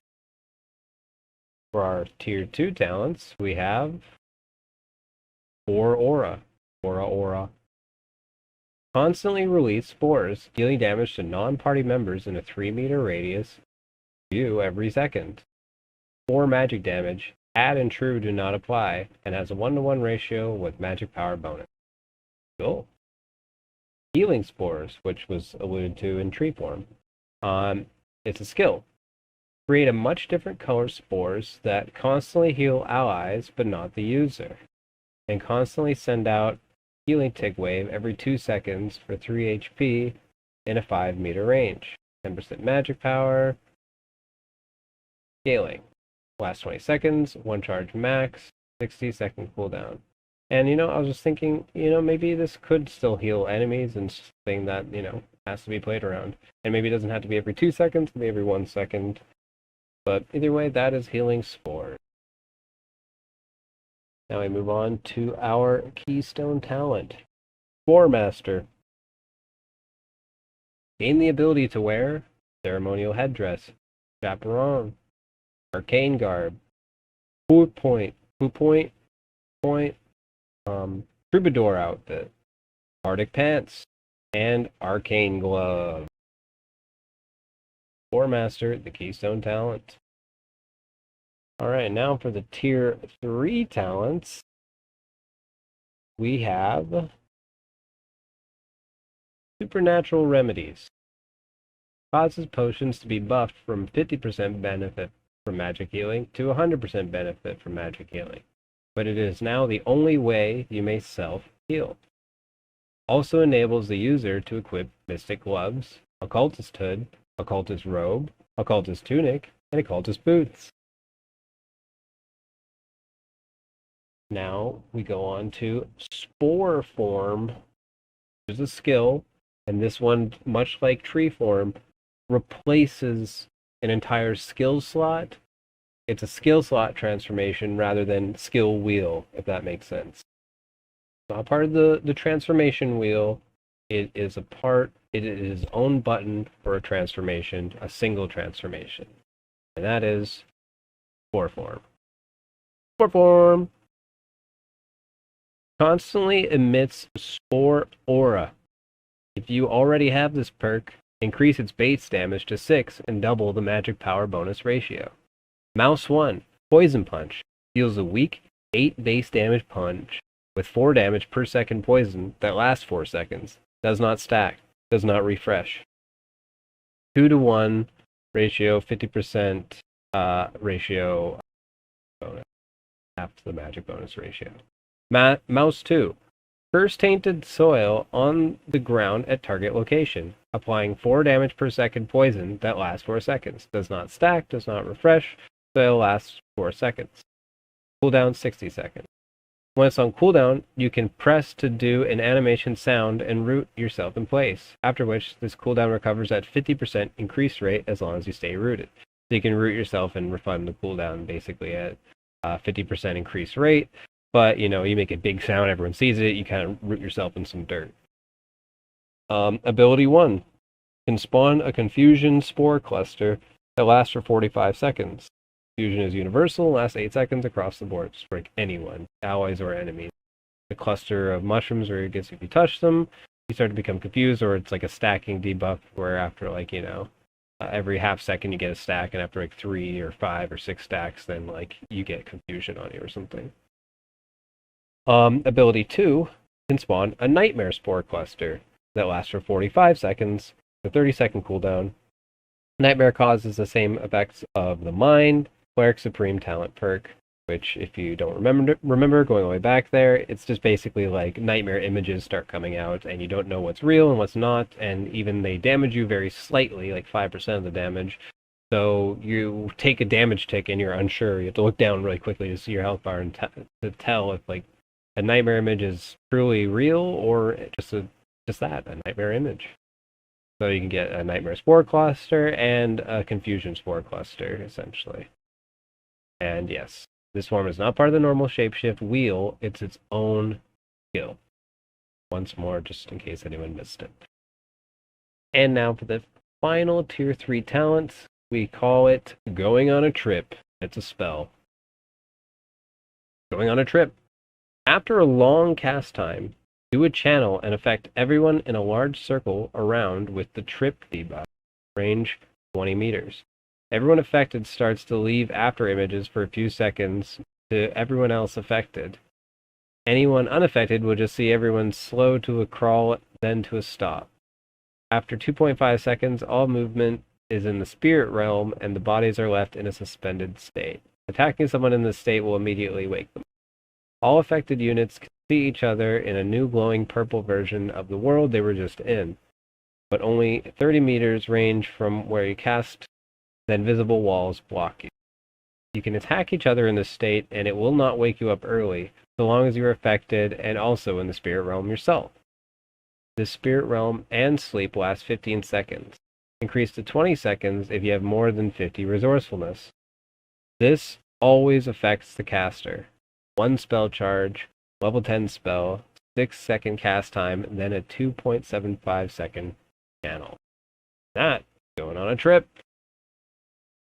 And now the supreme talent for the Circle of the Spores is Spore Revival. Plant a spore on a friendly ally's corpse. After a 24-second channel, Revive the ally by causing them to suffer minus 99% max health healing on revival. Corpse must have a soul heart. 1 charge, level 8 spell, 3.5 second cast speed. Panel. That is Spore Revival, and that is Circle of the Spores subclass for the Druid. And now we move on to the Circle of the Ancients, which might be the most interesting subclass for the Druids because it is comprised entirely of transformations. Some having the entire skill being dedicated to their transform, like a whole skill slot being dedicated to the transformation, like we've seen in tree form and spore form, and others contributing to the already well-known shapeshift wheel. So, without any further ado, let's get started on our tier 1 talents. We're gonna have to go one by one because there's a lot of information to download here. Starting with our first talent for Circle of the Ancients is Turtle Form in the tier 1.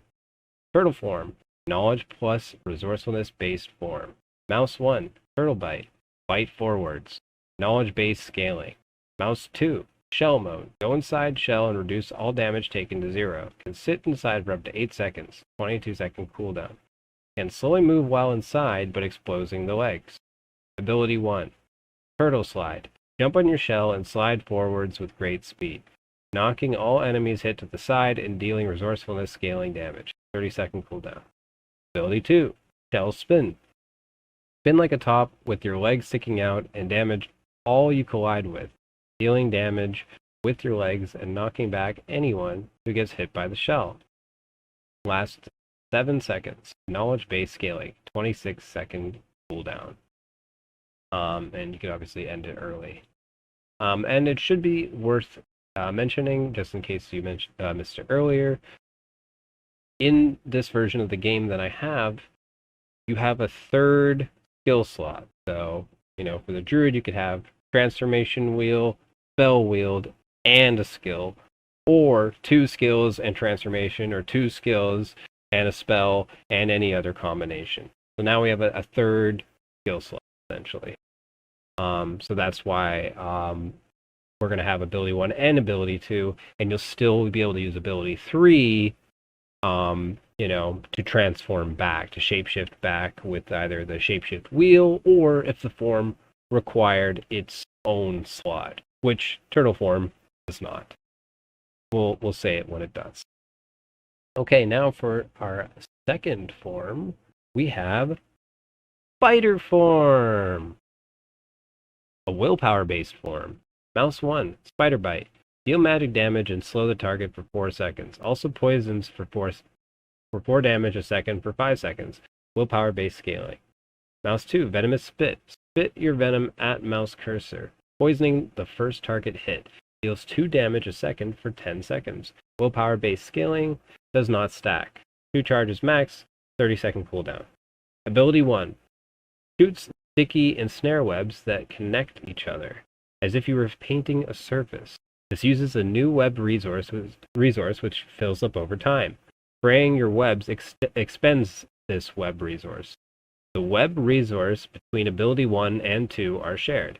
Sticky and snare webs only affect enemies. They root for 0.1 second and slow for 30% while inside. Last 15 seconds, can press the R key to flip the web builder from vertical to horizontal. This is possible to stick to other webs. Ability 2. Shoots brood webs that connect to each other, as if you're painting a surface. Allies can use the brood web as if it were a ladder. Horizontal webs can be used to make a bridge. Last 15 seconds. Essentially, these ability 2, brood webs can be used to walk on, and it's just for you and your allies. Maybe it's global. And then ability 1 is sticky and snare, which can be built in the same way, but they aren't like physical constructs that you can utilize to move around the environment. They just slow and briefly root when entered by an enemy. And maybe an ally too. Who knows? But that's Spider Form. The spider knows. Now we move on to Giant Scorpion form and the final Tier 1 talent for Circle of the Ancients. Giant Scorpion form. Willpower plus Dex based form. Mouse 1. Pinch. Alternating right and left pinches. Dexterity based scaling. Mouse 2. Sting. Large stinger juts forwards towards cursor, dealing small physical damage and mostly magic damage. Also poisons for 4 damage a second for 5 seconds. Poison and initial magic damage scales with willpower. The small initial physical damage scales with dexterity. 12-second cooldown, 2 charges max. Ability 1. Grip. Hold mouse button to clamp onto something with the left claw. Both you and the unit are locked in place until you let go, transform, or die. They can attack you, and you can pinch. Ability 2. Confusion Sting. Looks just like regular Sting, but apply Confusion and 75% of Sting damage and poison damage. Maybe Grip, you can use your Stinger as well. Who knows? But that is Giant Scorpion form. But you wait, if you like crustaceans, we got a good one for you. Tier 2 talents, we have Giant Crab form, Knowledge-based form. Mouse 1, Pinch. Alternating right and left pinches, Wisdom-based scaling. Mouse 2, Grip. Hold mouse button to clamp onto something with the left claw. Both you and the unit are locked in place until you let go, transform, or die. They can attack you, and you can pinch. Ability 1, Mouth Bubbles. Root yourself in place for 5 seconds, cancelable at any time.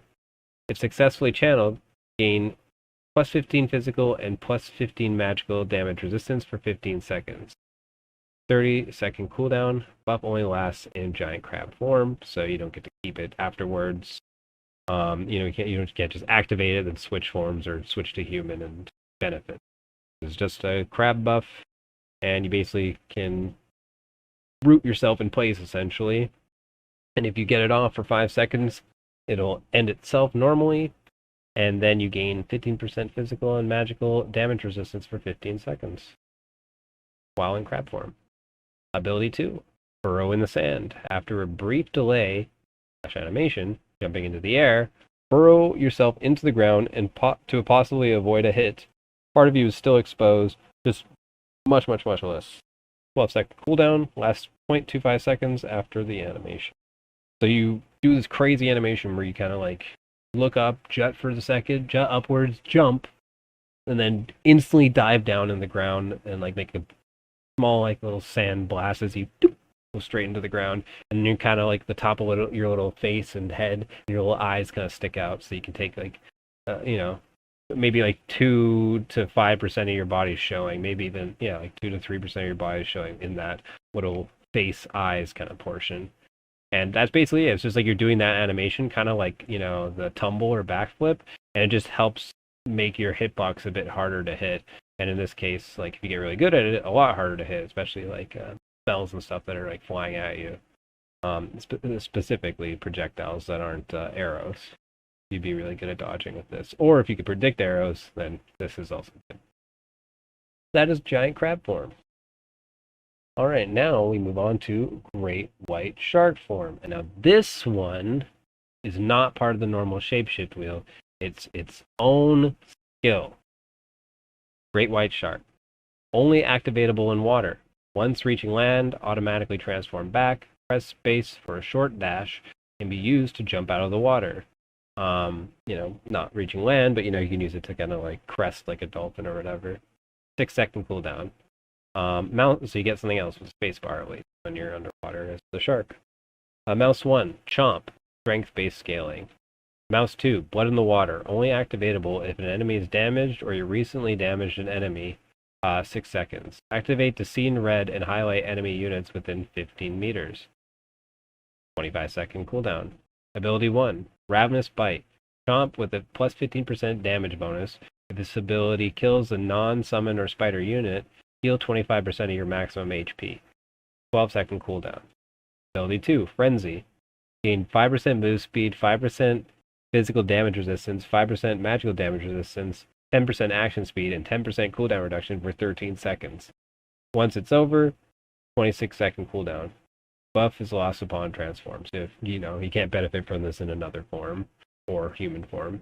And Just again to reiterate, this form is not part of the shapeshift wield and is its own skill and requires its own entire slot. That is the Great White Shark form and the final tier 2 talent, the Circle of the Ancients. Now we move on to the Keystone talent. Possibly my favorite transformation to say, even though I know it's wrong. Deinonychus form. I think it's like Deinonychus or something like that. But it was always like one of my favorites, and for quite some time, my favorite dinosaur as a kid when I got really into dinosaurs. And I'd always call it Deinonychus. So we're just going to go with that for now. Deinonychus form. Dexterity-based form. Mouse 1, Claw. Right and left swings with dexterity-based scaling. Mouse 2, Bite. Bite that causes target to take +8 additional physical damage plus a bleed that deals 4 damage a second for 6 seconds, scaling with dexterity. Low ratio. Ability 1, Blood Trail. Any enemy that has taken damage from your bleed within the last 10 seconds becomes blood hunted, and their footprints appear in blood for you when you activate this ability within a 5-meter range for 30 seconds. After expiring, goes on a 45-second cooldown. Ability 2, Frenzy. Gain 5% move speed, 5% physical damage resistance, 5% magical damage resistance, 10% action speed, 10% cooldown reduction for 13 seconds. Once it's over, 26-second cooldown. Just like the Great White Shark form, like both of them are pretty feral in nature, so they both get the Frenzy ability.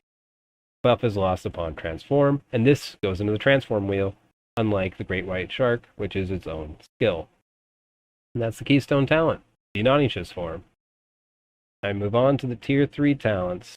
We have, first up, Gorilla form, the long and awaited. The strength-based form. Who would have thunk it? Mouse 1, alternating left and right swings. Mouse 2, Slam.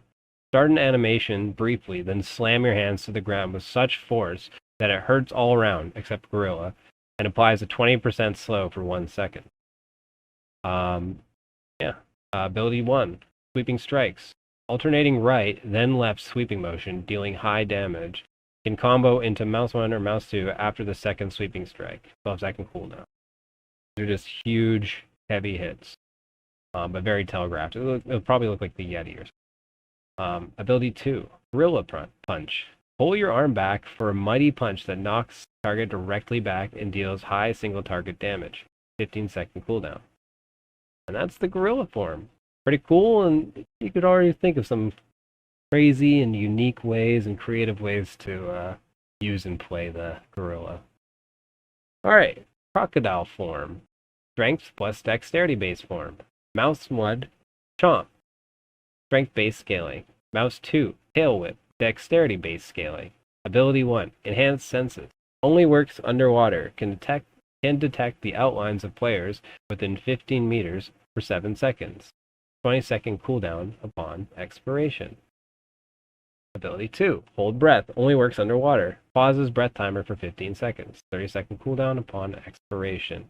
And because the crocodile isn't like a shark, it can go on a land or... So it doesn't... you don't lose a transformation upon hitting land. It also is part of transformation wheel. Now we move on to the third and final tier 3 talent, the Circle of the Ancients, and that is the Saber-Tooth Tiger form. Agility and willpower based form. Mouse 1, Saber Paw. Right paw deals agility based scaling damage. Mouse 2, Saber-Tooth Bite. Bite with your long saber teeth, killing enemies to the bone, dealing 1 magic damage per second for 4 seconds, and applying a 5% move speed and action speed, so does not stack. Bite scales off of agility, and it also does the 4 initial magic damage on contact. This and the damage over time scale with willpower. Ability 1, Barrel Leap. Targeted ability, Think Judgment. Only works on target within short range. Leap to target and strike, dealing 5% action speed and move speed slowed, as well as 10 physical damage and 5 magical, scaling with agility and willpower respectively. Low values. 22-second cooldown. Ability 2, Ice Age Claws. Enchant your basic attack to deal the same effects as Sabertooth Bite for 6 seconds. 35-second cooldown. Buff is lost upon transform. Basically, you gain the ice slow with the action speed and move speed slow that doesn't stack, and the damage over time, as well as the damage on hit. You gain all those on your basic attack, the Saber Paw. That's what Ice Age Claws does, and that's the Sabertooth Tiger form. Pretty cool, if I do say so myself. Now we move on to the Supreme Talents. Moth form, the Circle of the Ancients. The knowledge-based form. Mouse 1, Bite. Deal knowledge-based scaling damage. Mouse 2, Moth Spores. Send out a pink gas cloud with random movement that confuses all targets whom it touches for 8 seconds. Can affect casters. So I'd imagine, like the zombies' green smoke, it's like a pink one. And it just, moves around and it just confuses anyone it touches. 30-second cooldown, cloud lasts 12 seconds. Ability 1, Charming Song. Activate to channel glowing pink eyes, drawing anyone who looks into it into a 3-second charm, 15 meters range. 45-second cooldown. You are rooted during the 1.25 seconds. Adventurers are susceptible to this. Ability 2, Flap Wings. Gain 13 charges upon transforming. With no way to regen, each flap brings you slightly higher up.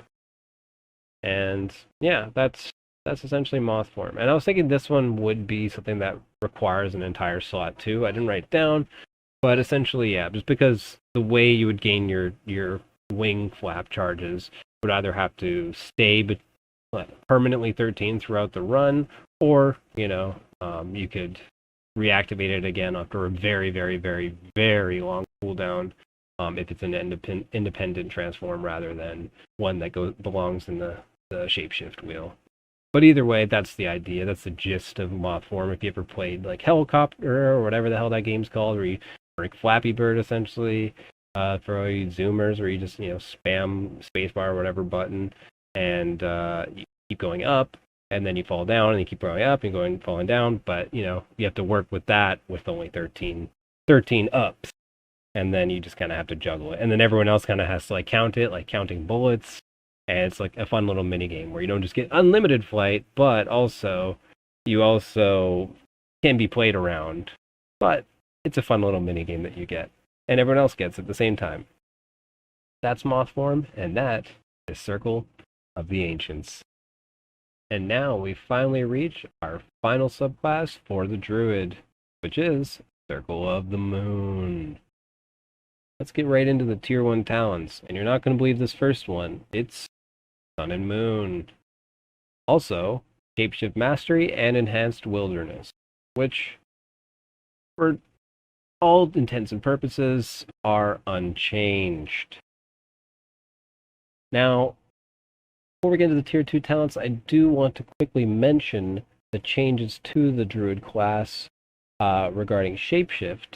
And the Shapeshift wheel, instead of holding 5 forms, it now can only hold 4. And the second Shapeshift wheel is removed by default. And you'll see why in a second.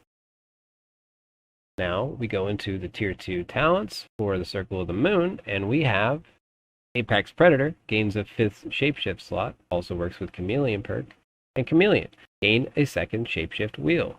So that's the idea I had for the other Shapeshift wheel. I didn't think, we didn't use it before, right? It was never used. We never had enough transforms. And now that I've added more than enough things to fill the wheel, I thought that it's fine, but maybe it should come at an additional cost if you really want that many transforms. Not just the second skill slot out of 3, spellcasting, skill, and transform, or spellcasting, transform, whatever. Just making it a little bit more costly, since it's a little bit more flexible now that you have an extra skill slot. I thought to kind of rein in that flexibility. If you want a second wheel, it's not the end of the world. It's just going to cost you one of your precious perk slots, but now you can transform into even more things. And yeah, that's essentially Chameleon, and then Apex Predator basically does the same thing, but in a different way. You get that 5th slot back, and also if you have Chameleon, instead of having 8 transforms, 1 being human. You get 10 transforms, 1 being human, or just 5 instead of 4 transforms if you just have 1 shapeshift wheel, if that makes sense. So yeah, that's the minor changes I have for the class, and those are the 2 talents that kind of work around this new Druid landscape I've created. Okay, now, moving on to the keystone talent, we have Owlbear form.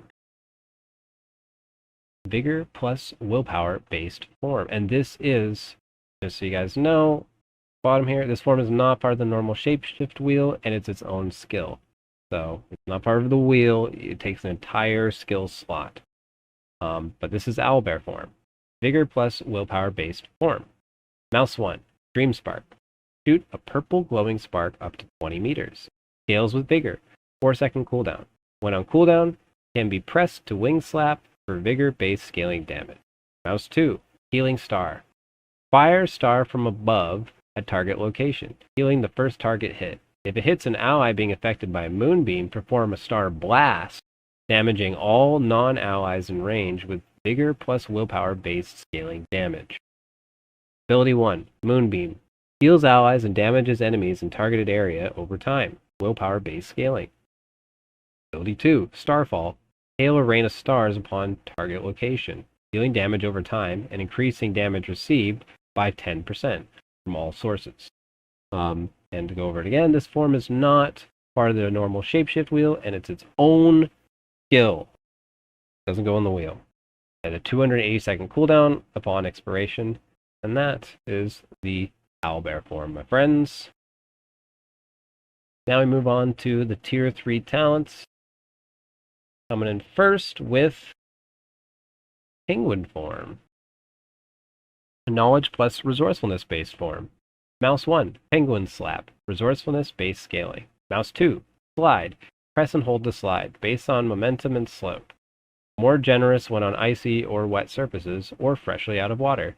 When done in water, do a short dash.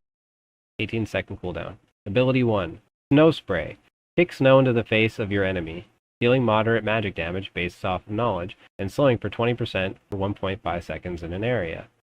22-second cooldown. Ability 2, Baby Bird. Lose 25% of your max HP and do a long eating fish then puking animation, healing the first target hit with the puke for 15 HP flat with minor resourcefulness scaling. 60-second cooldown. That's Penguin form. And that is part of the shapeshift wheel for all those wondering. Now let's look at Rhino form real quick. Rhino form. This one is not part of the regular shapeshift wheel, and it's its own skill. Okay? This one is its own skill, isn't part of the wheel. It's a vigor-based form. Mouse 1, Gore. Gore with your horn, dealing vigor-based scaling damage. Mouse 2, Rampage. Violently rock your head back and forth, dealing vigor-based scaling damage, 5-second cooldown. Ability 1, Rhino Charge. Blow hot air from your nostrils and charge forward with great speed, knocking all but the first enemy to the side. The first hit enemy by your horn is gored and also takes a stun if your charge collides with the wall, as well as small additional damage. Ability 2, Rhino Rage. Gain plus 30 armor and plus 30 magic resist and plus 10% action speed and plus 5% move speed for 13 seconds. 45-second cooldown upon expiring. Buff is lost upon transformation. More to Frenzy, but it's just for the Rhino. It's the Rhino Rage. This form is not part of the normal shapeshift wheel. It's part of its own skill, if anyone missed. Now, the final perk for the Druid in the subclass trees.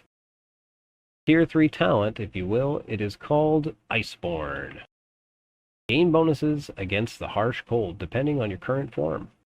Bear form, Polar Bear form, which has action speed, slow resist, and movement speed, slow resist, both by 50% in power and duration. Penguin form, gain plus 15 magic resist and plus 15 armor. Human and Frost Zombie, either version, gain 10 magic resist and 10 armor. You just gain these bonuses whenever you're in these forms, if you are on an ice map, or maybe the water map too. That's all it really is. Nothing too crazy, but if you specialize in those transforms, you get a little bonus if you love those maps. And now we move on to the supreme talent, the Circle of the Moon, Druid Subclass. And that is Midnight Stag form.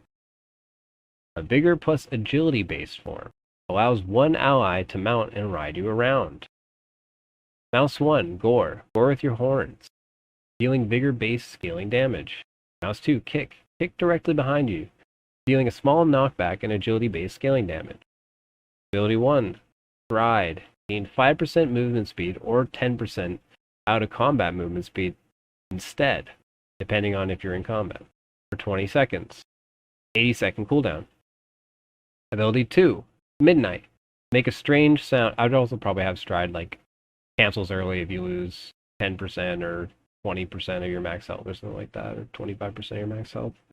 Then it ends early and maybe goes double cooldown or something like that. 50% increase cooldown. Ability 2, Midnight. Make a strange sound and root yourself for 1.25 seconds, making your eyes glow. The first adventurer to look into your eyes gains a nightmare debuff for 8 seconds. 30-second cooldown. This form is not part of the normal shapeshift wheel, and it's its own skill. That's the supreme talent. That's the Midnight Stag form, and that is the Circle of the Moon.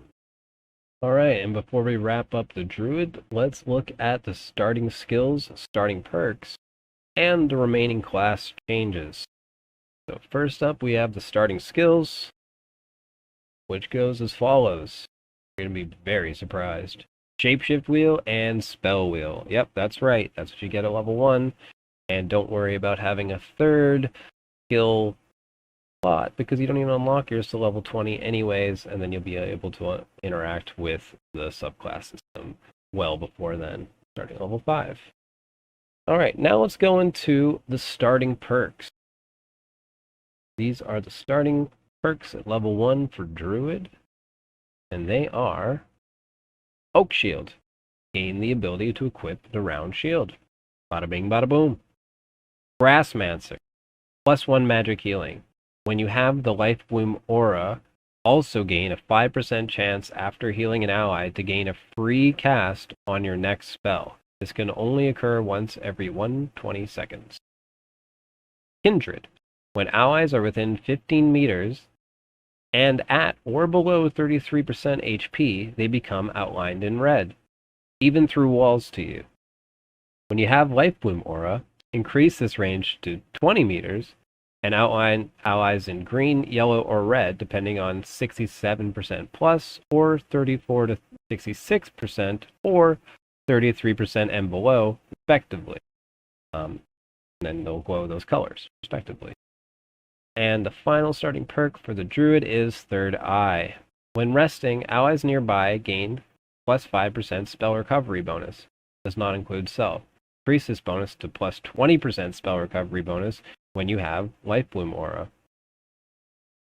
And those are the starting perks for the level 1 Druid. But before we move on, let's quickly look at the changes to the current forms for the Druid. Because if you remember, like I said earlier, we're going to have a third skill slot and ability.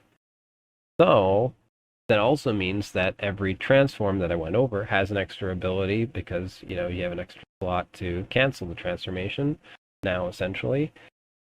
That also, all the ones that we know and love, all these transforms also need to now have an ability too. So I went and did the trouble of adding those, because I love to do stuff like this.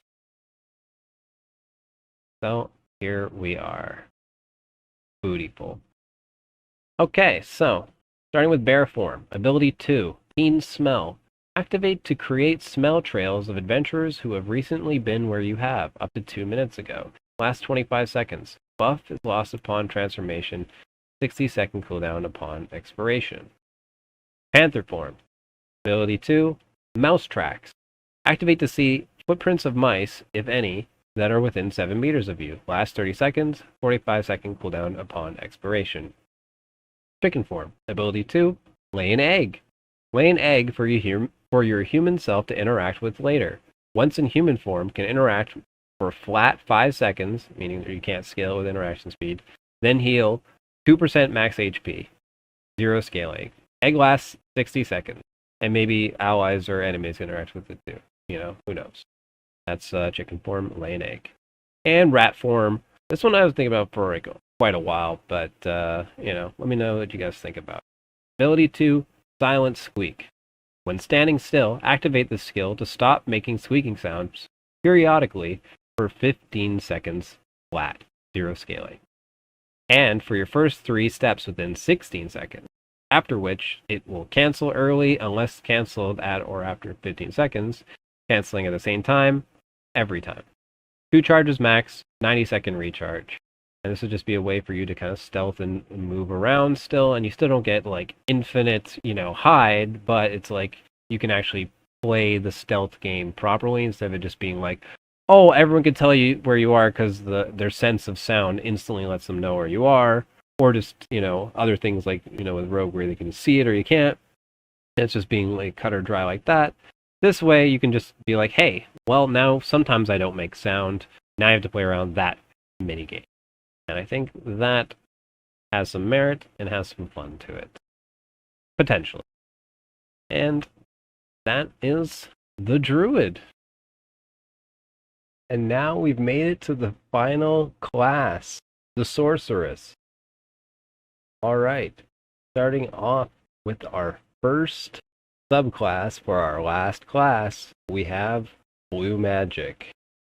Coming in at our Tier 1 talents, we have Air Mastery and Apex of Sorcery, which remain the same, but also Lightning Mastery, which has some changes. Now, additionally, after landing a water spell, the next lightning spell within 5 seconds will deal 20% bonus damage to the unit that was struck with the water spell, obviously. And also, now adds +1 additional magic damage per lightning damage tick for each instance of lightning damage you deal. Resets upon casting a new spell. And those are the Tier 1 talents for Blue Magic. Moving on, the Tier 2 talents. Blue Magic, we have Blue Mage, +2 willpower. Also, disables the ability to use swords of any kind, falchions or longswords. And if there is any other kind that the swords can use. For every stack of Blue Magic, gain +4% cast speed. And Blue Magic is obviously a mechanic and a buff that we will get into later. But yeah, for every stack of it, you gain +4 cast speed, unlimited caps as long, as far as we know.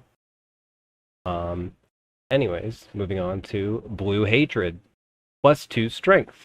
Disables the ability to use spellbooks and staves. Or stabs, whatever. For every stack of Blue Magic, gain +4% magic power. As you can see, you can finesse a little bit, or you could even, I guess, have both technically. Get cast speed and magic power, but then you can only cast with your hand. But that might not be a problem. And then you get 2 willpower, 2 strength. That's Blue Mage and Blue Hatred. Now we get into Blue Magic. Oh yeah, the keystone talent of the subclass Blue Magic. Blue Magic. Turn your torch and campfire to your blue skin automatically when equipping this perk, unless you don't own one or both, in which case, said fire will be replaced with a pale blue magic torch and or campfire. Whenever you land a spell, gain 1 stack of Blue Magic, up to 10 stacks. Each stack of Blue Magic gives you +4% increased headshot damage. Lose all stacks upon failing to hit an enemy. Also changes the color of your spells to blue. Yeah, that's Blue Magic. Pretty cool. And as you can see, it stacks up to 10. So 10 is the maximum you can get. So it's the most you can benefit from a perk that also benefits. But a lot of them in this tree you'll see have or will benefit. Okay, Tier 3 talents we have Blue Hunger. Each time you kill an enemy adventurer with 10 Blue Magic stacks, increase the max cap of blue magic by 1, up to a max of 15 blue magic stacks at a single time. Cool. Pretty cool. So that's a way you can manipulate the max stacks and also get more bonuses via, Blue Mage, Blue Hatred, and hopefully some other things. Blue Forever. Lose all bonuses gained for having each stack of blue magic. Gain a new bonus that is not negated when you reach 10 stacks.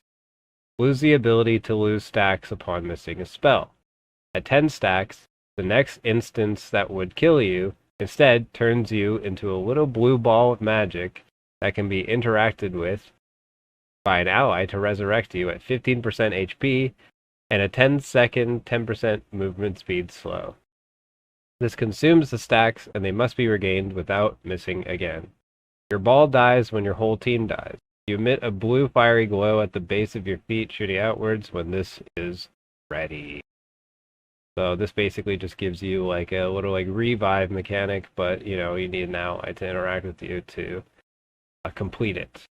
And you do have some sort of resurrection sickness with the move speed slow, and you only get 50% of your max HP, obviously. And yeah, that's Blue Forever. You just need to get 10 stacks again. It consumes all stacks. You can get 10 stacks again and do it multiple times a run. As long as your teammates revive you, I guess. Alright, Dr. Blue. The final perk in the tier 3 talents for blue magic. It is lose all bonuses gained for having each stack of blue magic. Gain a new bonus that is not negated when you reach 10 stacks.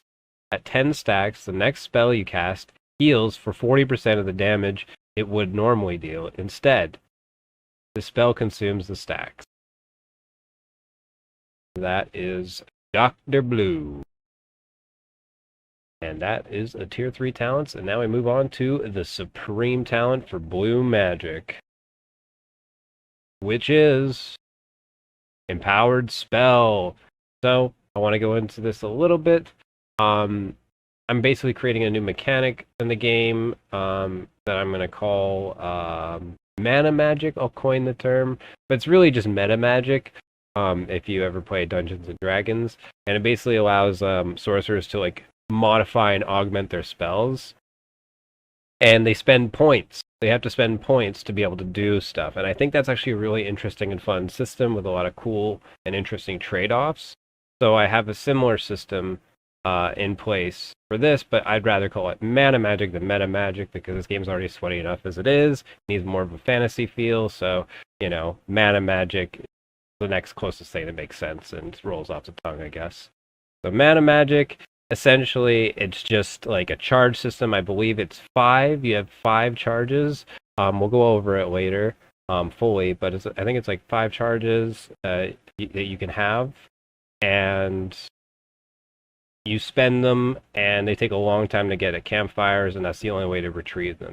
You have to sit down at campfires. So I'm basically giving sorcerers a reason to also use a campfire, because I believe every class should. I like sorcs a lot, but I still believe every class should have to sit down. If the wizard has to sit down, everyone's got to sit down, and or else just don't make the wizard have to sit down. But I think it's interesting. I think it's a cool part of the game. I think campfires are cool. We should utilize that. Anyways, that being said, that's what meta magic or mana magic is, and empowered spell is a mana magic. So, without further ado, let's go over what empowered spell does. Spend 4 mana magic to increase the next spell cast by 40% magic power. The spell goes on 2 times its normal cooldown. Cannot stack with other mana magic. So, if it's not already clear, you can't cast this with another mana magic. Some you can probably stack, but this one specifically will not stack, and it'll just override whatever's was being used. And I'd assume it would also consume the mana magic for misplay. But yeah, there it is. 4 mana magic, very expensive, but you get an empowered spell, and it's a pretty powerful thing. So, pretty cool trade-off. That is empowered spell. It's a skill. Just to be clear, all these mana magics are a skill that require an entire slot to use, and then also require their resource, which is mana magic, which you start with 5, and then you have to campfire to get them all back, and they take a long time. Think of like the treant for the druid. for each one. Okay. And that is blue magic and the first subclass of the Sorc. And now we move on to the second subclass for the Sorceress. That is the Chronomancer. Coming in at our Tier 1 talents, we have Elemental Fury, which is reworked to be named Chrono Fury, because it makes more sense that way in my head and in the talent tree. And if you got a problem with it, sue me. And now we move on to the perks that I've created. We have Chosen One. Disables the ability to use spellbooks, staves, or swords. Gain 40% spellcasting speed. Because if you're a sorcerer or sorceress, Lord knows you want a spellcasting speed perk, and there's never been one since the instant cast, and bouncing a class around instant cast is such a horrible idea, especially making it a perk that takes up a mandatory slot. But anyways, that's a terrible time that is no more. Now we have the Chosen One. Moving on, Chronocaster. Disables the ability to use spellbooks and staves. Gain 20% spellcasting speed. This one is just like another one, but you know, if you still want to be able to use the sword. But if you don't use sword and just use hands, then you can go like giga, but it also costs 2 perk slots, so your choice. Anyways, those are the Tier 1 talents for Chronomancer. Moving on to the Tier 2 talents, we have Timewinder. Perk. Gain the ability to use the Zweihander. Every Zweihander hit reduces cooldowns by 0.5 seconds, doubled versus enemy adventurers. Does not work on allies or summons. Timewinder. Cool. Then we have Quickened Spell, a mana magic, aka a skill. Spend 2 mana magic, out of the 5 that we discussed before, to instantly cast your next spell. Creates a glow and a unique sound. So there's some warning when you're doing it, obviously. Kind of like instant cast, maybe even more obvious. But yeah, that's Quicken Spell, and then there you go. There's your instant cast. If you really need Iron Mace, you got to hold on to it. There it is. There's the instant cast for the Sorc. But because it's balanced around mana magic, and because it's balanced, you know, you only have 2, so you only have 5 to work with. So you can only do twice. You know, it's not something you can just infinitely have at all combat, every combat. So there you go. You still get it in the game, and you know, it's definitely a lot more balanced and sane. I'll say it's a lot more sane. This is coming from a Sorc player.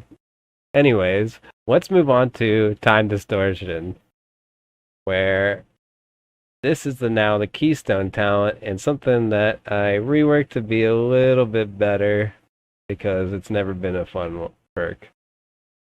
Okay, Time Distortion. Gain 1 stack of Time Distortion every 8 seconds. Gain plus 15% spellcasting speed for your next spell for each stack. Then remove 1 stack. Your cooldowns become twice as long now.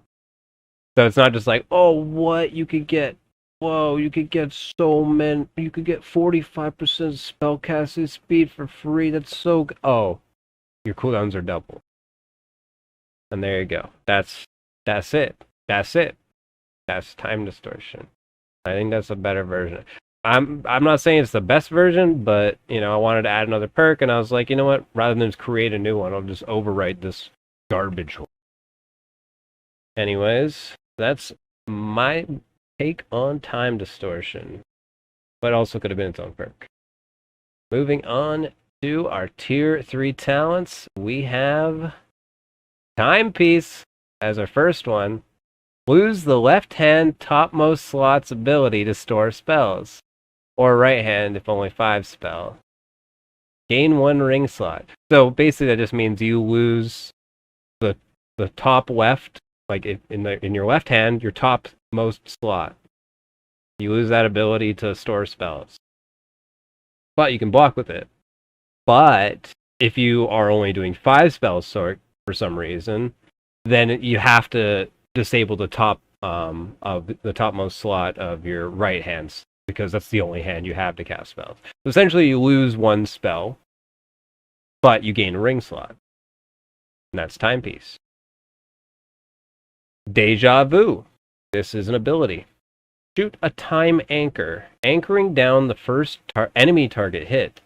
The anchor has a 7-meter chain. If the anchor is not broken within 5 seconds, the target is brought back in time to the same location with the same amount of health as they had at that time.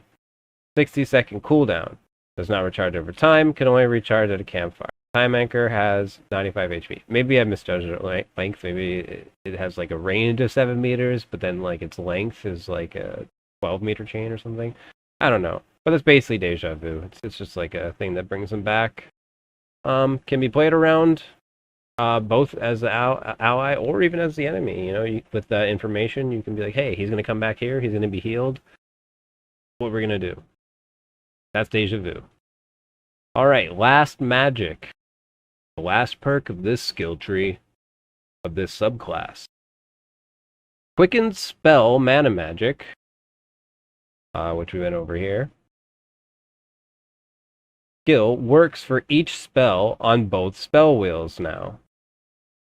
So, but it locks you out of cooldown casting them again until you cast another spell, every other spell on your wheel at least once. So essentially, Quicken Spell now costs 5 mana magic, and it can't be used in combination with anything else. It requires twice the amount of campfire. And what this basically means is instead of it costing 2 to do Quicken Spell, it costs 5. But now everything is instant cast for its first cast, but you have to cast everything at least once. You have to cast everything once, and you're locked out of casting them ever again. Like, they don't even start their cooldown until everything else is done. So you have to cast every single spell, and once you have, then you have no spells, obviously, and then they start refreshing their cooldown. And that is last magic. Okay, that's a perk. Now, for the supreme talent, for the Chronomancer, it is a skill I like to call Time Stop. Time Stop. After a 3-second channel and a delay, slow all units, including caster, in a 25-meter radius. Every ranged attack within this bubble is slowed down and is suspended in air until time starts again. Melee attacks are also slowed down. Everything is slowed down to about 10%. Time Stop lasts 10 seconds. Gains a stack of time thread upon participating in kills on enemy adventurers within 7 seconds of the adventurer being hit by any spell. Gain a stack of time thread upon using a resurrection table and successfully resurrecting an ally. Upon gaining 10 stacks of time thread, spend all to do a 1 time per dungeon activation, losing the ability to gain time thread stacks for the rest of the adventure. And essentially that just means that this bottom half here is time thread is the only way to cast Time Stop, and it's still just once per adventure anyways. And time thread, you only get it from assists, kills, or reviving allies. Once you have 10, you can choose to use it once, and then you can no longer gain time thread. You can no longer cast Time Stop. You just get the one use. That is Time Stop, and that is Chronomancer. Alright, we move on to the third subclass for the Sorceress, and that is the Goomancer. The Goo. So for our Tier 1 talents, we have Innate Talent, Merged Might, and Spell Stride, which are all unchained. Now we move on to our Tier 2 talent. We have Goo Skin. Gain +2 willpower and +2 knowledge. Triple these bonuses in Goomancer form. Goo Mage. Activating Goomancer with blue magic stacks. Consume all stacks and give plus 2% cooldown reduction for each stack consumed, lasting the duration of Goomancer form. Gain plus 1 dexterity, plus 1 resourcefulness. That's a Goo Mage. And now, we check out the Keystone talent, Goomancer, where you get introduced to the Goomancer form. Goomancer. Your flesh and blood polymorph into translucent green ooze, leaving your bones and equipment untouched. You look like a walking skeleton encased in rubbery slime. Any unit takes 4 acid damage if it hits you with a melee attack or if it touches you. Touching the same unit has a 1-second cooldown. All spells you cast have their damage and animations turned into goo/acid. This lasts 60 seconds. 1 charge max. Cannot gain charges over time or from campfires. Instead of being able to cancel the form, the skill button has an 8-second cooldown gelatinous defense ability. Defend yourself by momentarily assuming a gelatinous form and becoming invulnerable. Root self in place for cast time and duration. Gains a charge upon participating in 3 kills on enemy adventurers, within 7 seconds of the adventurer being covered with goo, hit by any spell. So 3 kills that you've had participation on with one of your spells damage within 7 seconds. Damage them with a spell within 7 seconds and they die. And they have to be an enemy. Basically, and it will be converted into what we call a goo stack. 3 goo stacks equals 1 charge, but you only get 1 charge max. 3 goo stacks max, 1 charge max. There it is. Also gain 1 charge upon entering the dungeon, so you don't have to stack it right off the get-go. You at least get 1 goo. Or I should say, you get 1 goo off the get-go. That's fun to say. You get 1 goo off the get-go. And upon entering each floor of the dungeon, oh, look at that, how nice was past me. Where I made it so every time you go down a floor, you also get a stack. Bada bing, bada goo. Alright, now we move on to the tier 3 talents to the Goomancer subclass. I'm getting all gooed up all over this. Just thinking about this subclass. Alright, so we have our first mana magic for the Goomancer subclass. It is Subtle Spell. Mana magic. Spend 1 mana magic to make the next spell silent. Cannot stack with other mana magics. I'm sure you can think of uses for that there. Soul of Ooze. Become immune to self-acid damage. Gain 75% resistance to acid damage. This also means, like, when you are a Goomancer form and all your spells are acid and goo looking, they also do acid damage instead, which means, you know, you're immune to it. When you take damage, leave an ooze puddle at your feet for 10 seconds. Dealing 2 damage a second with 50% magic damage bonus scaling. When in Goomancer form, additionally leave an acid trail behind your wake, lasting 6 seconds. Also, when you take damage, the ooze puddle in this form is 4 times bigger and lasts 15 seconds. And then we go on to Transmuted Spell, the other mana magic in the Goomancer subclass. Transmuted Spell, mana magic. Spend 2 mana magic to open an element wheel and imbue your next spell with that element. Spellcasting sounds and color lighting effects included. So everything kind of gets included, but you get to pick an element, you know, you for example, you pick lightning bolts, I think it's called, where you shoot the beam, and then you go and pick something like fire arrow or something, or fire, and then all of a sudden now your lightning is like a fiery flame, like lightning beam. It's kind of like a flamethrower, I guess, in a sense, but longer range. And you know, you could turn on anything. You can make it ice, you can make it whatever, and it'll change how it looks, it'll change how it sounds while you're casting it, and it will change the damage type. And yeah, that's about it. That's Transmuted Spell. And now for the supreme talent for the Goomancer, we have a mana magic we call Seeking Spell. Seeking Spell, mana magic. Spend 5 mana magic to make your next spell have homing tracking. Creates a very loud sound and very bright visual effect when activating. Cannot stack with other mana magic. And that is the Goomaster subclass.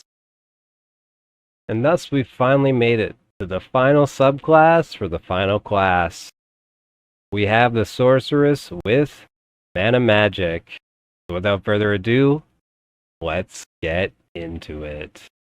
For our tier 1 talents, we have Manifold, unchanged. Then we have the Well of Dreams. On a mana magic applied spellcast, on a mana magic that costs no more than 1 mana magic charge, has a 5% chance to refund the mana magic charge. That's the Well of Dreams. Mystic Lore Master. +1 willpower, +1 knowledge. Gain the ability to equip Mystic Vestments, Wizard Hat, Shadow Hood, Troubadour Outfit, Bardic Pants, Mystic Gloves, Occultist Boots. That's Mystic Lore Master, and that concludes the Tier 1 talents for Mana Magic. Now we move on to the Tier 2 talents. Everyone's favorite meta talent because they give us nothing else to work with. So then it just needs to be picked and then balanced around, so then it's bad for the game. But it's down here in case they haven't changed the game's meta by the time this comes out. Mana Flow. That's right, Mana Flow, which is a nice, fun damage option at first until, lack of options began making it virtually near necessary, which is kind of sad. But if it remains in that state, at least every class or subclass could have access to it, since it's just on the second part of the tree, requiring only 1 point below, and then, boom, now you have access to Mana Flow. Great perk, powerful perk, there it is. Distant Spell, Mana Magic. Spend 2 mana magic to increase range, not size, of the next spell cast by 33%. That's Distant Spell. There you go. Pretty cool, pretty cool. Alright, now we move on to the Keystone talent for Mana Magic, and that is Manamancer. Instead of selecting a Mana Magic as a skill slot, gain 2 new skills called Manamancer and Manamancer 2. You can equip each Manamancer wheel with 2 mana magics, effectively allowing you to have 2 mana magics per skill slot.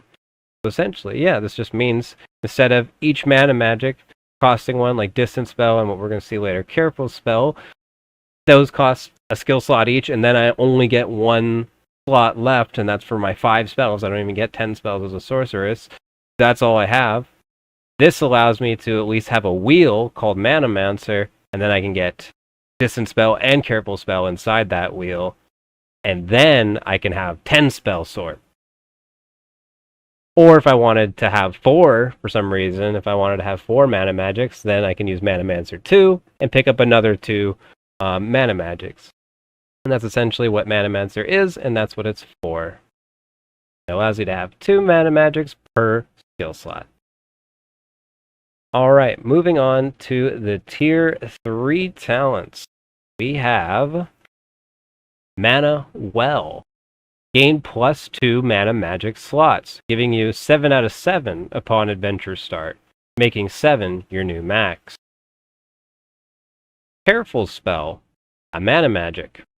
Spend 1 mana magic to make the next spell cast not do damage to allies, including caster. Pretty cool. Mana Leak, perk. Gain +1 mana magic charge upon participating in 3 kills on enemy adventurers within 7 seconds of the adventurer damaging them with a spell. Each stack grants a memory stack. Upon reaching 3 memory stacks, gain 1 mana magic. So, you get memory leaks from Mana Leak, you get those memory stacks, stack them up. All you need to do is participate in 3 kills. You don't even have to get the last hit, but participate in 3 kills on enemy adventurers as long as your spell has damaged them within 7 seconds before them dying and perishing and going down to the dark, dark depths. And that's Mana Leak. All right, now we reach our final perk and our final supreme talent for our final class and our final subclass. Thank you guys so much for hanging out with me, by the way. This has been a blast. I live for this shit. And a fitting name, we call this supreme talent Pure Magic. Disables the ability to use spellbooks and staves. Gain 1 more spell slot for each spell memory. Or actually, my bad, for spell memory 1 only. Right hand, yeah, that's right. I was like, that's not right. My mouth was wrong, but my brain was right. And I wrote it down properly, at least. So essentially, you gain 1 extra spell, but only for spell memory 1, not spell memory 2. You don't gain an extra spell there. Just spell memory 1. You can gain 1 extra spell, or you can now have block or melee or whatever it is you really wanted to have for such a slot. But there you go. That's Pure Magic. And that is the Mana Magic subclass, concluding all 40 subclasses. Alright, now before we move on to the final sections of the video, let me just go over the starting level 1 skills and perks that you will have to work with on the Sorcerer or Sorceress. And there isn't too many crazy choices because Iron Mace decided to make things like Spell Merge and Spell Sculpting almost essentially mandatory.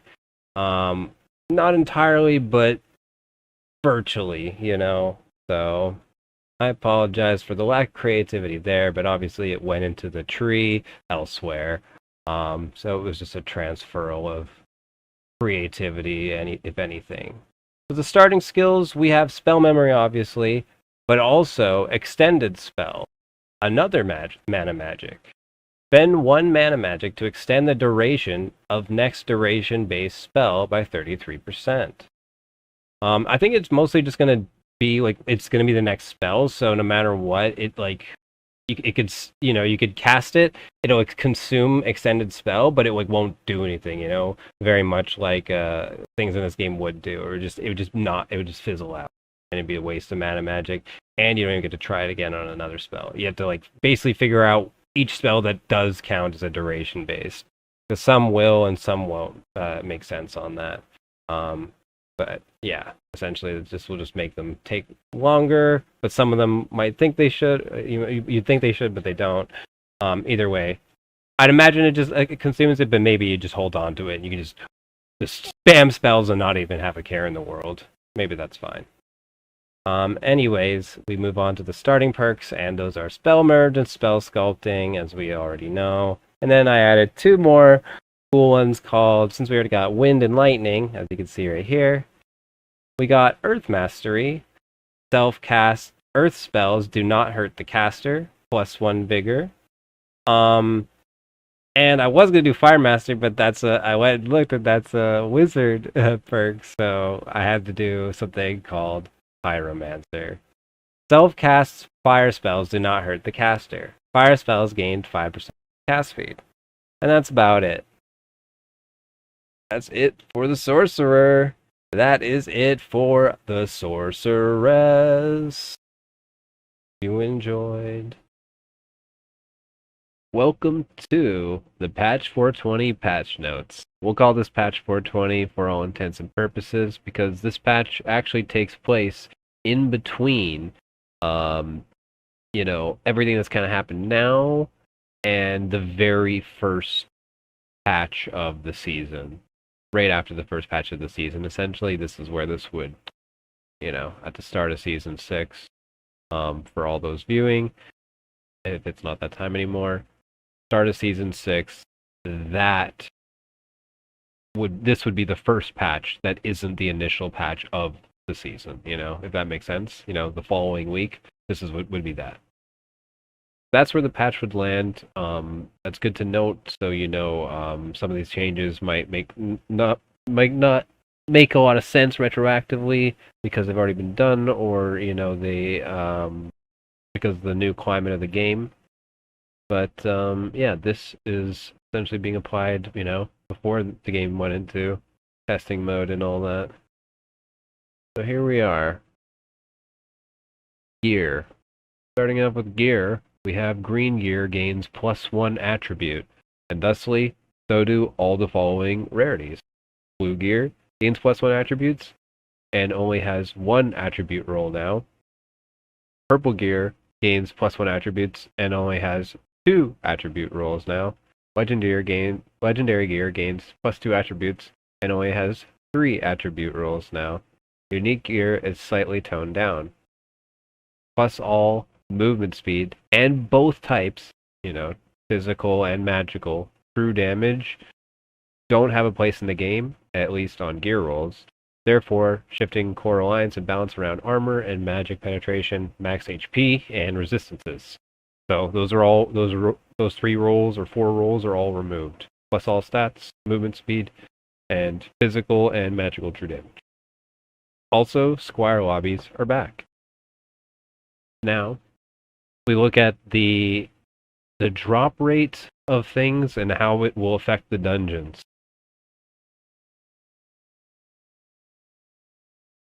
Oh. Alright, so increase loot drop rate for both normal and HR for more to much more epics and legendaries, and or possibly adding +1 random or set loot roll to each chest prop as well, meaning that you could we're talking about the possibility of adding an additional chance for another item to come out of a chest or loot.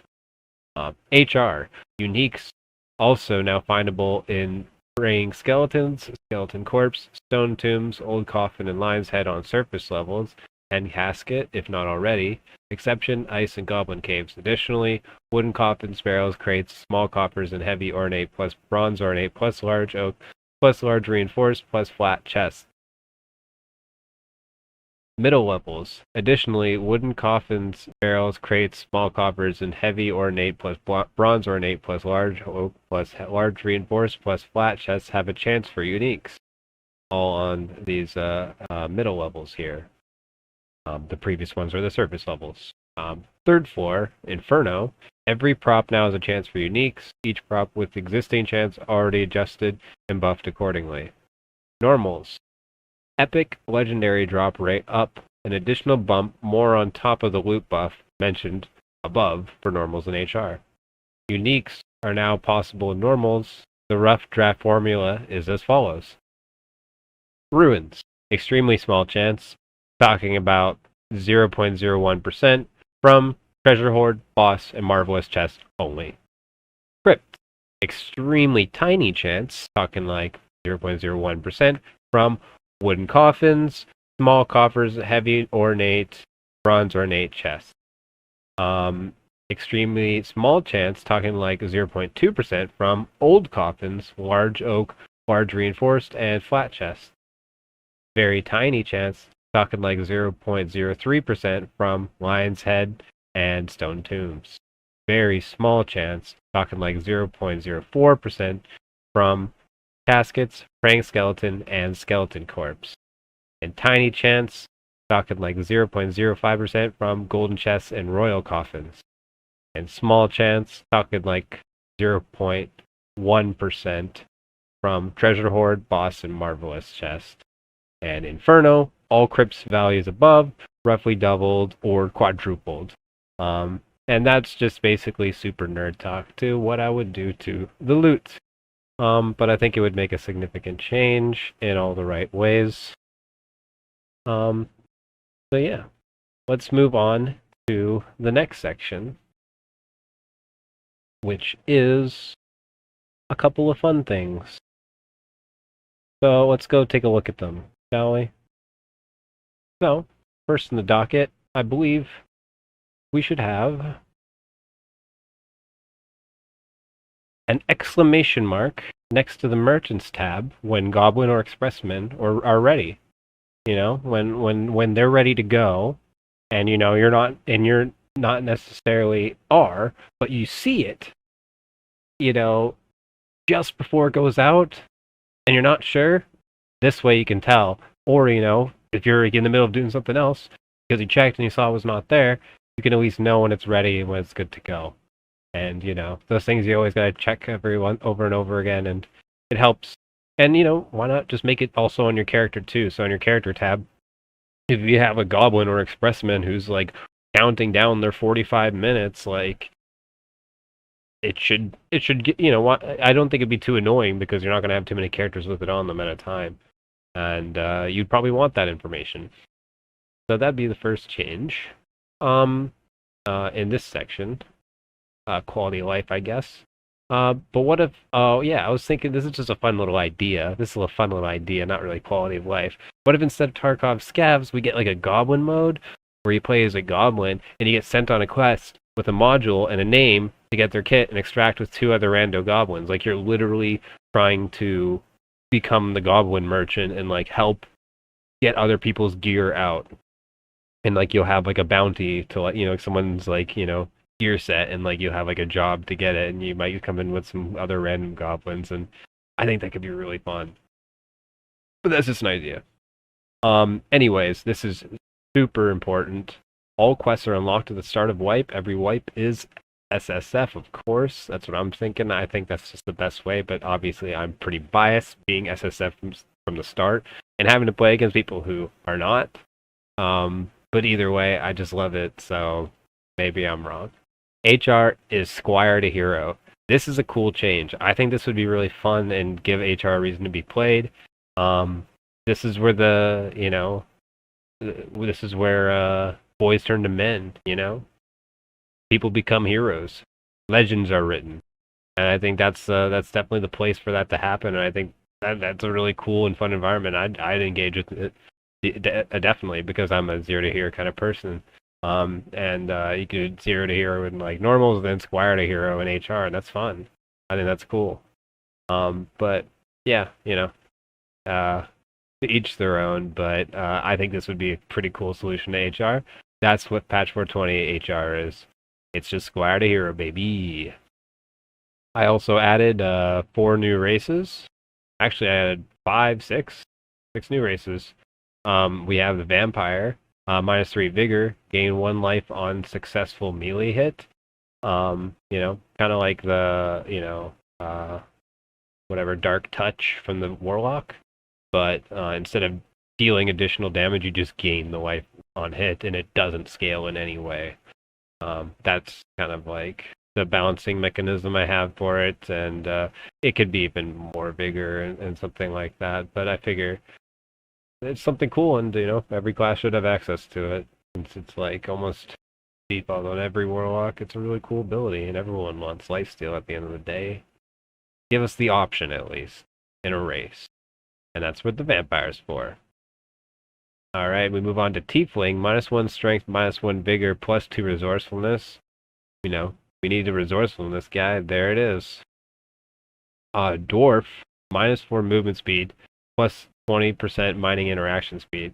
Thought about it a lot, but I think 20% might be like a nice sweet spot where it's like not too OP to be like abused, but also like worth picking the character. Maybe because it'll be 25, but I don't know going much higher than 30. Because then it's like you have like so much, you have like an entire item or two, especially on like a class that can't get much interaction speed. So it's an interesting conversation, to say the least. But I do think it's something that dwarves should be good at. Moving on to Goblin, -4 movement speed and +50% loose gold find and +25 luck. Yeah, I just thought, that they should get a little luck, and also the gold find basically just means like if you find gold, then it would be increased by another 50%. But it's not going to make you find 50% more. If you just find 3 bodies and don't see gold, you're not going to see gold. But if you do see gold, if you see 10, it's going to be 15. You know what I mean? That's basically what loose gold find is. And then we move on to Gargoyle. When standing still for 1, 3, 5 seconds, gain 5, 10, 15 armor and magic resist. You can still take actions, but not move, and keep the bonuses. So kind of like a stand your ground kind of race. Pretty cool, pretty cool, pretty cool. Obviously, these numbers can be adjusted to like 3, 5, and 8 seconds or something if it becomes too powerful for certain play styles, but you get the gist. It's something where you gain bonuses for standing still and holding your ground, and not even taking a single step.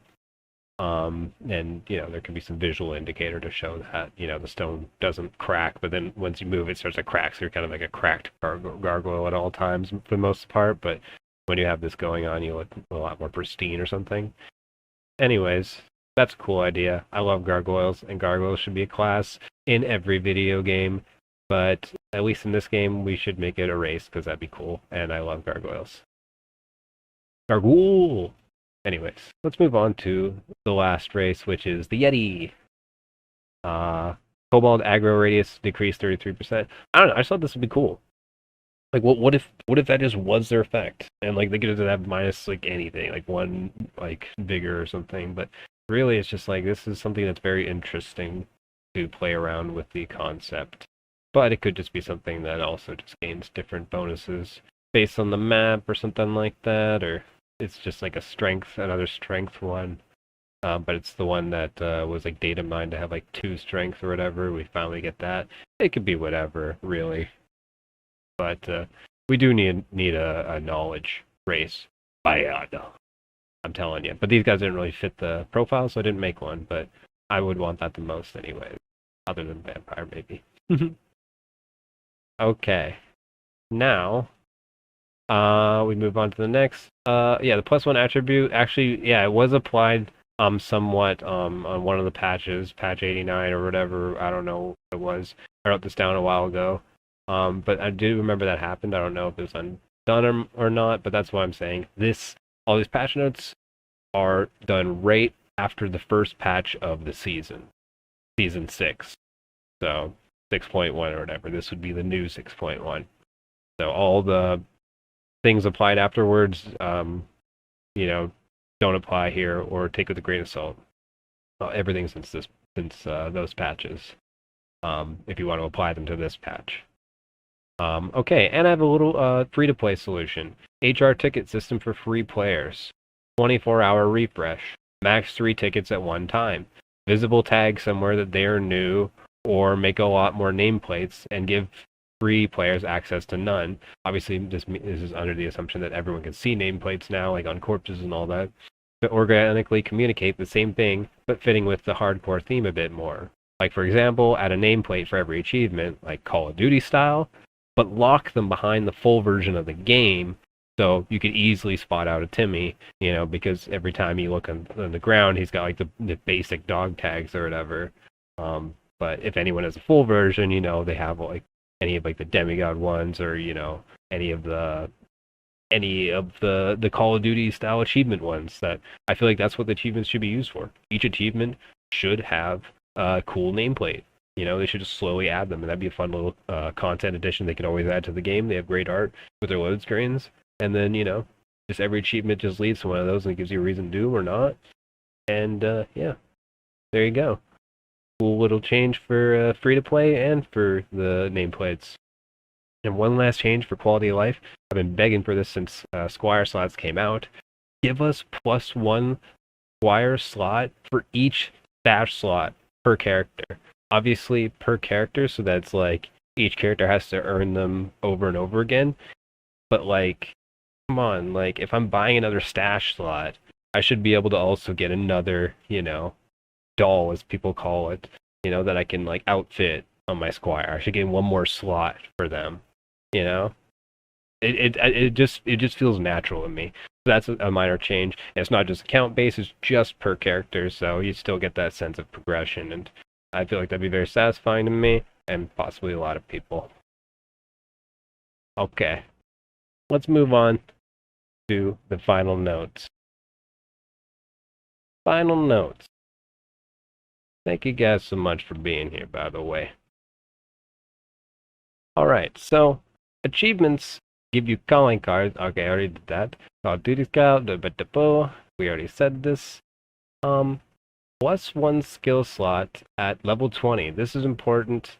This is something I already said several times earlier in the video, but at level 20, you gain a skill slot. You gain a skill slot.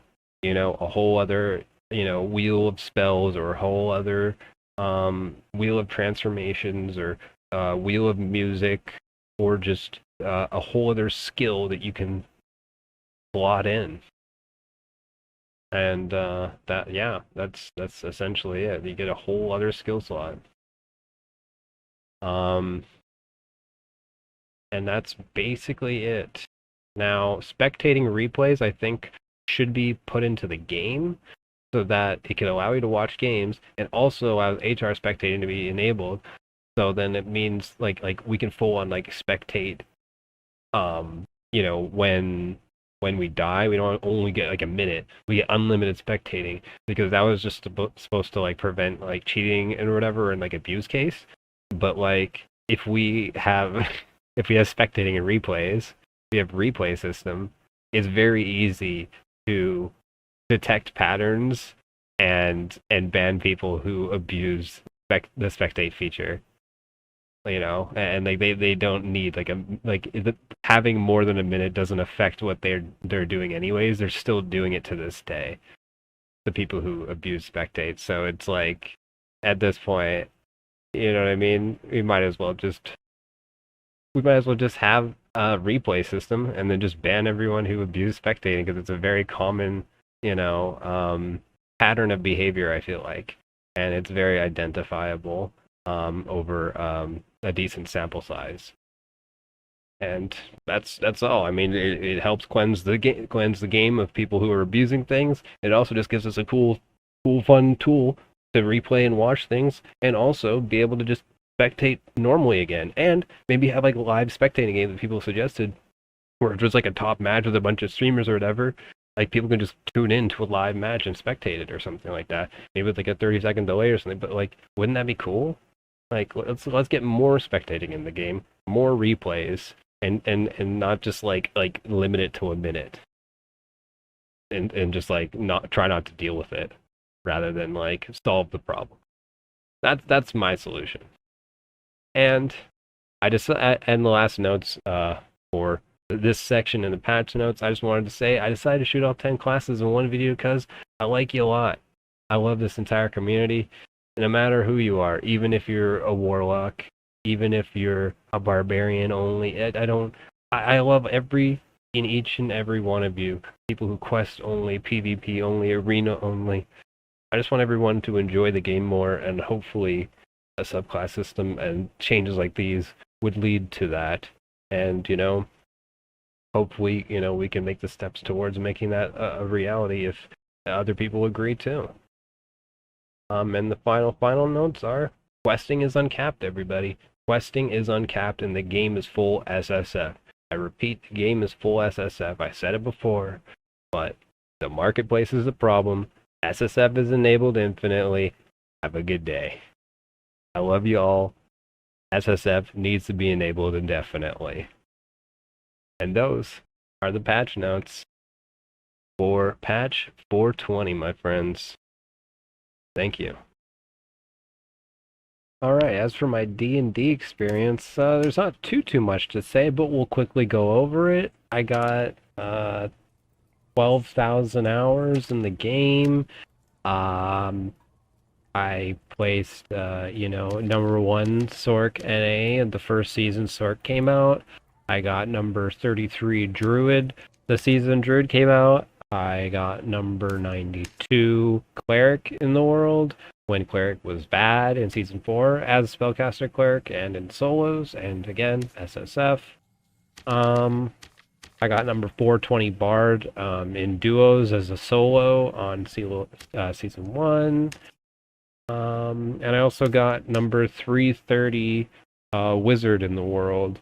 But that was also when I did the season where I got number 33 Druid. And I was also playing a bunch of Cleric that season, also trying to see if I can get 3 demigods, but then I just pivoted so that I could get a high score on the Druid and hopefully still manage to get demigod on Wizard, which I did. And other than that, I don't think there's too much more that I've done other than just, yeah, spent many hours, played 6 classes, got demigod in all the classes I played, and yeah, 1,200 hours. SSF only. That's me. Walker? Class creation experience. It's a lot of places I could start.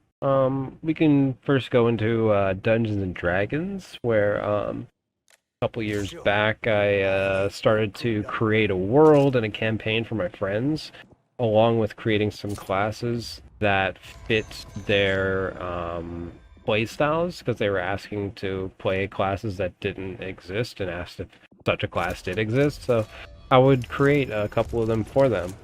And yeah, that's one of the things I would do for fun. A lot of these things I would just do for fun in my free time. Yeah, no one really telling me to do them, me just doing them because I wanted to. The next thing would probably be, we'll go to IRL reference.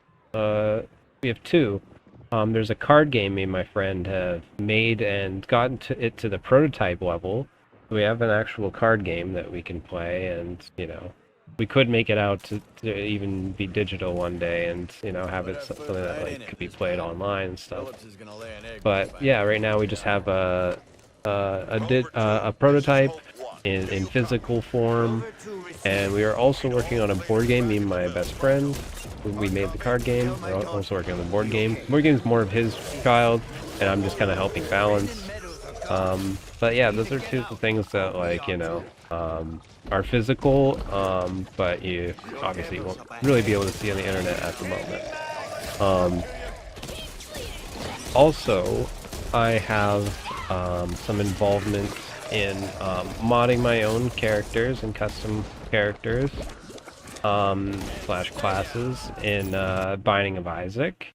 I don't know if any of you guys ever heard or played the game, but I have made 50 custom characters that all work in the game, and they all have different themes and different play styles, and something that you can really, like, you know, emphasize, but it also doesn't shoehorn you into just only having one play style.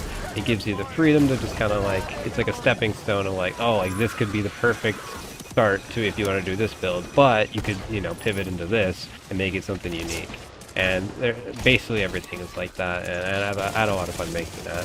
And I basically made a mini game out of it with me and my friends, where we'd roll a series of dice, and then whatever you'd end up on, you'd eventually just have to play that character, and then, you know, we'd try and beat runs doing that. That's something that's always been fun for me. I like doing that kind of stuff. And that leads me into the final part of my class creation experience. There's this game that I'll try to be as quick as I can on this, because I could talk for hours about it.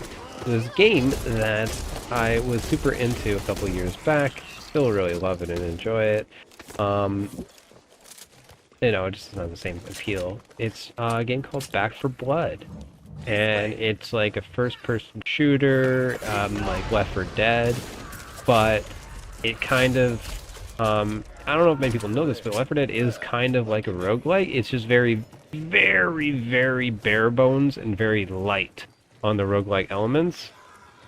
But Back 4 Blood essentially just, like, went full throttle and just ran with the roguelike concept. And it turned into an amazing masterpiece. I love that game still. It's so cool. And it's just like a card, like, based class and perk system, wrapped around a zombie survival game, and it's really cool, really fun. But that's basically all you really need to know.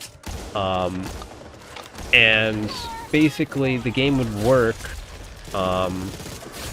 to where you would draw you would make your own deck outside of the game. Whenever you play the game, every level you would draw a card from your deck, in order, and then you'd pick the top 5 cards from your deck that were, you know, the next 5 cards, you know, you keep going, and every level you pick up the top 5 cards, and then you put them back down if you didn't use any, and you keep picking up the top 5 cards, and you select one, and then you use that card, and it's permanently applied to your character for the rest of the run.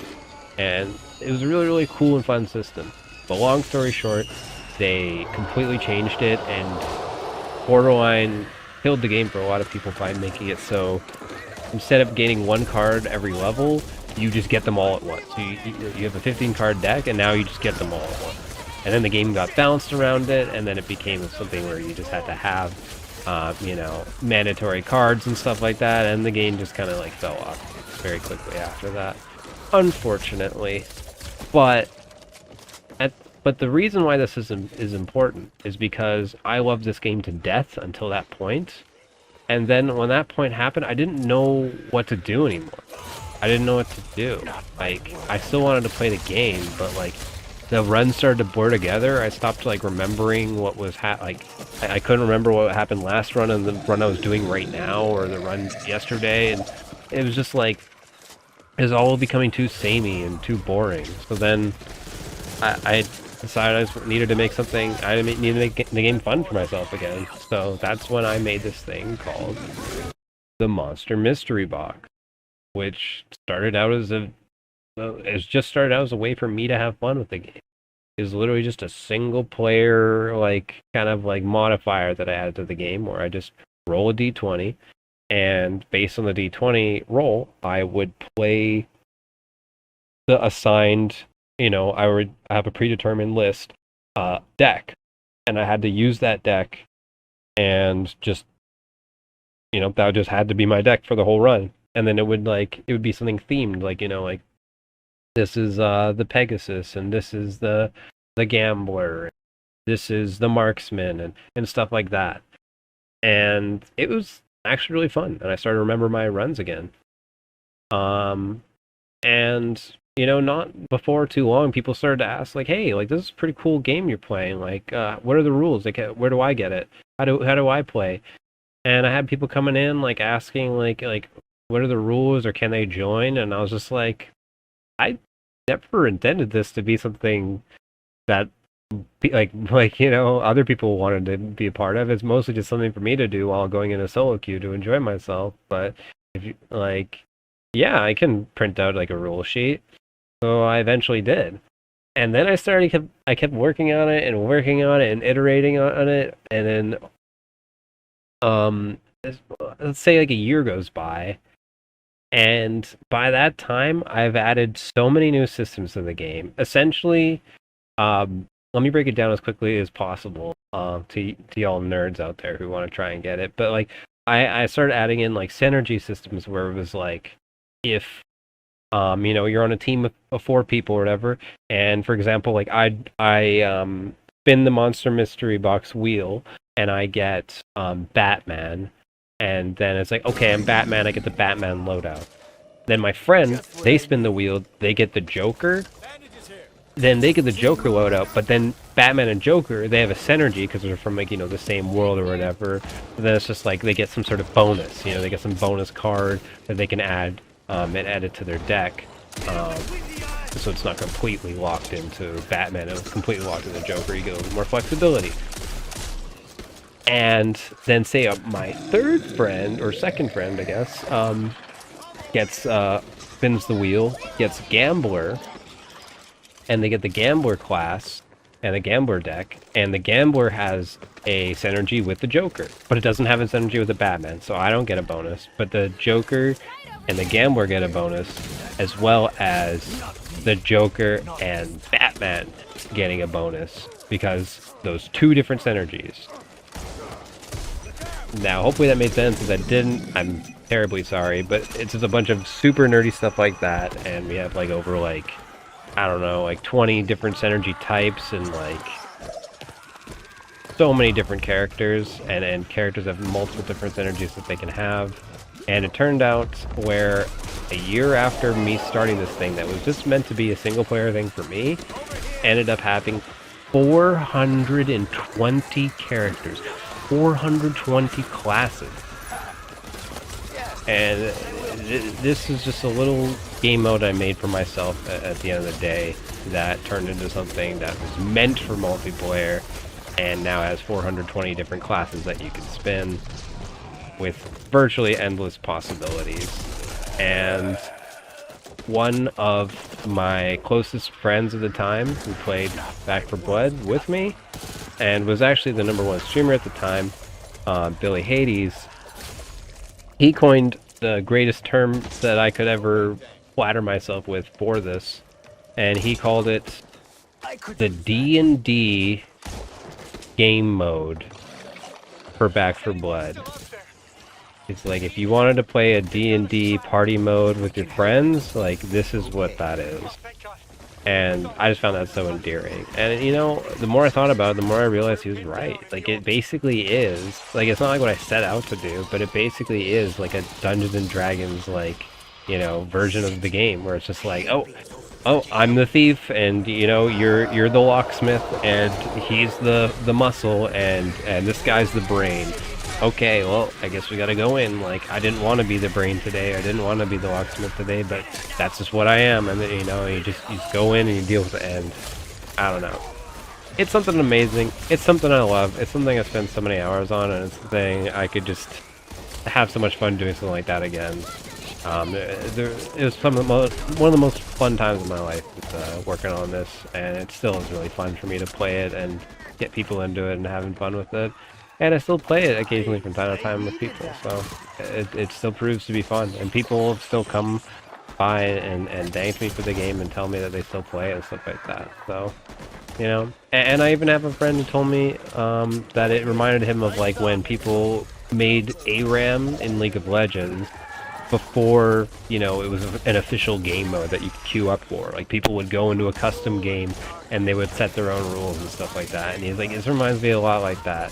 And that meant a lot to me. But yeah, basically that's kind of like my experience in class creation. You know, I definitely have a lot more experience in game stuff and game dev. Not too much in game dev, but like definitely game testing, because I work for EA Games.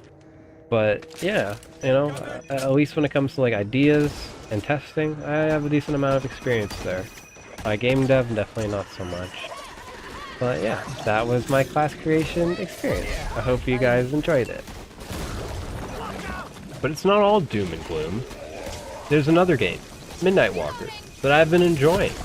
And that means that either A, it puts a fire under Dark&Darker's pants, or B, Midnight Walkers is just a better game. Either way, the world is a bit brighter than I thought. It's definitely not the darkest timeline, with people like me, even if in this timeline my video has no actual in-game impact. And not to mention, we're lucky enough to also have people like the Midnight Walkers devs, who've made a great game and are already more receptive to feedback. Tenfold. And who knows, this could be the timeline I save Dark&Darker. It's Subclasses. But the point of this video is very simple. I just want to create a healthy discussion around subclasses and subclassing. Any conversation previously would go something like, this would be cool on X class, and this would be a cool thing for Y class, but there is no real way to quantify the conversation into anything more productive than that. Hopefully this creates a platform in a more structured format that can have ideas more productively discussed and shared via a more thought out formula. The goal isn't necessarily to add subclasses to the game, no.